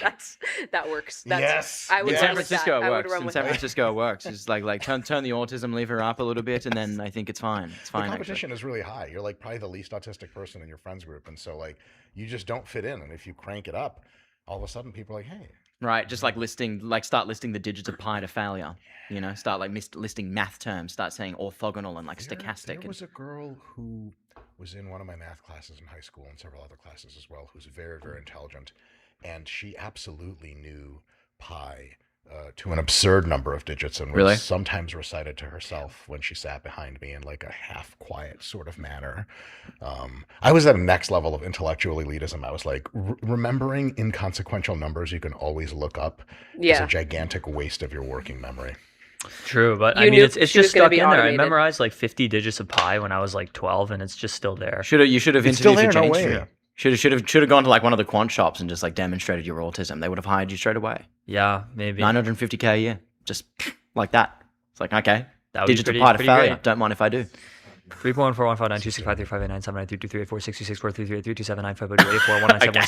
3.1419265358979322384664338419716939275. Someone can fact check that later. Yeah, You can yeah, clip that yeah, and fact yeah. check. Someone's clip for that. sure fact checking it right now.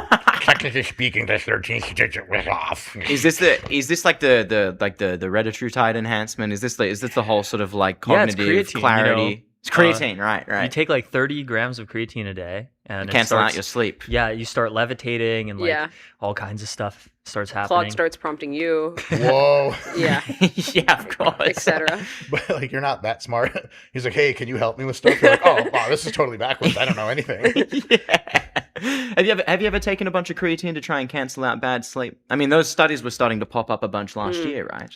Does it work? I do this really cool trick with creatine when I get not enough sleep, and I replace it with a container of modafinil. Yeah. And then it just doesn't matter if you sleep or not. At Right. some point, you go insane, allegedly. Yeah, but yeah, I feel yeah. fine, is Yeah. what I told my parole officer. Yeah. Again. Yeah, I've actually never taken modafinil. I've had friends that have taken it. Do you guys know what modafinil Yeah. is? Yes. Yeah. Like, oh, very I've never rapid used response. Absolutely. modafinil. Look, the Matrix. I have tried a Drafinil, which is the prodrug for modafinil. It didn't do It's like much. that's a There's drink, that, like, no? yeah, it's a drink, Adrifol. So Adrifol, I right. had one of those at like Manifest 2025 because I had not slept well the What a night before. I sentence. needed to lock in all day for like, being at Manifest, and it didn't do anything. it was all right. I was awake all day, but I didn't feel like I was on stimulants or anything. Apparently, with modafinil, you don't feel super like, ugh, but you're just super clear and awake, is what I've heard. Little birdie told me. Ah, yes. Drug dealing birdie. Yeah. Yeah, I'm just I'm excited for orexin. What is it? Orexin agonist or antagonist? Depends It's on which way you wanna go. agonist, right? So you sleep less. Yeah. Yeah. That's going to be dope. I Some of the need studies that. on that are really fascinating, where people can get like half the sleep, but ostensibly get all of the benefits. I don't know if that literature is convincing to me yet. That in the long term, you're not going to miss those half of your sleep. Yeah. But let's see, like, and it's odd for me to be saying this, but I'd like to see a bit more long-term literature on that. You're saying we should actually wait and see. Yeah, which is strange. Usually I'm like, I'll take this random drug Yeah, from yeah. China. Label, schmabels. For research use only. Yes, I was going to say yes. this is none of this is medical advice. It's not even wellness advice. It's actually like No, it's not going to make you well. It's not even advice. It's This is just facts. not even advice. Just fact. It's just truth. I'm gonna be caught dead giving advice, actually. Pure vibes, actually. Pure vibes. My job is somebody who speaks online to just say, "I guess we'll see" a bunch. Actually makes me sound very smart. It does make you sound smart. Time will tell. It's another one. Ooh, time will tell so good. My parents always tell me that when I've cornered them intellectually. And they go, well, time will tell. And I'm like, I see what you did there. Shut me down. That's Shut a me classic. down. That's a classic. When you can't Parents love answer hitting something. you with that. They do. They have Yeah. time on their side, motherfuckers. We'll see. I guess we'll see. Like never you would getting know. back. How old are you? when Like those 50? when those studies come out, Yeah, when my parents were, what am I, 42? When my parents are 42, they're like, when you grow up, you'll understand. Now they're like 70 or whatever, and I'm 42. And they're like, when you grow up, you'll understand. I'm like, God damn it, I'm still not grown. Yeah. It's just, I'm never going to find that dragon. you're still It not actually means you got to growing. get bigger. You need to. Right. I was gonna say that. You need to get Yes, bigger. that's exactly how I interpreted the advice. Yeah, Who's grown up? I'm Yeah. dead. You need 300 lean. Yeah. Oh my God.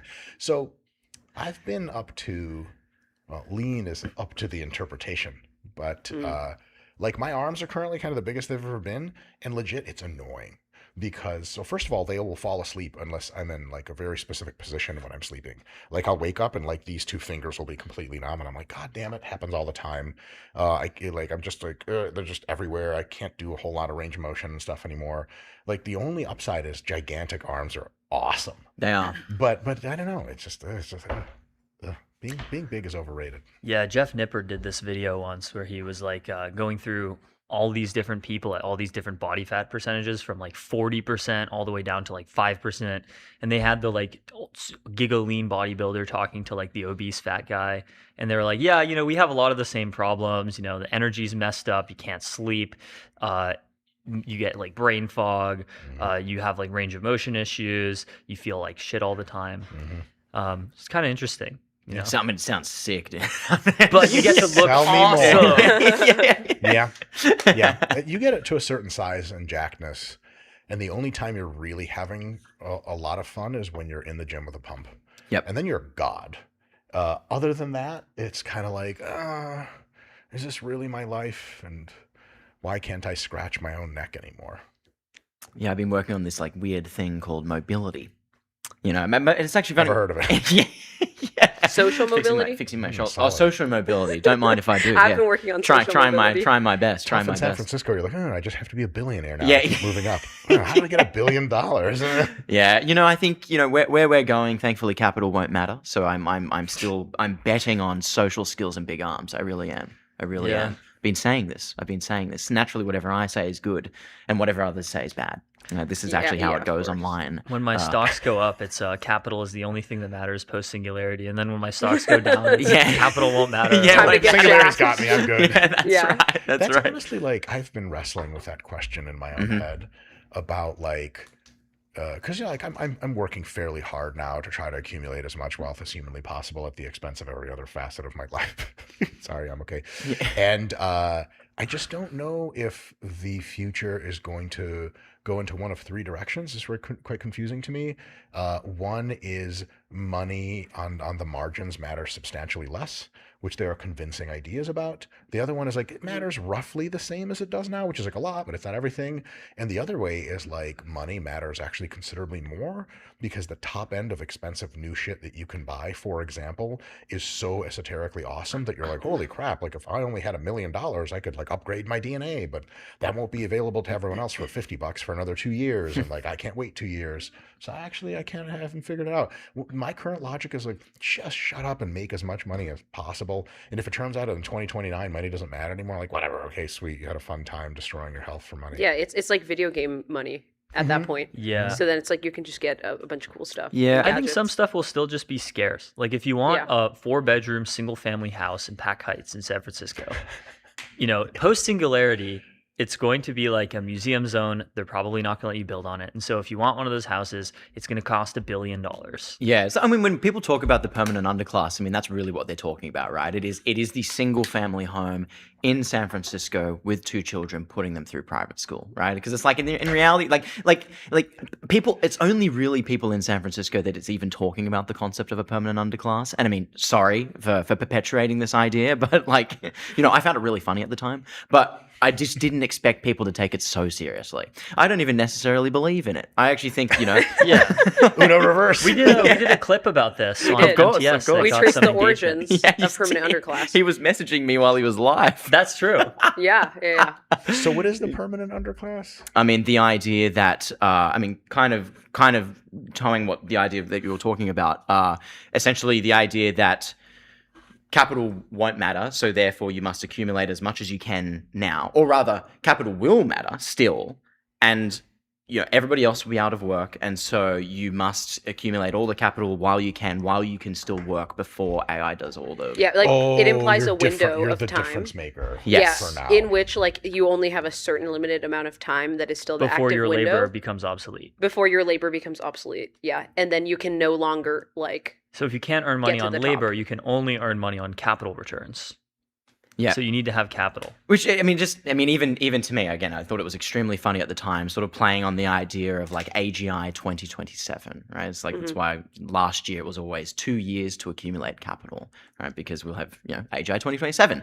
But Well, that's in 6 months now. yeah, well, you have 6 months to accumulate capital. I hope we're doing well here. But basically, the idea that it won't matter in 6 months. I mean, I do properly think that researchers here in the Bay Area fundamentally misunderstand economics and the idea that humans transact with other humans.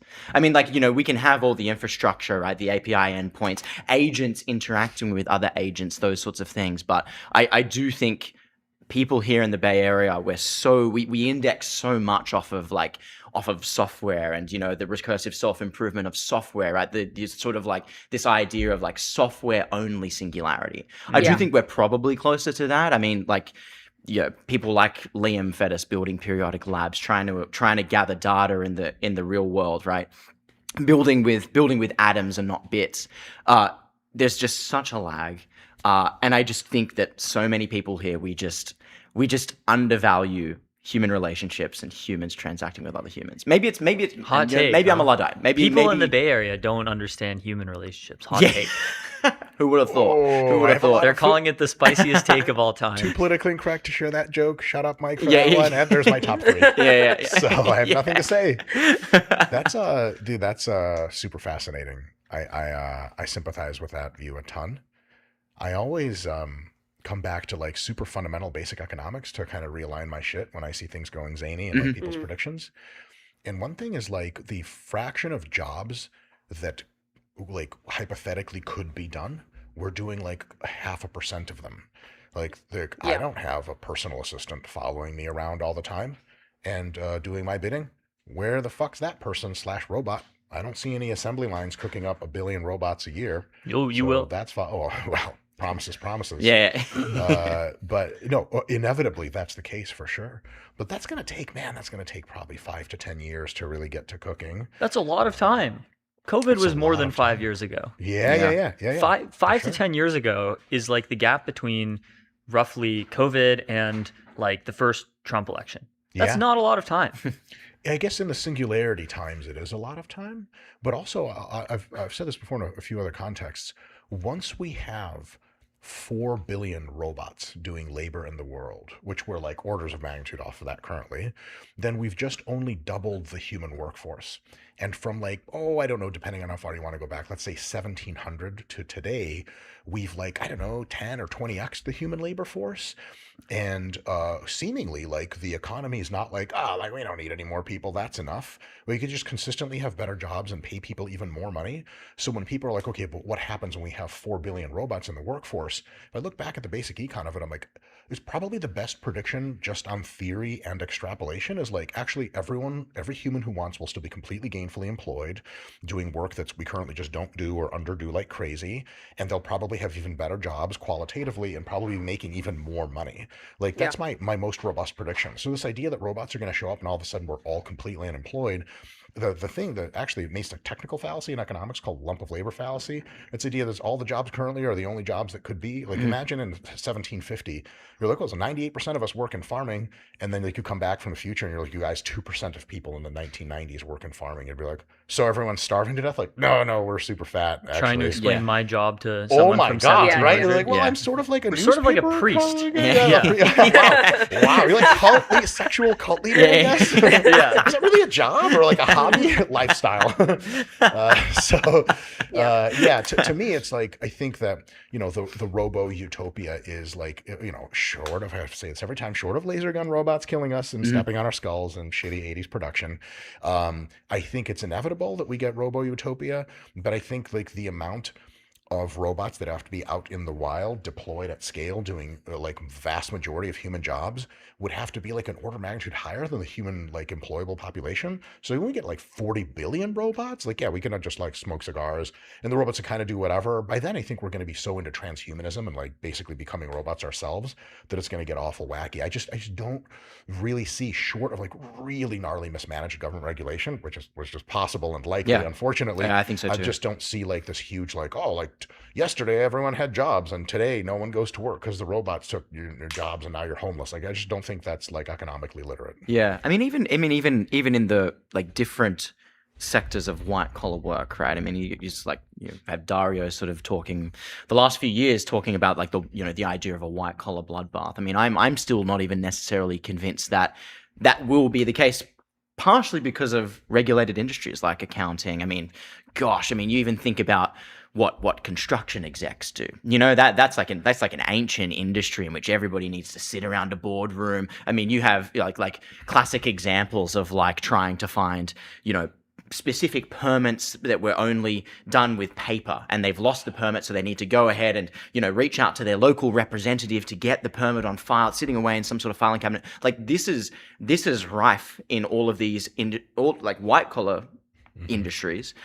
It's just that once we index off of software engineering where the data's available, GitHub, all of these sorts of things, I just think we do ourselves a disservice here in Silicon Valley when we index only off of software engineering, because, like I said, it's like the least regulated. It's probably the only line of work in which you can go to a Starbucks, open your laptop, set up Stripe, spin up a server, and you could theoretically start making money right on the spot. Well, even that. So I'm like damn near as optimistic as people get, like psychotically so, about AI capability. Yeah, so same actually. I would say. But like, man, if you told me like, hey, your ChatGPT instance is now like exactly as capable as your software team, like, okay, so we have like live apps deployed into the world. Is that instance of ChatGPT gonna like know when to refactor?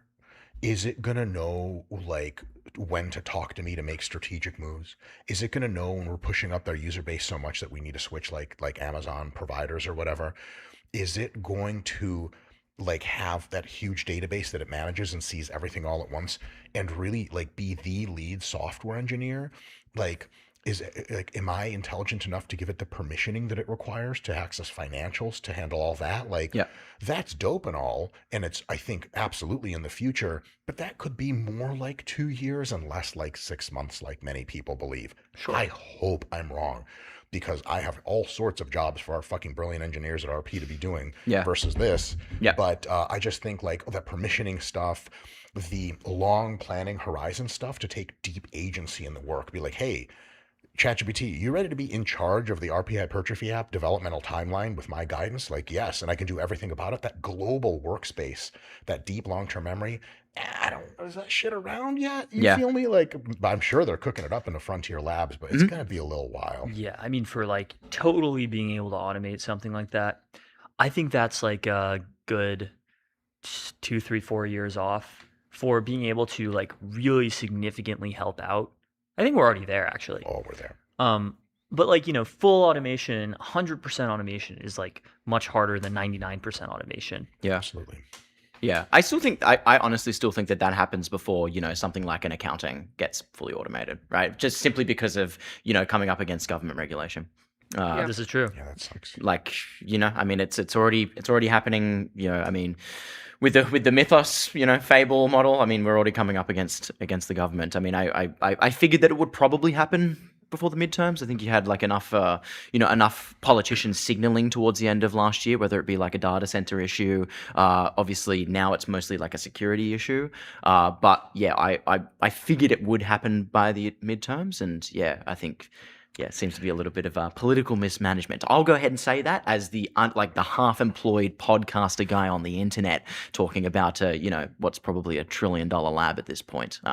Dario's done more than me. Let's say that. But I mean, way fewer, way less qualified podcasters than you have made More way daring. sillier takes Yeah, than way that. sillier takes. Yeah. I do have a secret fascination with reading this. It's gonna get me in trouble. Reading X comments under posts that are otherwise intelligent posts. Yeah. And seeing people hashtag like dunk on Dario. Yeah, And yeah, I just want to say real toxic shit that I sort of mean, but I just never say because it's not nice.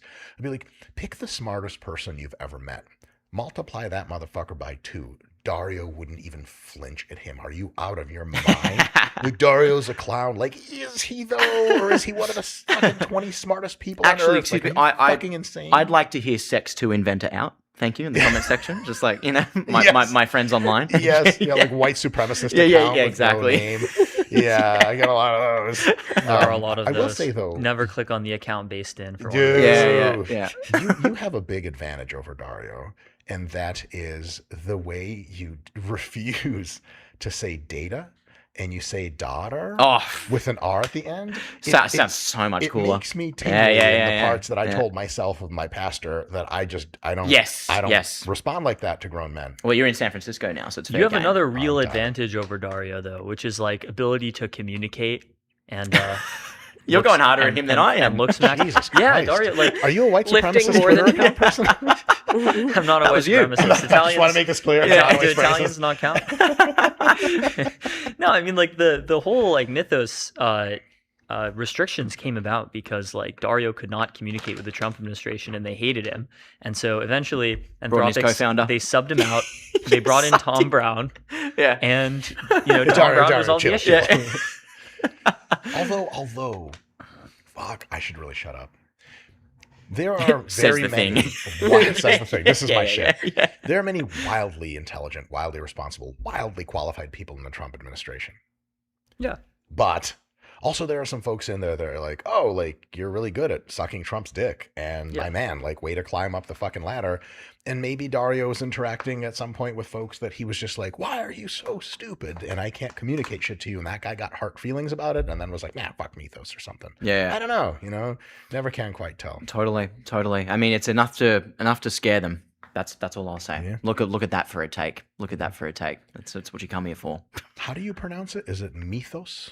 Mythos. Yeah. Mythos. But mythos, I love it. It sounds Greek. It might be Isn't it, mythos in the original Greek. Yeah. Yeah. Oh yeah. Sounds like a The beautiful Odyssey comes vacation out. island off the Oh, coast I of was just Greece. at Mythos like 10. I was in Mythos, yeah. I was like reading this cool book called Fable. Yeah. Oh yeah. Playing the game. Like the game. I don't like the name Fable. I'm sorry. Really? They should have called it Symphony. That's Okay, a why's good that? point. If you think about like just going up the scale of poetry from haiku to sonnet to opus, like I see what you're saying. symphony sounds way better than fable. Also, the Fable's meaning of not fable, a poem as well. not necessarily. Yeah, it's not a poem. And the point of a fable is to teach a moral lesson, which is like kind of a caricature of Anthropic as the moralizing EA company that knows what's best for you and wants you to do what they want. Where does Platinum Rap Album come into the nomenclature? That's a first great of question. All? Second of all, I don't know, to me, Fable is like, it's this mysterious story. It just like fills me with like, ooh, like this is so fucking smart. I just can't get enough of that shit. Yeah. And then they're like, oh, your rate limits have reset. Woohoo! Sorry. Now we're gonna keep making little fun apps that with 0 users. What That's day I is it do. now? It's the 10th. So you have 2 days left to escape the permanent underclass before Fable gets pulled from the plans. Oh, and and then it goes it's back to The next usage-based. unicorn only. in 2 days. Usage-based pricing. $50 per million output tokens, by the way. That's insane. Yeah. It's the most expensive model by far. Yes. What happened to intelligence too cheap to meter? Well, we're getting intelligence. there too. Like, Intelligence so expensive that we must look at it extremely closely. we're getting That's to what we're this saying weird now. regime now where like the top frontier models are just stupidly expensive. Like Fable is 10 and 50 per million input and output tokens. GPT 5.5 Pro is 30 and 180. It's $180 for a million output tokens. Yeah, But the permanent underclass is already here. It's just not evenly distributed. on the other hand, though, like just below that top tier of capabilities, you have stuff like Muse Spark 1.1, which is $1.25, $4.25, and then Grok 4.5, which is I think 2 and 6. So it's just way cheaper. Yeah. Ooh, I have another politically incorrect take that's Go going on. to make me seem toxic as fuck. Yep. Because I am. Who the fuck entitled us to frontier intelligence? Do you know how to build a server farm, motherfucker? You're not entitled to shit, none of you, including myself. And if you don't need frontier intelligence, then like you're not going to pay hundreds of thousands Excuse of me, dollars for I that have shit. 40,000 followers on Twitter. Let me just say that. Yeah, Hey, yeah. that's a good pickup line. That's how I got my girlfriend, excuse actually. me, I don't mean to bother you. Kind of, yeah, though, right? We're both on the train, like somewhere. I'm like, I have 40,000 followers on You Twitter. should just like flash it like every time that you like meet a girl. Yeah, you like, like, just take your phone and you're like, it's no big deal. I'm just posting to my Get followers. a load of this. She's like, what? Yeah. Check it out. Yeah. Check it out. Yeah, It's mine. It's mine. It's like alt social has- credit, right? My alt is coming up on 250K. Your Dude, alt. what are you putting My on alt, there the that's getting you MTS so Oh, I many was gonna followers? say. I was about to say it. I got it. I was getting there. I It's was not getting Howling there. Newton. But yeah, no, I totally agree. Yeah, I don't we are agree. not entitled to. I think you should be able to pay people money in exchange for goods and services. Well, yeah, that's what Yeah, I'm saying. that's what it's he's just going to cost you a pretty penny if the Yeah. shit's 10 times Oh, smarter okay, than that's you. fine Yes. then. 100%. No, I meant it in the way of like I think people's entitlement to anything is completely absurd on face value. But like I'm obviously joking. I'm not saying you guys are entitled to it whatsoever. But like there are people that are like, I can't believe that, like for real, like I can't believe these models cost so much. Like, oh cool, a machine that gives you wildly, insanely deep, correct answers to shit. But of course it should be free. Yeah. Like yeah, eventually like.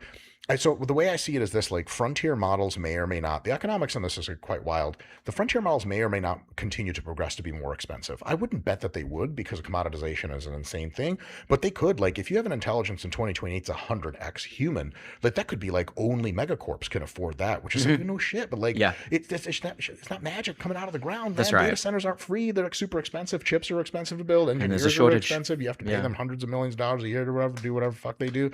But like the really cool thing is what we consider frontier today in 2028, that shit's going to be for sure damn near free because like massively distilled models, small parameter models are going to get so awesome that like, yeah, look, whatever whatever Fable 5.1 is going to be in like late 2027, that kind of intelligence is going to be for sure basically free. Yeah. And so, cause it's like, if the 1988, back there, these TVs, you got the best TV in 1988, it basically sucked compared to today, but it costs like $10,000.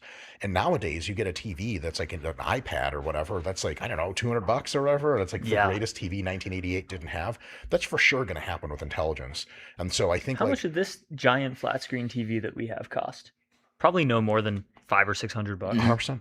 How much, would that TV back there cost for sure more than that one. Oh yeah. This ancient TV that we have in the back. You can't see it, but Yeah. All I'll say is that I'll take God for $200 a month. That's all I'll say. Yeah. I feel like that's like a reasonable price for God. Yeah. $200 a month. Too much. I mean, really. I feel like they should give us at least like a small rate limit of like Fable queries that come with a $200 a month. Mhm. I think so. That would be nice of them. That's how GPT-4 used to work. I don't know if you remember back in the day in 2023. I was one of the very first ChatGPT Plus subscribers all the way back in February 2023. they sent me a commemorative like metal pen for Whoa, that. cool. Yeah. That's cute. Yeah. It is very cute. So back then, all it got you was basically ChatGPT was so overloaded back then that it just got you the ability to jump the queue and use it faster. And then when GPT-4 came out, you got to use GPT-4 instead of 3.5 Turbo. But you got like 10 or 20 GPT-4 queries a day, and that was it. And after that, your limit didn't reset until the next day.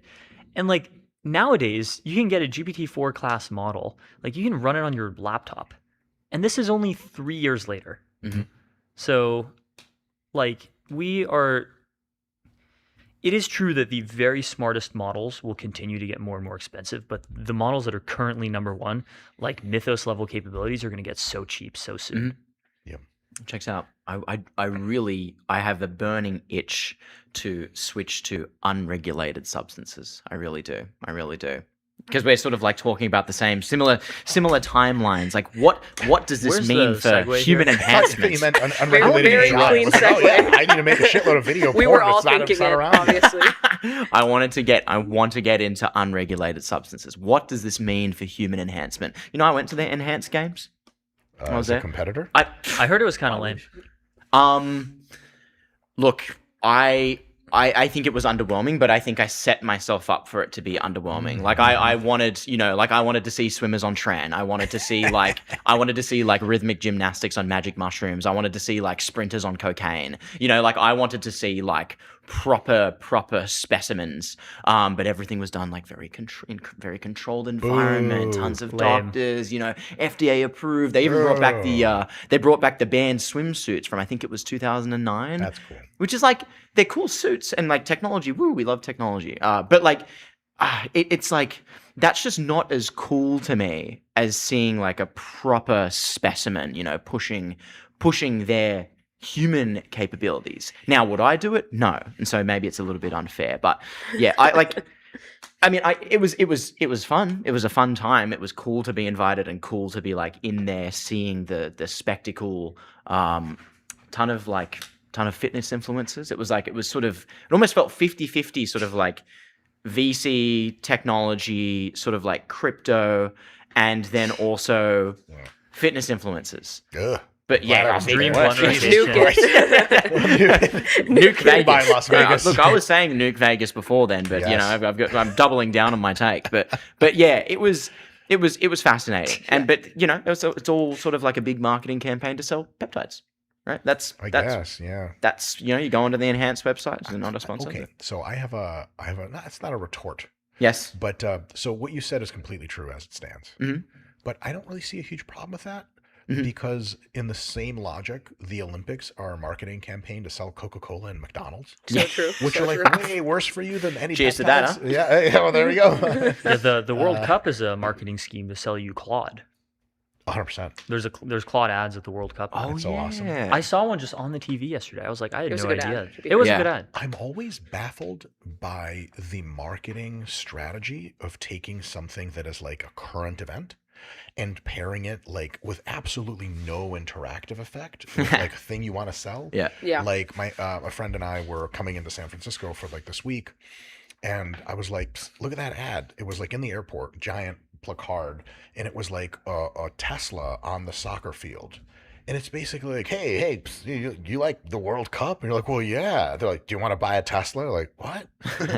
Well, I think the black no, it's pill just a though car. is that Like, it's all like subliminal messaging, so you just have to see the thing and you're like primed towards it. yeah. That's Like- the whole like masterpiece of Yeah. behind Coca-Cola advertising. Yeah, exactly. That like all food advertising works off of this. It's I just guess association. it's- You yeah. see Coca-Cola, you think like, wow, I'm thinking about like, people playing volleyball on the beach in Ipanema and like the Olympics, and I'm thinking about Yeah. like happy families and America. Yes. And And- very good looking happy family. Yes. Yeah. Mhm. I guess my only retort to the retort would be How dare you, sir? retortception would be Retort. that you know, to equivocate sort of unregulated compounds in Coca-Cola. Like we know exactly what Coca-Cola does. Do you right? know exactly the ingredients that are in Coca-Cola? No, but I know what it does. You're like, makes me feel good. Makes me Like, feel fucking it's amazing. shit, I don't know Sparkling anything about water, Coca-Cola. caramel color. I actually respond really well to sugar. phosphoric Thank you. acid. We have them right here. But I mean, like, you know, I mean, but it's like, you know, you go on to these, you know, you go on to these peptide sites and there's stuff like there's BBC 157, there's GHK, the copper peptide. There's all these sorts of things. You know, they're not doing Retta or whatever because you know they're patented. Like, you know, get sued into oblivion.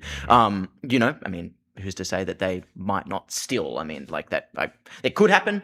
Also, might not happen if RFK and the administration gets their way with the reclassification right. It probably doesn't. But you know, I guess my retort would be, it's probably not equivalent. I feel like we have a better idea as to what Coca-Cola does and like the consumption of Coca-Cola does compared to say a BPC 157. Yeah, my retort to the retort to the retort. Let's go. Dig Let's get it going. Can you guys shut the fuck up? Yeah. Is that if you just look at just real super projection of net effects on society, like if as many people took BPC or any of the other peptides like tirzepatide, if there's as many people took tirzepatide as drink Coca-Cola, the net health of the nation would be like radically higher in the tirzepatide group than the Coca-Cola group. So to your point, we absolutely know what McDonald's and Coca-Cola are, but like they're fucking up. That Coke Zero is exempt, but the full sugar Coke and McDonald's is like, whoa, sort of low-key poison in some sense if you overdo it. Whereas, like, you know, a lot of the peptides are like contextual and possibly have deleterious effects, but on aggregate are probably like pretty good for your health. Yeah. So it is kind of like you can take that, the whole supplement sponsor, the whole thing as a marketing ploy, and it's valid. But like if you take it too far, the retort is like, well, okay, this is a McDonald's pushing scheme on the Real Olympics, and you're like, okay, valid. Yep. No, it makes sense to me. Yeah, I do really find it funny. I mean, we were sort of like talking about this a little bit off air. You know, like when people come up to me at the gym right now, especially in San Francisco, or the offhand comments, and Do I'd they be just curious. recognize you in the gym in SF? Do people Yes, it's actually probably the most common place in which people recognize me. That's amazing. Makes sense. It's honestly, it's great. It's you know, it makes me feel like I'm doing an okay job. But you know, with this sort of thing, like, you know, I no longer get accused of doing steroids. I get accused of doing peptides, right? It's always, what peptides are you running? Whereas 2 years ago, it'd be like, oh, you know, like you've got to be on gear. You know? They use the word gear. Nobody uses the word gear here anymore. They say, what peptides are you running? They say gear. Gear. Yeah. That's right. Nobody says gear. Yeah. Ridiculous. Okay. Yeah. I guess I can't say anything. We don't speak koala or crocodile. I'm just a circus animal. There you were know? crocodiles where I grew up too. Yeah, say no, you know. But like, yeah, they always ask me like, what peptides are you running? My question is always, what peptides do you think build muscle? Like, what peptides do you think would make me look like this? Right. It's not Well, red. like BBC, right? That BBC? helps out. No. Maybe I know for sure they're not talking about growth hormone secretagogues. I would bet that they don't know what they are. And those are the only ones that can be remotely described as facilitating and supporting muscle growth, and not even like a prime driver of muscle growth. Yeah. It's like, again, public service announcement. This is like my shit for the last 6 months. Yeah. There are no peptides currently available on the gray market. Yeah. That grow muscle robustly. There is no muscle injection. There is no muscle pill. If that What shit about, was like, real, then HGH? your boy would be on it. Say what? What about HGH? Or is that not So if you take HGH as a person who's otherwise drug-free, you will not see robust muscle growth. We know this from empirical studies on people who are on growth hormone. The vast majority of the muscle they gain is just cellular water. And so like in combination with androgens like steroids, then yeah, for sure, growth hormone helps facilitate muscle growth. But without them, it just is a big fucking dud. Yeah. I wish that wasn't the case, but it really is. And so when people say like, oh, like I need a peptide, also people talk about peptides, they really talk about GH. Because like, okay, peptides, like it's $720 a month if you have to get it off the back of a truck. Like, what the fuck? Yeah, I can't just get it off the gray market. Like, no, gray market GH still not a thing. Like, Yeah. God damn it. So it really like it's one of those great Like I was, I've told the story before somewhere else, but I was walking in Austin, Texas, with my friends. We had just finished a video shoot, and there were two drunk dudes behind me, and one of them was like regaling his friend with what Retta did, and like, Yeah. he listed like 8 things, and like 7 of them, Retta just straight up did. Yeah, He gets you bigger fucking arms. shredded. I'm like, okay, that's kind of cool. He gets you jacked. I'm like, what?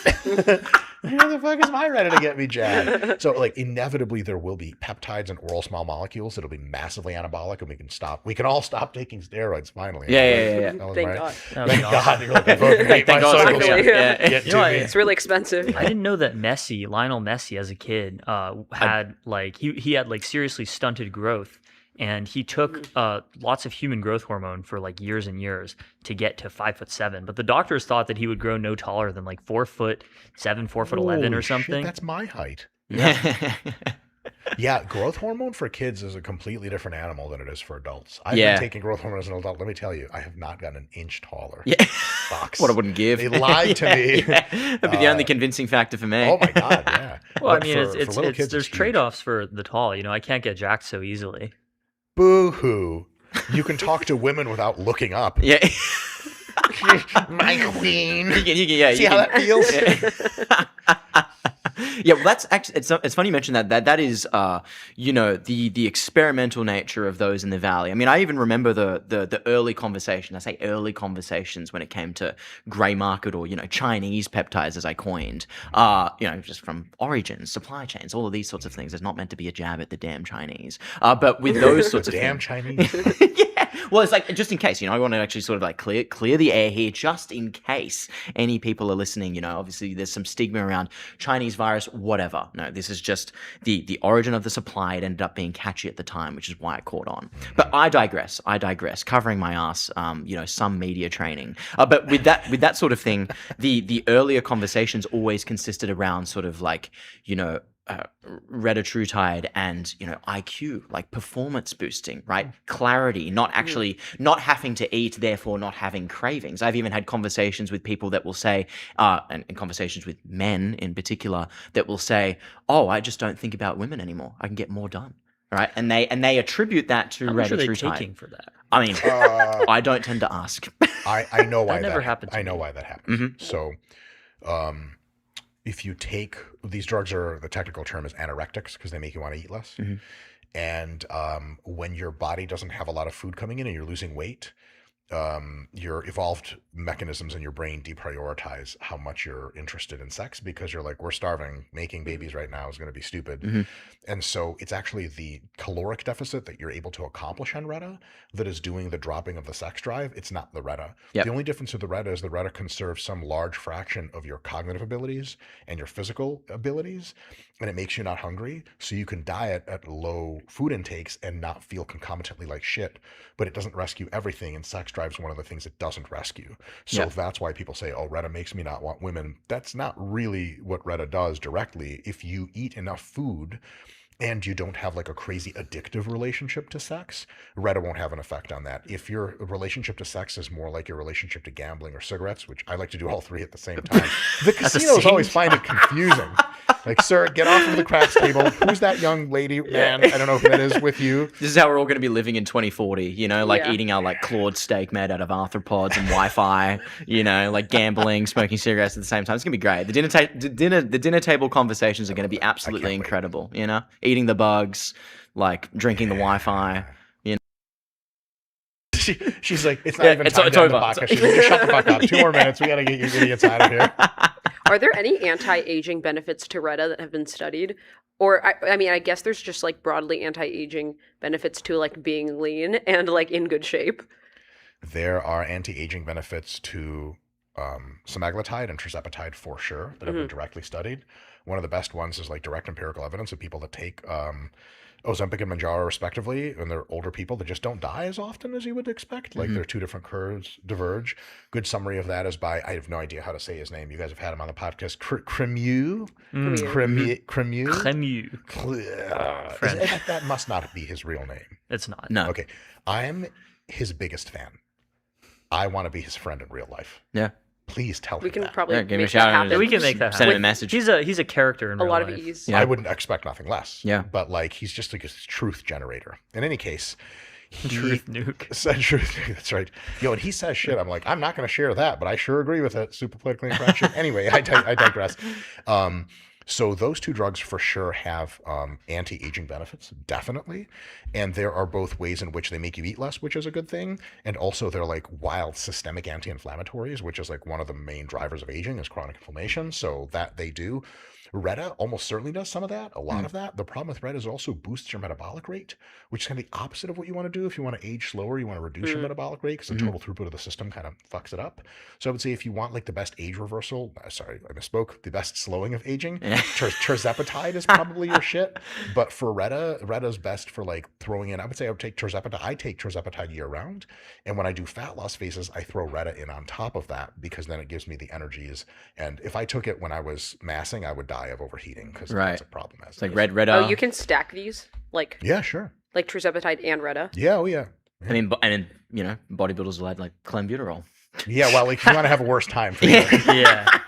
No one in Silicon Valley is talking about clenbuterol. Yeah, I'm really nervous. I love it. Why are they not talking about this? Well, the internet overlords are kicking us off now. Ah, I see. But it's been great having you on. Thank you so much, Dr. Mike. Thank you. Jaden, Thank you. for coming back on MPS. Ah, always happy to be here. Dear friends of the show. Dear friends of the show. Don't mind if I do. Right back. We'll be right back.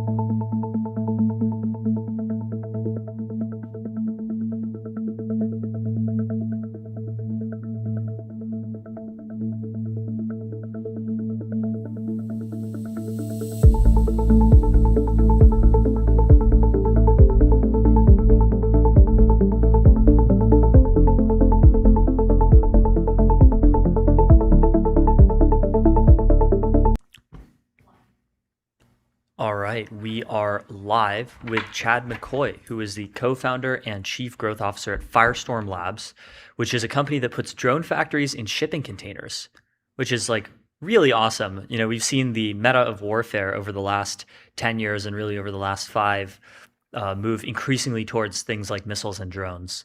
So this is where, you know, the future of warfare is headed. We already see like small drone deployments all over Ukraine, for example. So really interesting stuff. Chad, welcome to MTS. Hey, thank you so much. Yeah, so tell us a little bit about, you know, like why this logistically makes sense, you know, like these movable drone containers. Yeah, so it's not enough to be just a drone company anymore. You have to have something that differentiates because there's hundreds of drone companies after Ukraine kicked off. A lot of people chasing the Ukraine model, and Ukraine's taught us a lot of great things, especially in like linear, non-conventional warfare.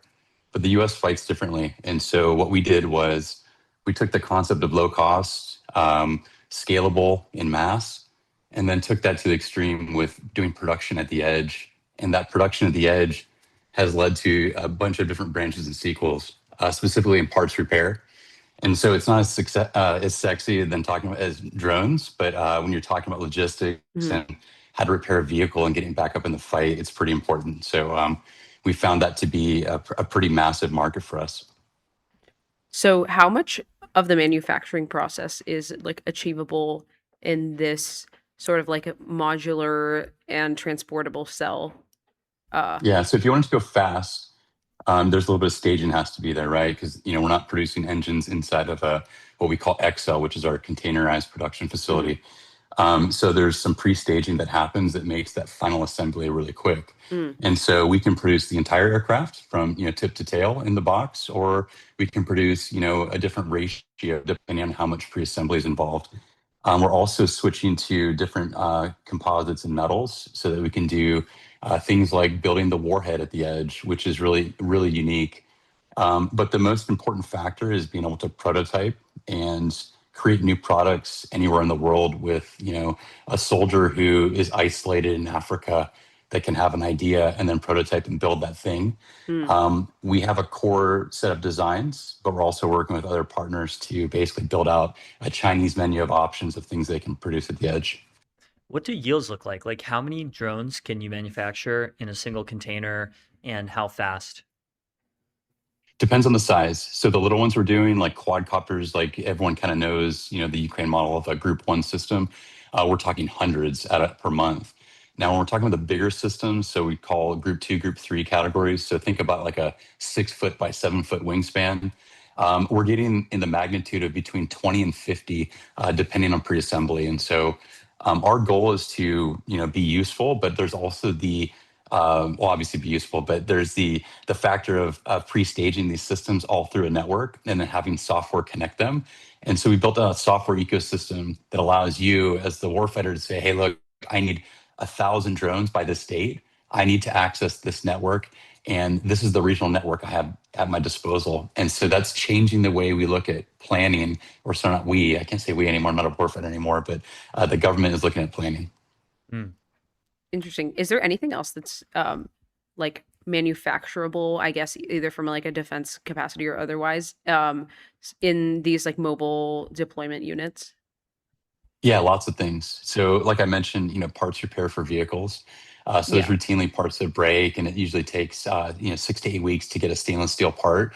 We can print that same part with a nylon material that works just in time production. It's not going to keep it on the road for 100,000 miles, but it will get it what we call in the military off the X. And so that gets it moving, gets it away from hostilities. We're finding that we can print other competitors' drones or parts repair for them. They break a wing, we can fix it.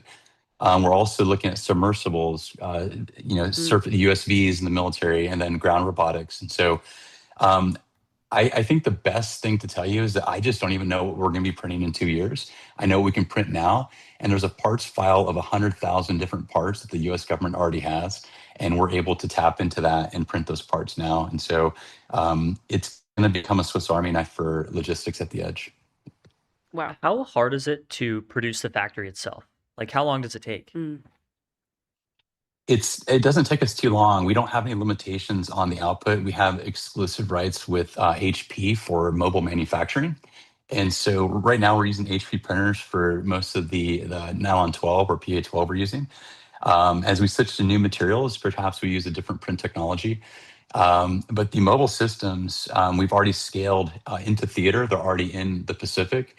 They're all across the US right now with key government customers. And so there's no limitation, at least right now, until we get a massive order for thousands.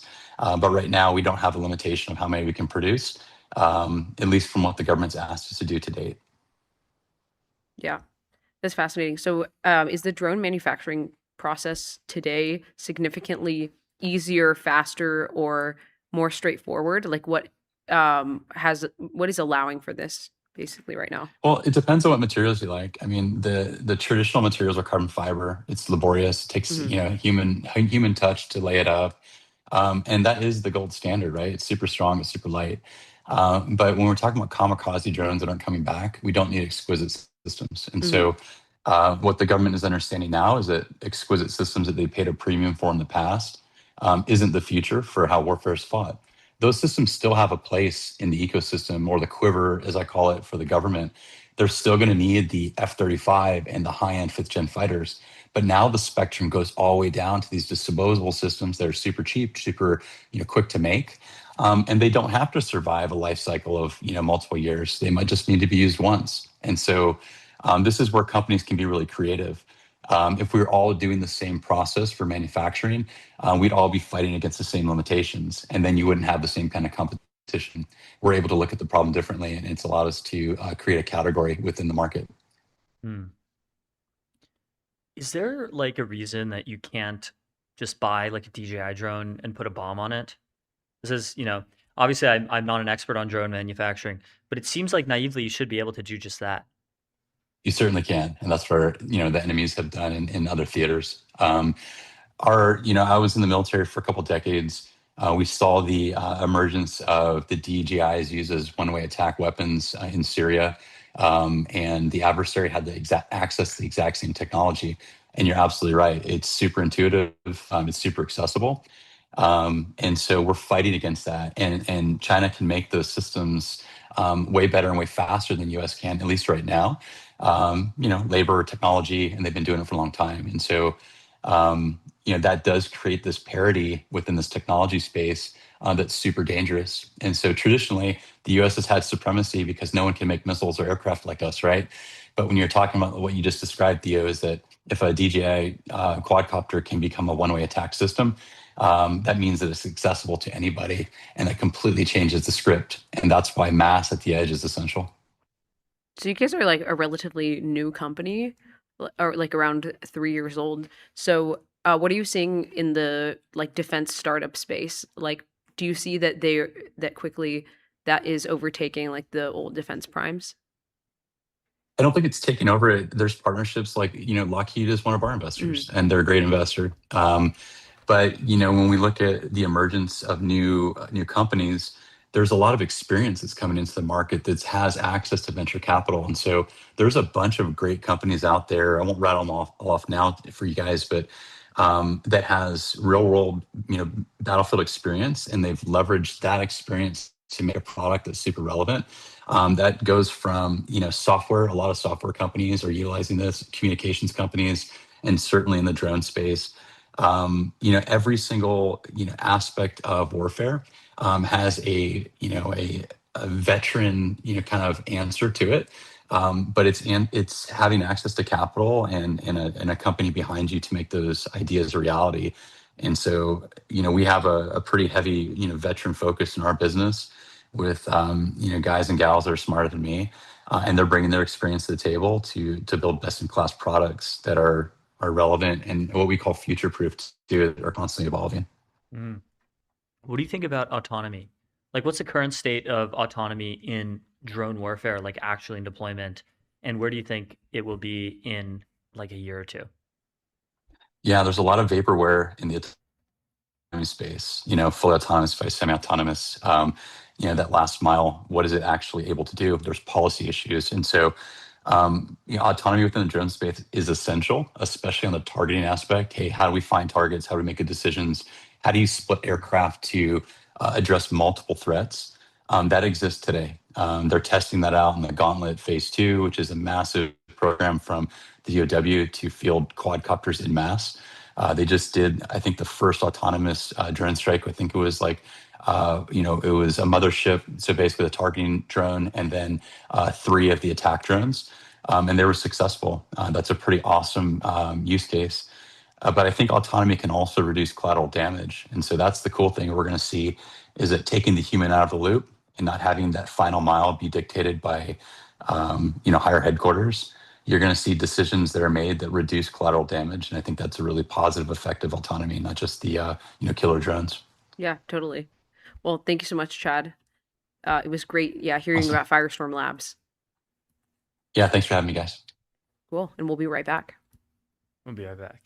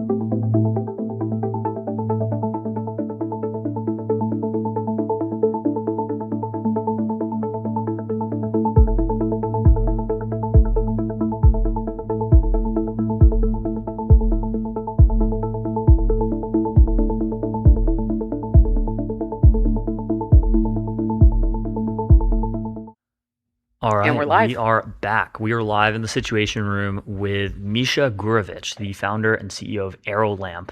Which is this thing you see right here. You see the thing right here. Yeah. It builds lower cost far UVC lamps to disinfect the air in occupied spaces, which is really cool. You know, just a few months ago, I was riding the Shanghai Metro, and it's this enclosed space, and everyone was coughing.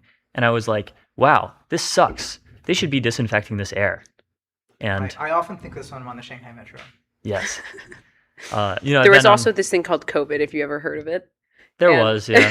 There were no metros. Like, you know, I lived in the American suburbs, so there just are no enclosed spaces there. But in cities, it's a big deal. So, Misha, welcome to MTS. Hello, great to be here. Oh, he's also a photographer, by the way. I'm many things. Yes.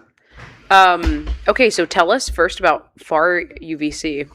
So, from my understanding, this was something that was expensive for a long time, or It like mostly still is. Like a lot of the manufacturers charge much higher prices than we do. right. So tell us about this little thing that you've built. It sanitizes the air, right, using a certain part of the ultraviolet Yeah, light basically spectrum. the different wavelengths of ultraviolet have different effects on different substances.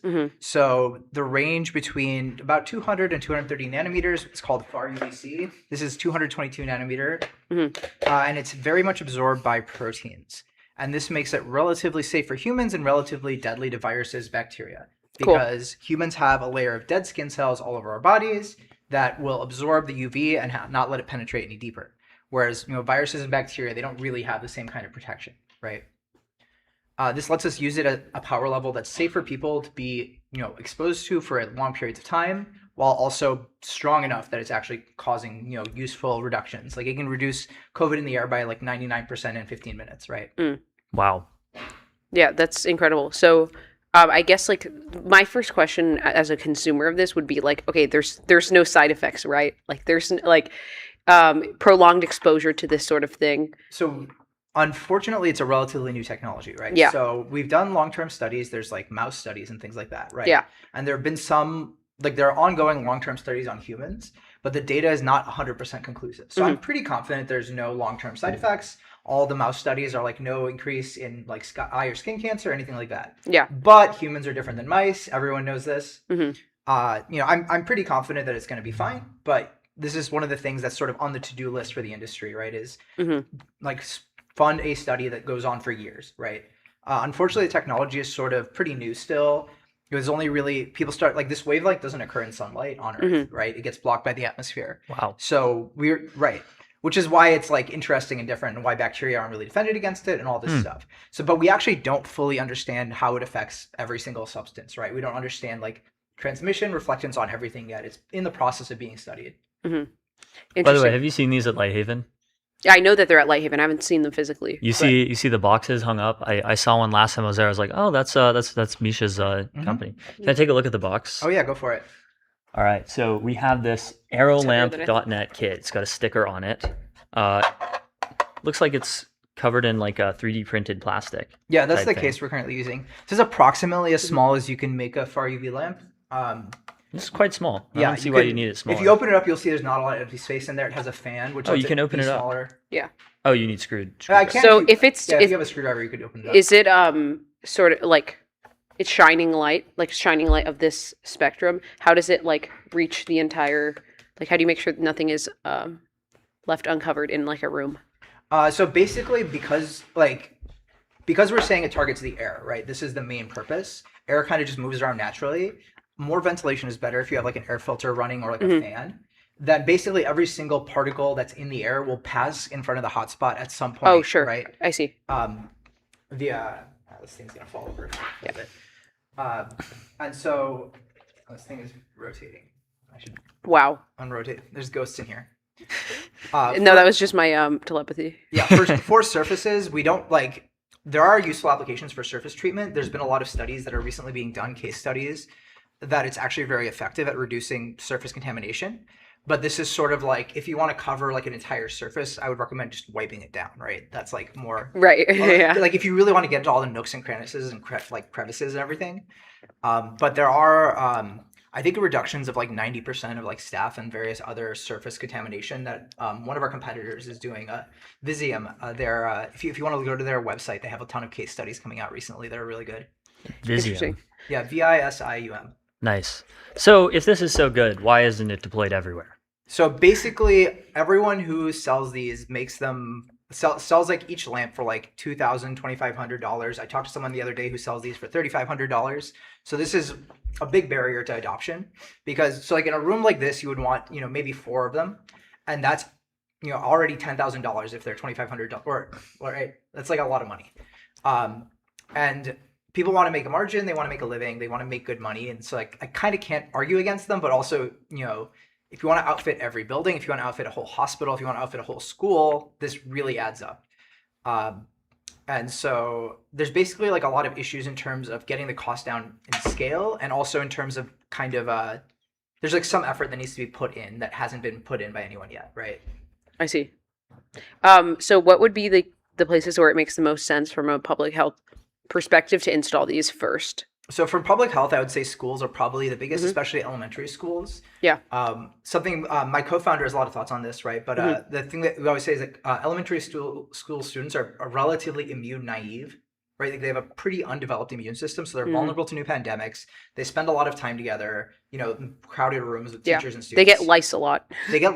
I don't know how effective this would be against lice. I think it would be effective against the larvae, but not the adult lice. Oh, interesting. This is not a study we've done. This is just my mental thinking about it. The other thing is, so in daycares, we think it would be useful, but not that useful, because in daycare, the kids are always touching each other and running around touching every surface. Elementary school kids are kind of, they're more separated, but they are all breathing the same air, right? And then as you get older, it's sort of high school kids have more immune systems, so they're less hit by all of these different plagues that are always going around. But I think schools are probably top tier. I think past that, hospitals are a really good place. On the other hand, hospitals already do a lot to decrease infections. So in some sense, they're both more and less dangerous than other places, right? Because they are ahead of the game on disinfection. More old school UV systems are adopted a lot in hospitals, right? Like upper room UV or induct UV, that kind of thing. Have you seen Intercept?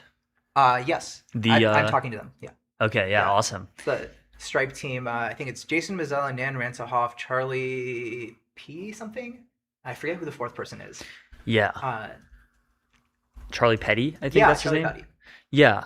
Anyway, for the audience, this is Stripe's basically moonshot to end the common cold and the flu and respiratory infections. And one of the things they have in mind is deploying far UVC. Yeah. I mean, it's great. So are there any other use cases for exploring different wavelengths of light? They don't have to be epidemiology related. There's actually, so I was at a conference the other week in this area. So a lot of people are excited about using it for signaling and sensors. Because it's not present on ground level on Earth, it gets blocked out by the sun. This means that if you have a sensor that detects 222 nanometers, you can have it detect a light that's shining 100 feet away or whatever and not get interference from the sun, right? Which is relevant for a lot of communication stuff, right? Okay, yeah. So there's some potential drone applications, military applications, or just other things where you need sensors that are not messed with by sunlight, right? I see. And what's the difficulty with getting such a specific wavelength of light? This is sort of this is more a question for my co-founder who's has a physics background, but it's just very something about the shorter the wavelength, the harder it is to generate efficiently. It costs more and more energy to make it. It's expensive. It's difficult. One of the companies that's working in this area they're trying to make a chip scale 222 emitter. They just came out with a laser that makes 222, and it makes I think 1 milliwatt for $5,000, right? Which is not very cheap for the amount of stuff that you're getting. It's just also the other thing is people haven't really been looking into this for that long. Yeah, right? yeah. So if you maximally deployed far UVC everywhere you wanted to, what would the impact on respiratory infections look like? I imagine, it wouldn't just go to zero. Yeah, it probably wouldn't go to zero. There's a variety of susceptibility differences because it impacts proteins. Different viruses, different bacteria have different protein structures. Sure, yeah. We think the benefits would be in the trillions of dollars. Well, that's pretty good. Yeah, because this is sort of based on cost estimates because people do okay, how much does it cost the economy to have the flu every year? How much does it cost to have COVID every year? Right. And if you can decrease that by any amount, you're getting into the trillions of dollars very fast. If it's there's sort of also a beneficial network effect, like a knock-on effect, because each infection you prevents, some number of other infections, right? And so if we just eliminated pandemics, like people still occasionally get sick, but it doesn't spread to like 1 million people every time. That has a huge benefit, right? Yeah.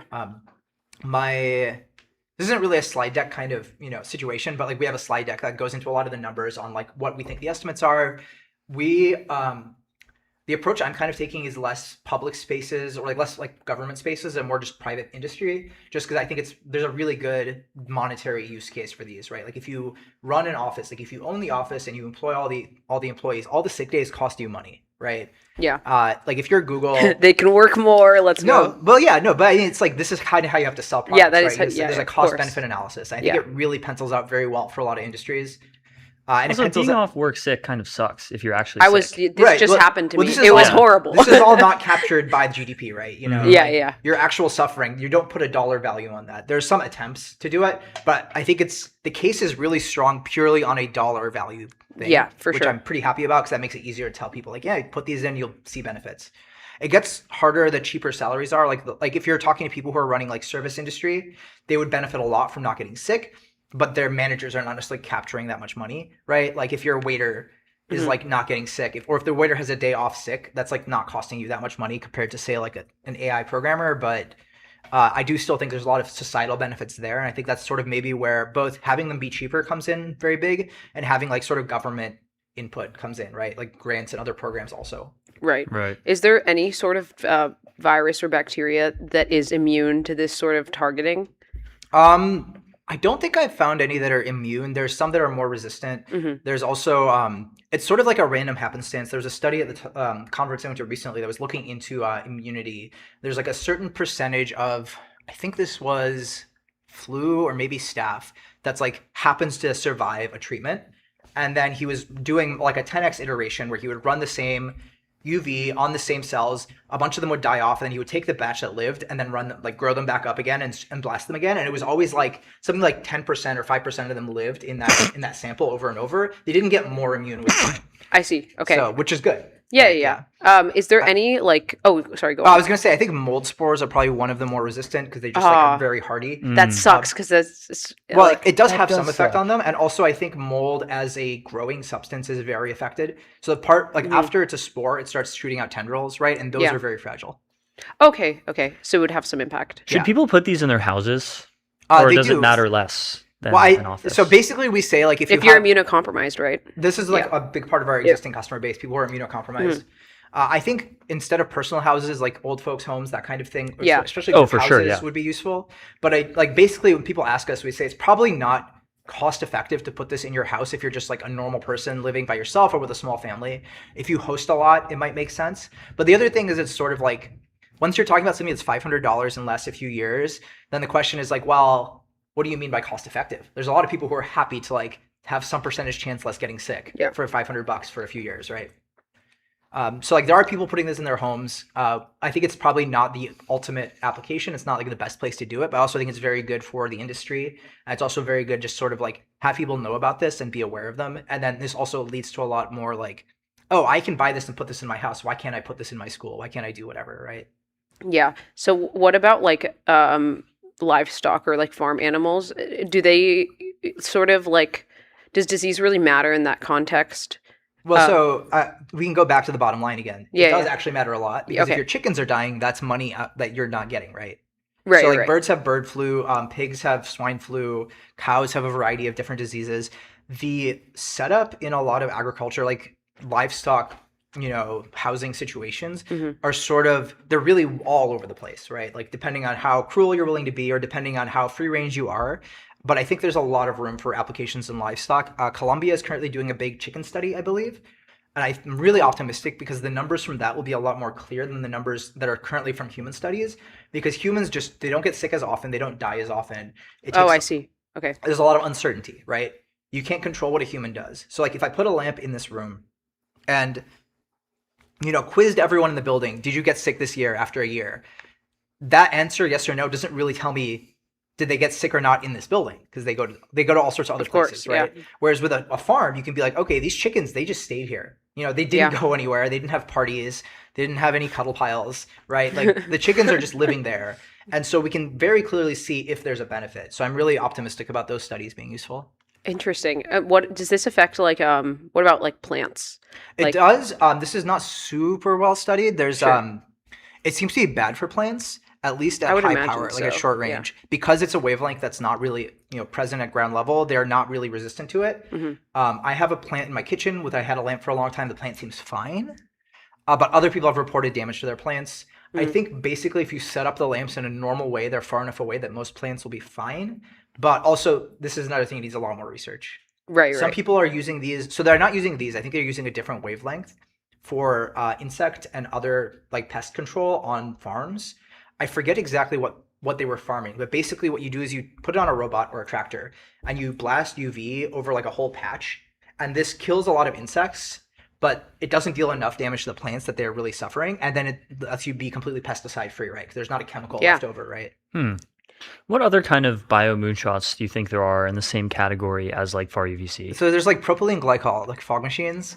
There's some evidence that this is antibacterial, antiviral, and so there's proposals to just like mist every single public space with like fog machine fog. Isn't that what vapes are? Kind of, yeah. Some people argue that vapes are actually protected for this reason. What is that argument? Yeah, I think it's basically the propylene glycol particles are damaging to life, right? Which arguably implies that they're not healthy for you to breathe, but that's a different topic. Well, then why would you mist it's all public spaces with it? Because it's on net beneficial, right? Okay. So like if you're taking a little bit of damage from propylene glycol or UV, that's bad. But if you're killing all of the viruses, then that's good, right? So I'm very much a believer in that, like, we accumulate a ton of cumulative damage all the time from getting sick and then recovering and getting sick and then recovering. And if we stop this pattern, we'll end up being healthier overall. Yeah. I'm inclined to agree. Yeah. This is sort of like, I really like the pitch of like, we can all be just somewhat better off, like all over the world from these, but there's sort of a much more esoteric like AI risk pitch also. It's not really that much more esoteric. Everybody hears about biorisk. If you've been using Fable, it's like shutting you down if you're doing any biology research. Yeah. Because people are really worried about bioengineered pandemics coming out of AI. And one of the nice things about UV and also these other programs like propylene glycol is that it does not care about the pathogen, right? So with a vaccine, you have to have a vaccine that's specific to the flu or to COVID or to whatever disease. But with UV, it just kills anything that's floating around in the air, right? And this is sort of like, if we already have these before the next pandemic, then that pandemic might just stop before it even gets started, right? I see. Okay. Would it make sense to like install these and then only turn them on whenever there's like a big event happening and there's tons of people in a space? Absolutely, that makes sense. Okay. Yeah. Because that would be one way to mitigate any sort of like. Yeah. You would mitigate any side effects. You would mitigate. You would also save, money and power, I guess. They're pretty low power. They're like 12.9 watts or whatever. The output of this emitter is only like 100 milliwatts because you really don't need that much power to zap viruses and bacteria. Yeah. And the other thing is, it does wear out, right? So like after some thousands of hours, these emitters wear out. So if you're only running them sometimes, you're going to get a lot more lifespan out of them. Oh, cool. Okay, I see. So how does this compare to like a HEPA filter? So we usually say one of these lamps is about equivalent to like 4 to 5 like standard air filters. Like if you have like a portable air filter, so they're more efficient in terms of like energy. They're sort of like they're pretty directly comparable because you can say like basically we say there's a clean air delivery rate, like CATR. This is the number people use for this is how good your filter is. This is how good your ventilation system is. And so you can kind of say like this lamp gives X amount of like clean air delivery rate equivalent, right? And so they're very comparable to filters. They're sort of if you have like a pretty good filter, like if you have a filter that's like equivalent to this lamp, the lamp is probably going to be cheaper and cost less energy and you don't have to change filters. But they're like, we usually say that they're very synergistic, right? Like we shouldn't ignore one in favor of the other because the air moving around from the air filter benefits the lamp because it means that each particle spends more time in the hotspot. And then also the filters just get a lot of stuff the lamps won't get, right? Yeah. Like particulate and things. I think about this like kind of like sci-fi concept of like just a chamber that you enter and then it sanitizes you. These do actually exist. Yeah, UV Medico, another of the companies in this industry, they sell these clean room doors, basically, that are gateways that have like 100 of these emitters. And then you walk in and it sanitizes you. Right? Yeah, so that could be like another potential application. Yeah, no, this is an application that's already out there. It's just very small on like a global scale, right? Like it's really cool, obviously, but it's sort of like it's not going to move the needle on global disease at all, right? Right. Do we see this tech being deployed in hospitals anywhere? There's like a couple deployments, I think. Hospitals are kind of really slow to buy new technology. They've been gradually deploying other UV systems that came out before this. So something you'll see in a lot of hospitals is upper room UV, which uses a different wavelength that's less safe. And so they only shine the UV in the upper half of the room where people are not going to, encounter it. And then so all the air that goes through the room, like it spends some time close to the ceiling getting disinfected. I see. It sounds like hospitals would be like a very high leverage place to deploy. You would think. How many people die in hospital? What's the term, like hospital contracted illnesses? A lot. Very high. so many. So the issue is sort of hospitals are not like, they don't have a direct incentive to reduce hospital acquired infections. Hospital acquired. Yeah. It sort of depends kind of on the exact setup that they have, like their funding structure. Like a lot of hospitals are nonprofit, a lot of hospitals are government run, a lot of hospitals are privately run. So there's like really a wide range. The other thing is any sort of installation that you want to do over a whole building is just so expensive, and you really have to like go and say, hey, facilities guy, you need to spend $1 million on this or whatever. Someone I was talking to at a conference the other day, he was saying they just put in about $1 million worth of lamps at Ave Maria University in Florida. Which I'm excited to hear more about when we start collecting data, right? Universities, I think, are a pretty good application, especially dorms, right? Because you have people living in relatively close proximity. Absolutely. People are getting sick all the time. Application I'm really excited for is in DOW barracks, right? They have like 80 guys sleeping in one room. Oh, yeah. Dorms are so, now I'm thinking about it, like my freshman year of college, like I got literally the sickest I've ever been. I was nuked for like a week. And most people I knew had the like same thing happen to them. Yeah, I mean, it happens to everybody, right? Like, we've all been through it. Yeah, the freshman flu, they called it. Yeah. Or like frat party contracted illness. Oh my God. Yeah, terrible, just brutal. Yeah, or like I know people who had it even worse off, where they had mono. And mono is like a, I forgot what family of viruses it's from, like the herpes virus family. Yeah. It's Epstein-Barr. Epstein-Barr, yes. Yeah. And it knocks you out for like... Mono is brutal, but it's not passed through the air is the thing, right? Yeah. So like they call it a kissing disease because you get it through saliva, right? So these would not really help you that much because you're not getting it by like floating around the air for like an hour or whatever, right? That's true. Yeah. So are there any other like things that we wouldn't think of that this could be useful? Like we mentioned lice and mold. The one I was most surprised about recently, I saw a lot of this is going to be because I was at a conference like the other week, so I just saw a lot of talks, is apparently NASA is looking into using these for disinfecting anything that goes to and from space. Oh, because they have apparently very strict rules about contaminating space, because like if we want to do any research on Mars, like life on Mars, we have to make sure that there's no life from Earth that gets to the devices. Of course, yeah. And then also, if there happens to be anything on Mars, we don't want it to come back to Earth. Right. And so that was the most surprising. A Martian illness. Yeah. That would be bad. That's what they did with the Apollo astronauts. Like as soon as they landed, they went into quarantine for like 2 weeks. Yeah. I saw the quarantine center. I think in Kennedy Space Center or another one of these places. Maybe it was on. It might have been it was on board the USS Alameda. Maybe one of those. I remember hearing about that. Yeah. Yeah. One of the hospital ships. Yeah. I think ships is another good place. Sort of the like layout of ships is maybe not that conducive to lamps, but like maybe in like the dining hall on ships, the cafeteria.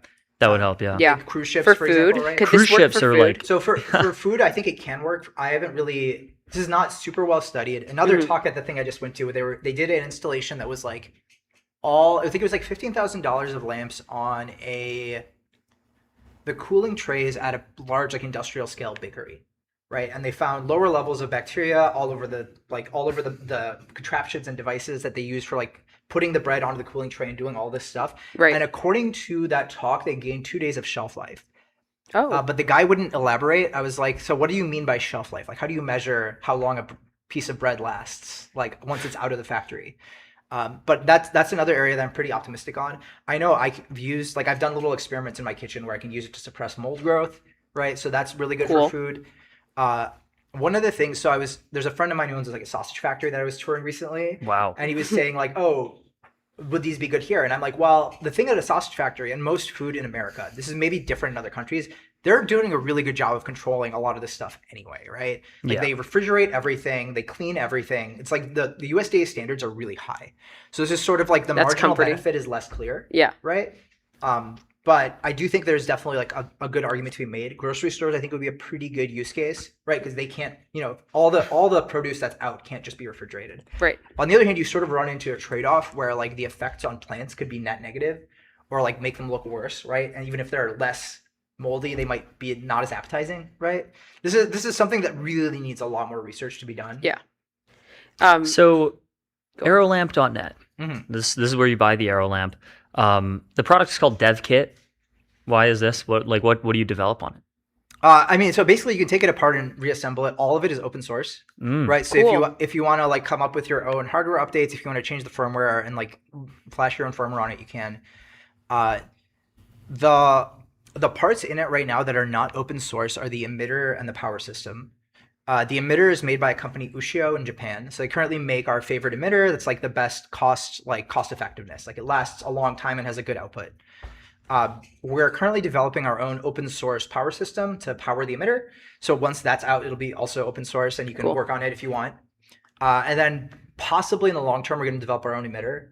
The thing I really want to do is set up some sort of deal with Ushio where like we can buy their IP and open source the emitter and do dev work on it.